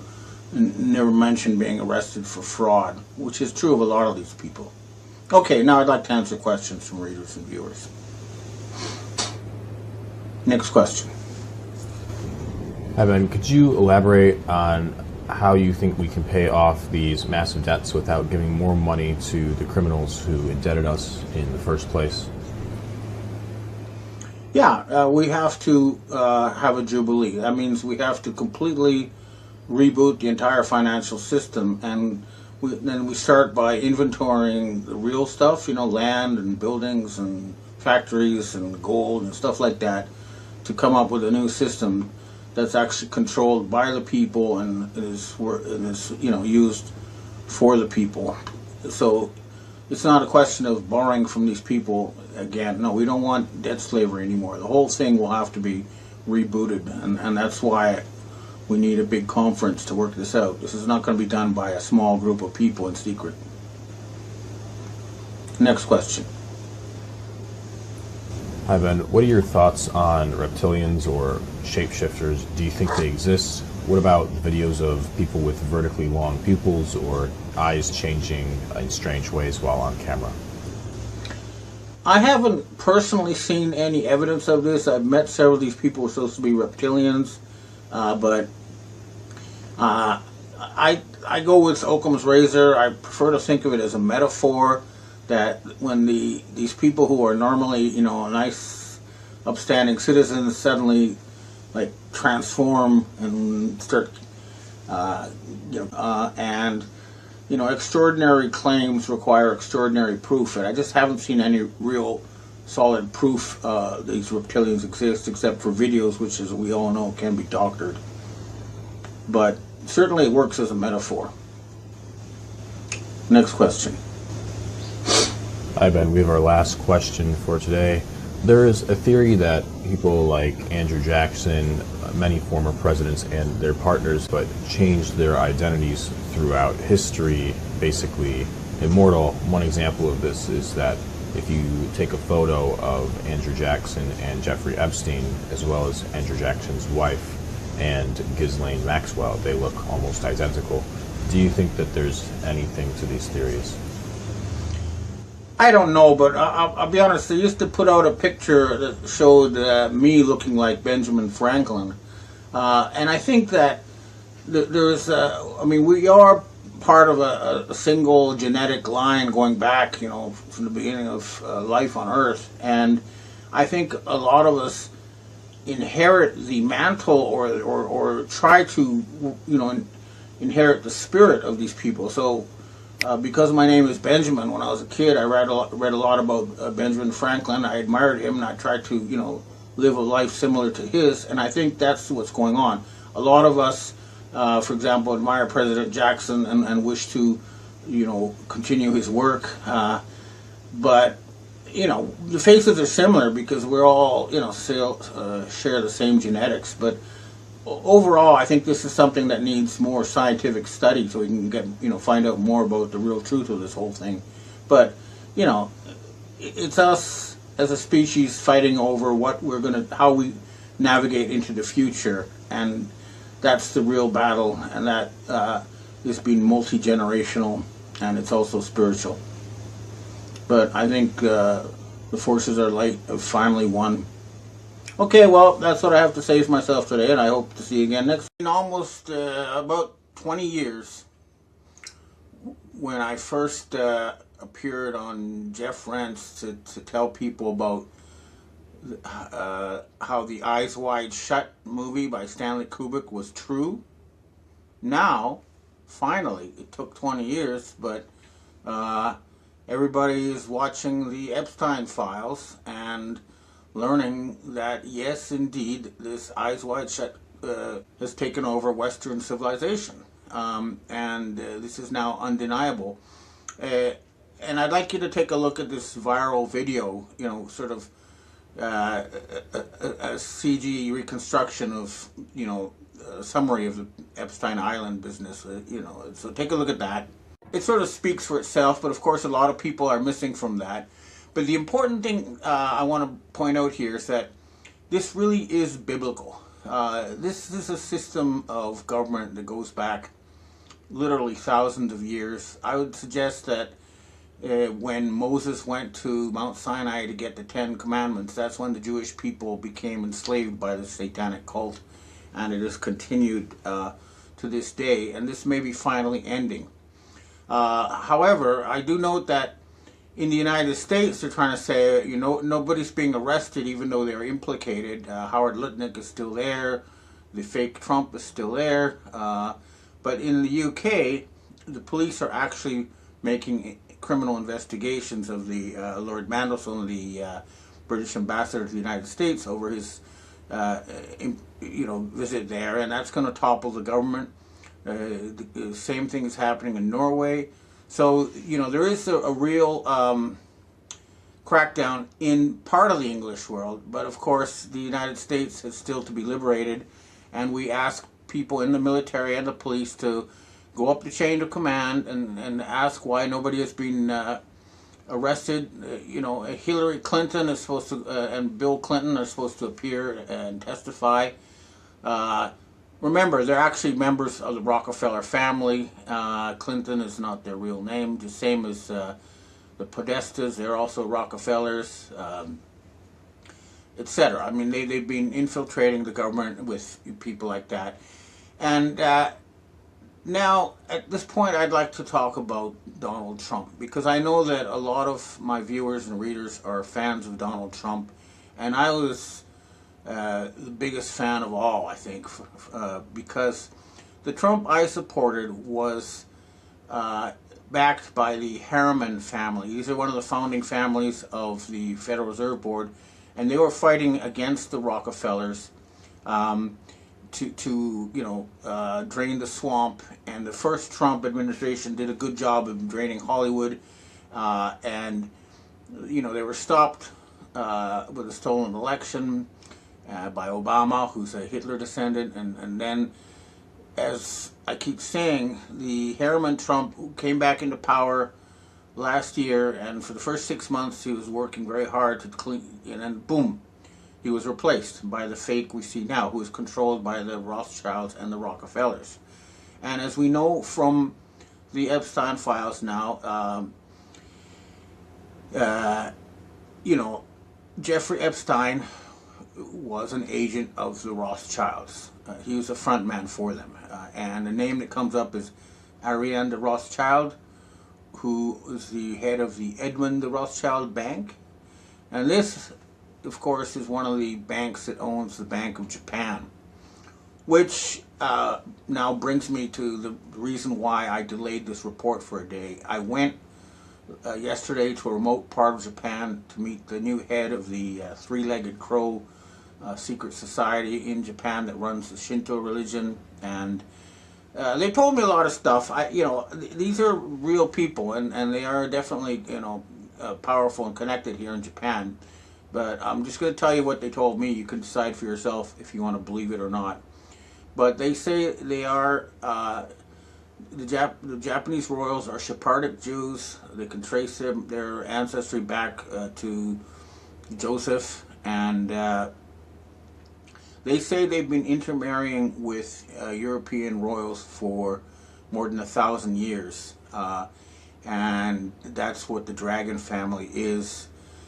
They also say that the Japanese emperor is a Habsburg. I've said this before, but I've reconfirmed it.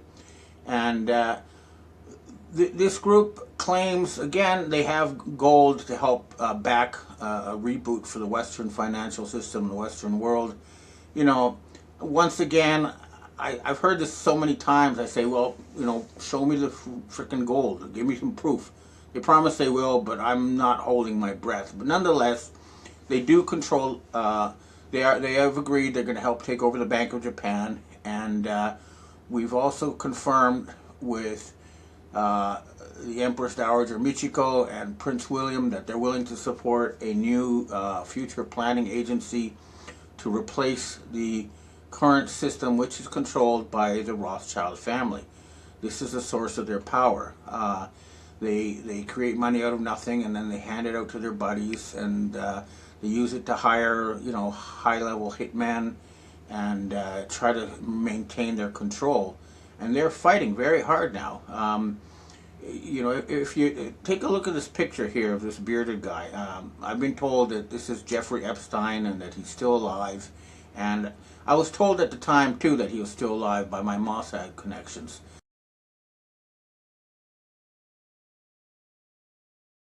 So if we can get him to testify against the Rothschilds, that would be a great move, because that would help liberate the United States from these people. It's very important to take away their control of the financial system, because that's the source of their power, and it is a system that literally goes back thousands of years, so it is biblical.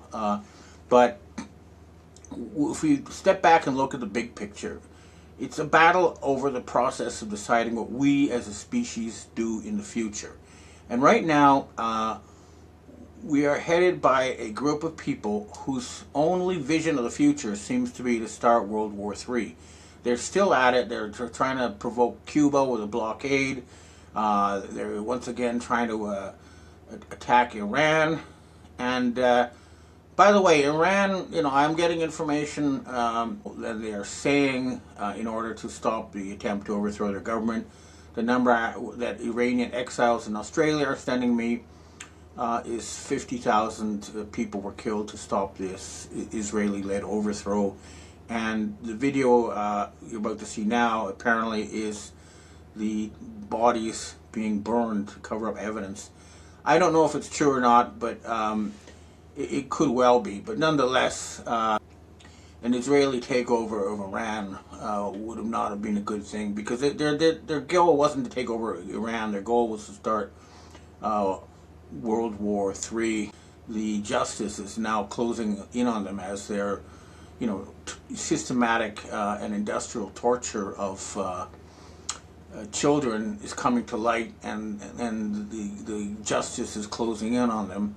And a very worrying thing, if there is in the Epstein files, there is one mention that they're gonna start World War III on February 8th, which is tomorrow. And clearly, the START Treaty, which is, limiting the amount of nuclear weapons that the Soviet Union and the U.S. had, expired on February 6th. They didn't, renew it. And clearly, these fanatics are going to try to destroy the planet rather than be dragged from their palaces and forced to face justice. So please be on high alert. We need to make sure that they don't have any chance of starting all-out nuclear war. This is very important. Face justice for the horrific crimes which have been going on for literally thousands of years. So it's an important battle, and to try to expose these people. Many of my colleagues, for example, Christopher Story, was poisoned for exposing George Bush Sr., and but George Bush Sr. was then subsequently executed, so that's one. And then, of course, Neil Keenan, head of CIA in Europe, so that's another one. Robert David Steele, who found the servers where they did the financing for the adrenochrome because it would threaten the British monarchy. This is what I was told. So he's another one who went down. Here in Japan, Kawase Takamasa helped me a lot and provided me protection at an essential moment. So it's been a long fight, and the reason I don't interview people, like people ask me why don't I talk to Henry Mako or Castor Austin Fitz or any of these people, and the reason is because they've been murdering people who interview me, and I don't want to threaten anybody's lives. So the people, I do have high-level people in the agencies, including Mossad, CIA, MI6, the royal families, who support me, but they stay anonymous, and very few of us are willing to put our faces out there. But at this point, I think it's time that we really go for the jugular. We finish this off once and for all. It's been going on way too long, and it has to end.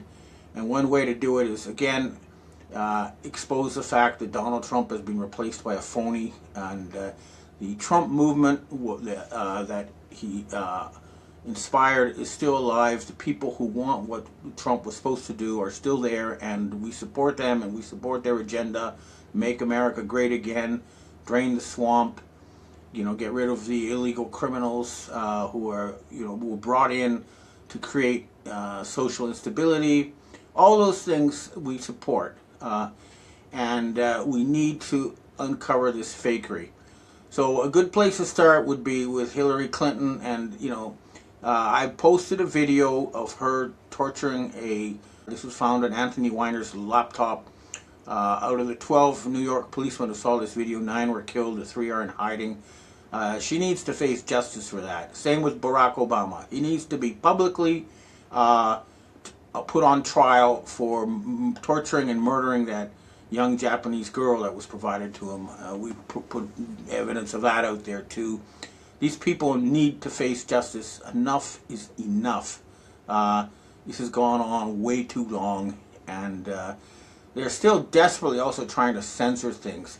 I was looking for the original Bild article where Vladimir Putin's wife, this is a famous German newspaper, there's an article, I have a paper copy of it, by an avatar, a fake, and this is true of so many leaders. We need to get rid of fake actors reading scripts from anonymous scriptwriters.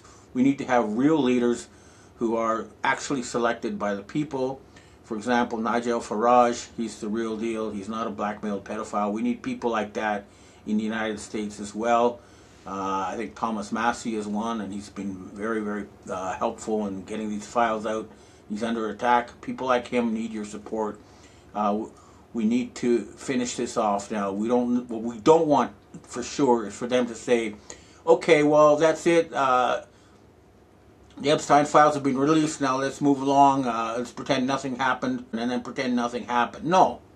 You face the death penalty for stuff like that, and that's what we need. We need to get rid of these people.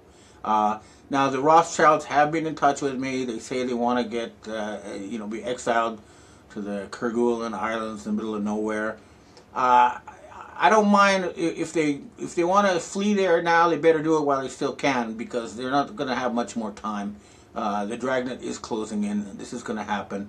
And again, there's a lot I can't talk about my meeting with the three-legged crow, but we do have very powerful people in Asian secret societies, in the Western intelligence community, and many other places who are ready and willing to take action.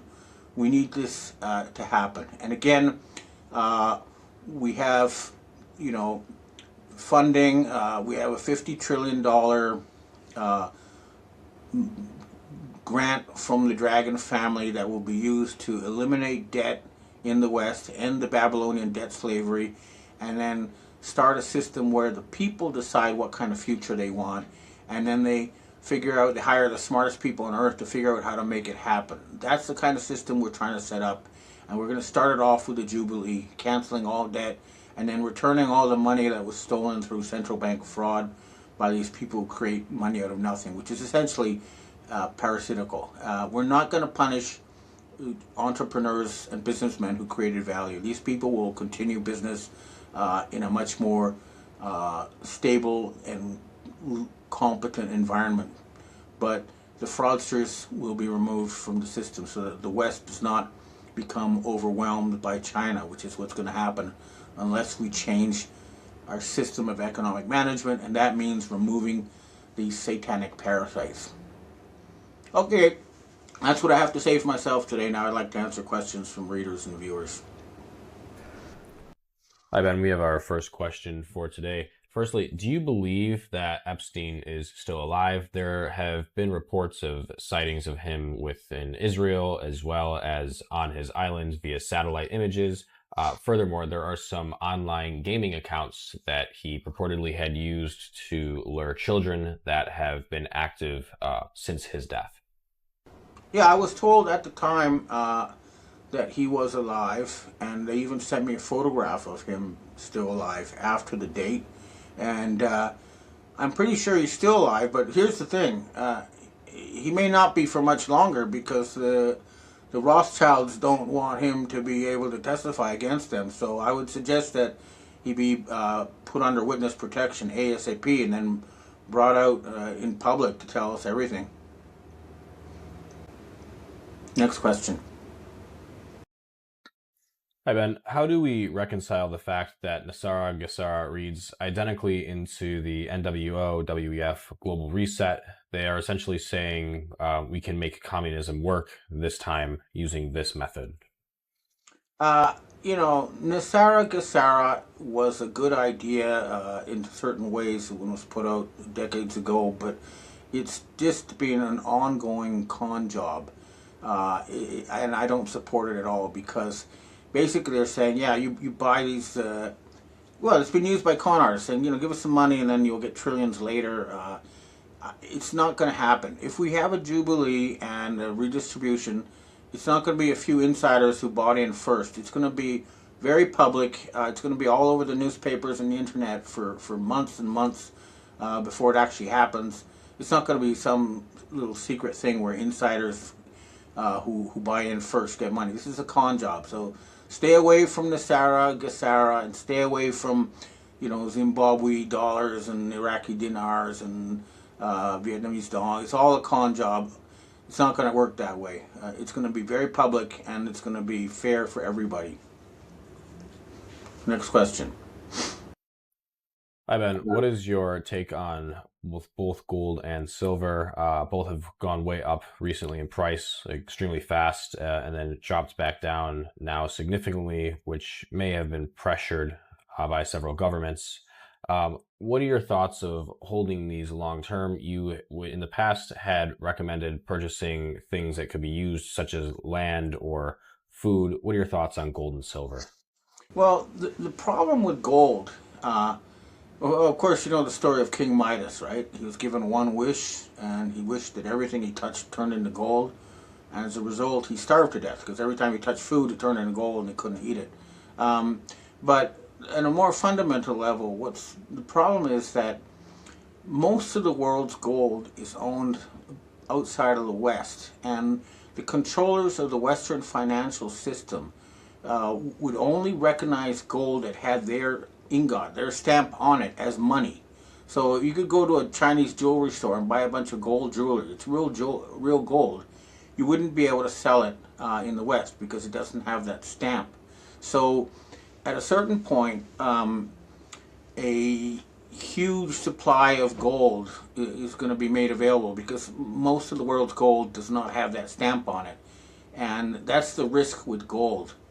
And the reason it's risen so much recently is because the controllers of the West are trying to use their fiat money to get people to sell their jewelry so they can get gold to pay their debts to the Asians.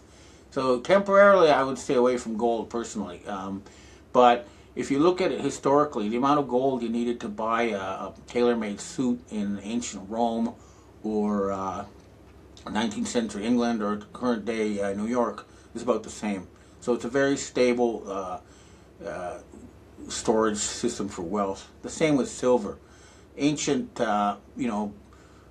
cuneiform texts, from thousands of years ago reveal that the amount of grain you could buy with a certain amount of silver is the same as it is today as it was thousands of years ago. So it is very stable, but more important is farmland, houses, things that you directly can enjoy, even a car, anything that's personally usable by you should be the number one priority. Next question. Hi, Ben. We have our last question for today. Could you shed some light on the dragons and their stance on the existence of Tartaria, since the main regions were right in their backyard? Tartaria, as a model society that realized economic discipline in ways we could only dream of and functioned without money, without scarcity, without greed, and without fear until it was destroyed by bankers. Today, if debts were to be signed away, if gold is reinstalled as our basis, this was the same basis that led us to the present stranglehold of the globalists. Why should we expect any different now? African tribes that have survived for countless thousands of years have, as a rule, the richest gives away those riches every 7 years to avoid being overtaken by one person. Why not try to revive the Tartarian method and build in safeguards against future abuse? I'm going to withhold my judgment on Tartaria because I've asked Russians about this and I've asked Asians about this and they never heard of it. It's almost like it's from an alternative timeline. However, I do know, for example, the West Coast First Nations in Canada had a system called potlatch where someone would invite everybody to this house for a party, and during the course of this party, he would give away every single thing he owned. And that gave him great status, and it kept, the wealth evenly distributed. But certainly, we need to have a new system that's not based on debt slavery, and this is going to be something that I think will have to be publicly discussed, and then we'll need to use the scientific method, which means you try different things and see what works. But the idea is to make us all be able to live like millionaires or billionaires and not have a lot of inequality, and also be able to finance exponential progress. That's the sort of the basic agreement we reached with the Asians was that from now on our purpose as a species will be to increase the amount and variety of life, including human life, and we'll try out different systems to see what reaches that goal most efficiently. But yeah, it's going to be very different, and it's going to be there's going to be a lot of public discussion, because this isn't something that's going to be top down. This is going to be bottom up. Okay, well, that's what I have to say for myself this week, and I hope to see you again next week. And remember, we need to prevent these people from destroying the planet in order to avoid facing justice. This is the #1 priority. We need to bring these people to justice, and humanity is going to wake up from a very long nightmare, and a new age is dawning. Okay, well, thanks, and hope to see you next week. Hello, Patriots. I'm at Restored Republic via a GCR update compiled by Judy Byington.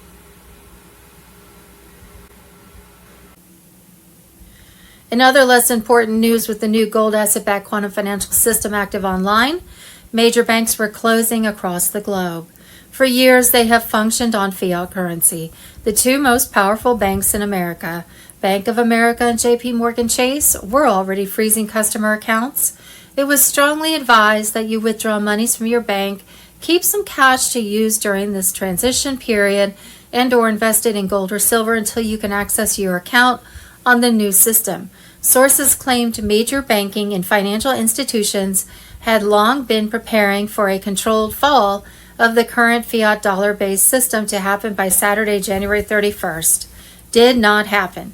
The deep state cabal was planning on controlling a financial reset where you had no choice but to join a digital non-asset-backed currency system where the Satan-worshipping global elites had complete control over the people. The biggest concern of our present banking system was that us borrowers, including the government, have become servants to the lender. We no longer have sovereignty. The nation becomes addicted to the loans and therefore has been ruled by banks. In 1871, the District of Columbia Organic Act altered the legal structure through which the United States operates. While the nation remained geographically intact, governance increasingly adopted corporate and commercial principles.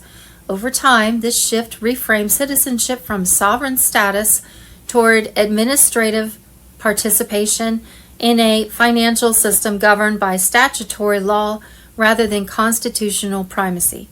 In other words, the Satan-worshipping cabal blackmailed Congress into passing laws on use of taxpayer dollars. Doing so, they took sovereignty powers guaranteed by the Constitution away from the people and transferred the power of how that money could be used to the global elite's own pockets. Since 1913, our fractional reserve banking system has allowed banks to lend up to 10 to 12 as much money than they actually have, 10 to 12 times as much money as they actually have. It allows banks to consolidate the wealth of the nation and thus control the nation. Banks then can no longer operate in the public interest. The 1933 gold confiscation formalized this transformation. By removing gold from public hands and replacing it with fiat currency, real assets were exchanged for trust-based instruments managed by centralized institutions. Since then, purchasing power has steadily eroded, while public dependency on credit has expanded. Then there is the cabal's ongoing crime that has never been addressed. Since changing the Constitution back in 1913, the privately owned by banksters Federal Reserve and IRS collect our tax monies, send it to their privately owned UK Crown Bank of London, then on to the privately owned Vatican, then to their privately owned central banks across the globe. About a month later, the U.S. tax monies are back at a privately owned New York bank where they charge us interest to use our own monies. Congress has been continually blackmailed to keep the bankers in power. They allow taxpayer monies to be laundered out to privately owned non-government organizations, with some of the monies laundered back into the pockets of the congresspeople who passed the bills. Under the Trump administration, congresspeople and banksters who do this were headed to prison. The most powerful men in the world's banks have already been arrested. Many will face firing squads at Gitmo. Many already have. With the changeover to the new financial system, in the coming days, you might want to watch for bank outages or limits on withdrawals, extreme stock market swings or temporary closures, communication or power interruptions labeled as routine tests, quiet legal or political actions against high-level figures. And we have a quote from an anon in hiding. I'm not an a-hole. I am actually one of the nicest people you will ever meet. You are just pissed because I can see through your BS. Sorry, I didn't want to curse. Monday, February 9th, Project Odin and martial law U.S. military alert. Trump's global military alliance is taking down cabal-controlled governments worldwide while executing mass arrests based on over 500,000 sealed indictments. This requires global martial law and comes with a 10-day communication blackout. All military forces worldwide are preparing to suspend all media, internet, phone, and TV services. During this time, no internet, no ATM, and phones. Only working for 9/11 calls. The emergency broadcast system will be activated worldwide. Non-stop, 24/7, 8-hour documentaries exposing the darkest secrets of the elite.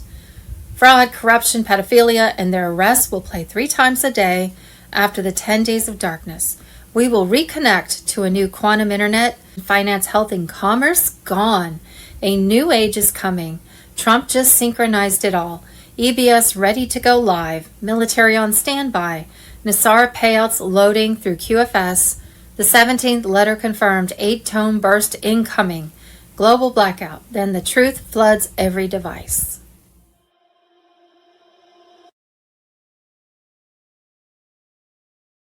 What is coming?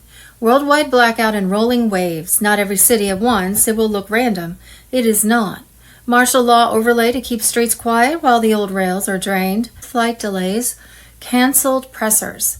Global currency reset that flips value from paper promises to asset weight. Freedom from cabal debt as legacy ledgers convert to zero or fulfilled. What you will see first. Number 1, local power flickers, followed by identical maintenance notices across unrelated providers. Number 2, news channels looping the same frame. No live panels, no call-ins. 3, payment apps timing out at login, then reopening with a new terms screen. Number 4, airport boards that show on time while terminals are held at the gate. A short tone on radio and TV, then a quiet screen. Do not panic. That is the bridge. What it means, the blackout is the curtain, so the crew can change the set. Martial law is the lock, so no one can runs the old tricks. The arrests are the receipts that everything you suspected was not only real, it was systematic. The currency reset is the power cord finally plugged into the right outlet. Debt freedom is the first breath after years underwater. How to move through it. Charge devices now. Screenshot critical information. Keep one device in airplane mode. Turn off auto updates after the first tone. You do not need a surprise patch mid-sequence. Cash on hand for 72 hours, water, light, calm. Do not chase rumors. Markers will be simple and public. Markers I will post. Market feeds that return data void for more than 6 minutes. Government portals that show 888.88 or 0000.00 in place of numbers. The first tribunal docket timestamp. You will know the names. QFS wallet prompts that pair to biometric identity with quantum ID card. Jasara credits labeled reconciliation or fulfilled. After, when screens return, balances will not look like yesterday. Student debt and revolving credit show closed. Mortgage entries say fulfilled or reconciled. Pension values float to a gold index instead of dollar inflation. You will feel the room change before you understand why. Do not let fear write the story for you. The cabal sold you a lifetime lease on your own future. That contract is about to be void. Stay here. I will call the markers as they land. If this channel goes quiet, it means the broadcast grid has taken custody and the sequence is live. Hold your position. Breathe.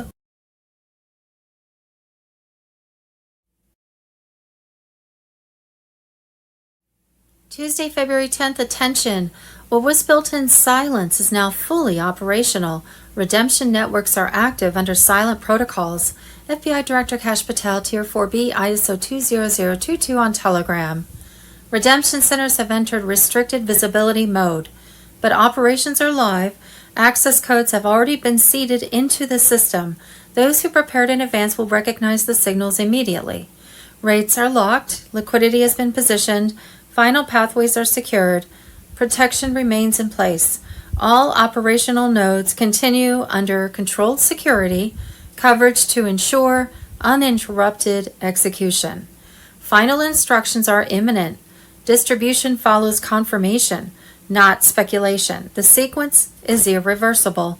Watch your inbox. This phase does not repeat. The financial reset is now fully unstoppable. Tuesday, February 10th, 2026, global currency reset inside the redemption operation. The RV redemption has begun. The NDAs are real. The post-redemption plans are locked. What you're about to read is the uncompromising truth about redemption centers, the only gateways for the public under Nassar-Jassar protocols. Banks are not your path. Elites use them. We, the people, go through redemption centers, even if they have a bank name slapped on the building. Here, rates are higher, and you walk out with Q phones, Q laptops, Quantum ID access cards, rainbow currency, debit cards, checks, and even a temporary trust if your humanitarian project template is ready. This template, approved at the White House, was designed for those chosen to restore humanity. Backbone of this operation? Reclamation. Returning stolen wealth seized by the deep state, cabal, and bank cartels. Restitution, reparation. Undoing decades of constitutional theft, taxes, interests, property seizures, debt, slavery. Redemption. The exchange of currencies, Zim bonds at rates never meant for public eyes. Only a fraction is for personal use. The rest fuels humanitarian projects. Zim bonds are gold-backed. Dinar, Dong, and others hit double-digit rates. XRP already mirrored into quantum accounts. True value, 1 million per token.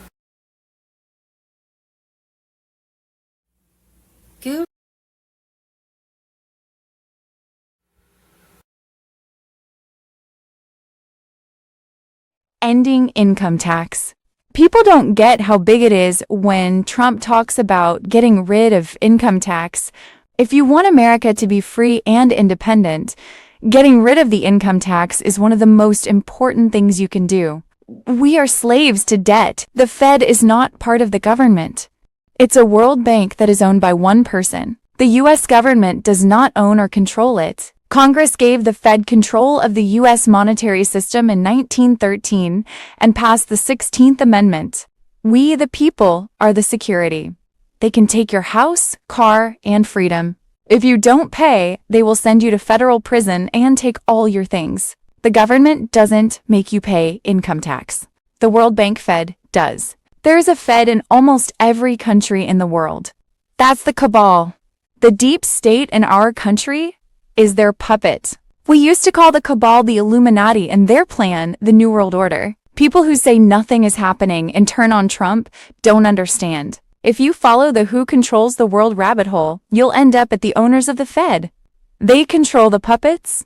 If Trump gets rid of income tax, it will break the chains and make it possible to get rid of the IRS and the Fed. The end of the gold standard was the biggest con job in history. Instead of being backed by gold, the dollar became credit-based. The Fed only needed paper, ink, and printers. They make money and lend it to us with interest. Think about going to buy a gold bar and getting a brick of fool's gold instead. Then they break off a piece of chuck to pay for the work that goes into making it look like a real gold bar. I could talk about other things that are going on, but this is it. Besides the arrests of pedophiles and traffickers, we won't win if we don't get rid of income tax and take control back from the Fed. We aren't free as long as we owe money to the Fed. Before you say nothing is happening, think about the whole picture. You don't have to agree with everything Trump does or says, but he is changing the rules. It's just the first year. We can't give the guy 4 years and then go crazy in the first year. I'm tired like everyone else, if not more, but we have to do this. There's no way to avoid it.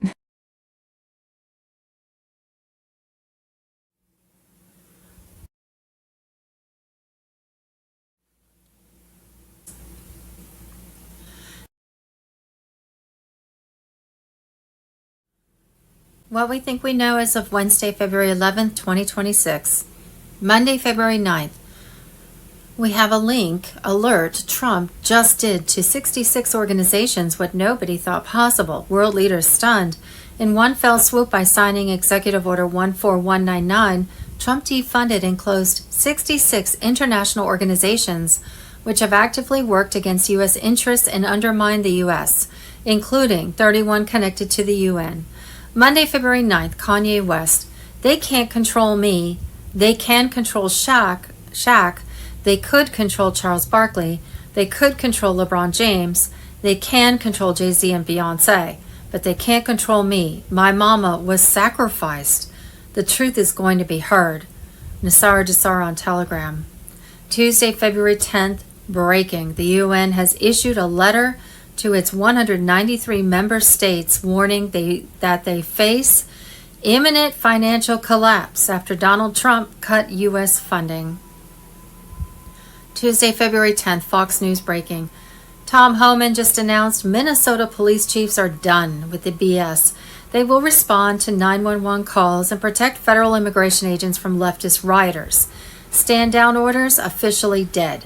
The chiefs I talked to committed to responding to 911 calls when protesters turn violent. Agents are in a dangerous situation and there is assaults. They committed to responding. Boom, no more letting mobs attack ICE while cops sit on their hands. Law enforcement stepping up, backing the feds, and putting safety first. Tuesday, February 10th, so you have a Mexican senator who lives in Arizona representing Mexican Americans in Arizona, who is in the Mexican Senate introducing legislation, voting on bills, advising the government how to help Mexican Americans in the country. Disgusting. Tuesday, February 10th, as we've said before, vessel strikes on narco-terrorists will continue until the poisoning of the American people stops. Today, at the direction of President Trump, the Department of War carried out a lethal kinetic strike on a vessel operated by a designated terrorist organization. The vessel was trafficked narcotics in the Caribbean and was struck in international waters. No U.S. forces were harmed in the strike, and 3 male narco-terrorists who were aboard the vessel were killed. To all narco-terrorists who threaten our homeland, if you want to stay alive, stop trafficking drugs. If you keep trafficking deadly drugs, we will kill you. Senator Ron Johnson on Telegram. Tuesday, February 10th, Senator Joni Ernst has revealed that IRS employees owe $50 million in unpaid taxes. Yes, what hypocrites. The people who enforce the tax laws aren't paying them. Let that sink in. Nearly 6,000 IRS employees, almost 10% of the agency, have significant unpaid tax balances. Average amount owed about $8,000 per employee. These are not recent bills. Many are from prior years. Some didn't even file. Judge Judy note, perhaps it was because they knew that privately owned by foreign bankers, IRS taxes were illegal and they didn't have to. X.com.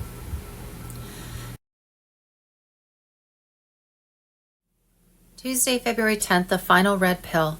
The debt narrative is inverted. For decades, citizens have been conditioned to believe they are burdened by debt, personally and nationally. Yet a closer examination of the financial system suggests a different reality. The public has not merely been taxed and indebted, but structurally positioned as collateral within a debt-based monetary framework. The U.S. debt clock is often dismissed as an abstract display of runaway numbers. In truth, it reflects a deeper imbalance. Behind the official figures lies an estimated $169 trillion in extracted value generated through taxation, inflation, debt instruments, and currency dilution. If distributed proportionally, this sum would represent roughly $495,000 per American citizen. Instead of acknowledgement, the public is told to accept austerity for obligations they did not create. From republic to corporate structure. In 1871, the District of Columbia Organic Act altered the legal structure through which the United States operates. While the nation remained geographically intact, governance increasingly adopted corporate and commercial principles. Over time, this shift reframed citizenship from sovereign status toward administrative participation in a financial system governed by statutory law rather than constitutional primacy. The 1933 gold confiscation formalized this transformation by removing gold from public hands and replacing it with fiat currency. Real assets were exchanged for trust-based instruments managed by centralized institutions. Since then, purchasing power has steadily eroded while public dependency on credit has expanded. Legal identity and financial representation. Modern administrative systems distinguish between the living individual and the legal persona used for contracts, taxation, and compliance. This legal construct, created at birth and referenced across financial and governmental systems, enables large-scale economic coordination, but also obscures accountability. Most people interact with institutions exclusively through this framework, never questioning its implications. The result is a population that produces value while remaining disconnected from ownership of the systems built upon that value. Where the wealth went. Wealth of this magnitude does not disappear, it consolidates.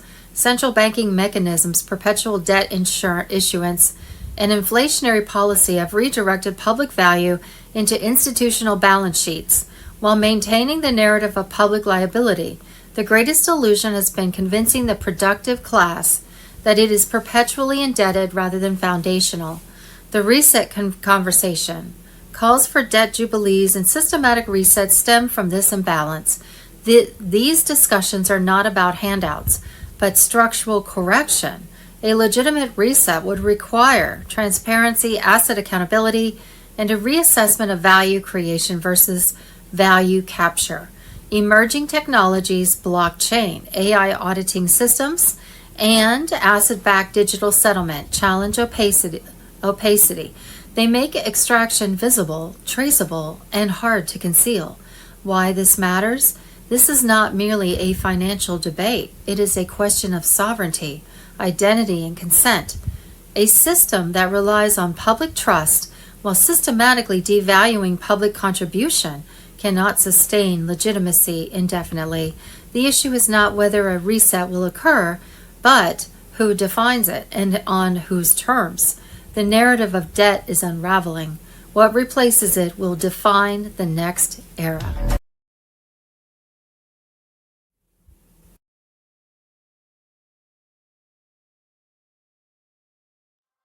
Welcome to the Great Awakening, the final phase of the plan to save the world activated. Expect chaos within the next 48 hours. Military law. Trump's global military alliance has stationed 20,000 plus troops in 360 cities, which were making mass arrests of thousands of deep state cabal, pedophiles, Satanist traitors. Q military Delta Force Special Forces ready. Q Hegseth, U.S. Secretary of War. Pray, trust the plan. Freedom is not an ownership, it is a stewardship. Truth is a light discovered in silence. Judy note, multiple high-level sources have confirmed that the final sequence of the plan to save the world has been activated. According to the MAGA King platform on Telegram, Monday, February 9th, 2026, the military, White Hats, and Space Force assets were now in full control of the global communications grid. The Starlink constellation was locked and loaded for a truth bomb.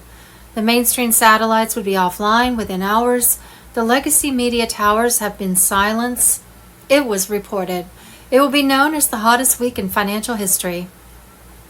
Nasara Jasar now in effect. The new digital gold asset-backed currency ISO 20022 fully live. Tier 4B, us, the internet group who held foreign currencies and Zim bonds, will be first in motion. America had been headed for total destruction by the deep state cabal, global elite, pedophile Satanists before Trump and his White Hat Global Military Alliance implemented the Q movement.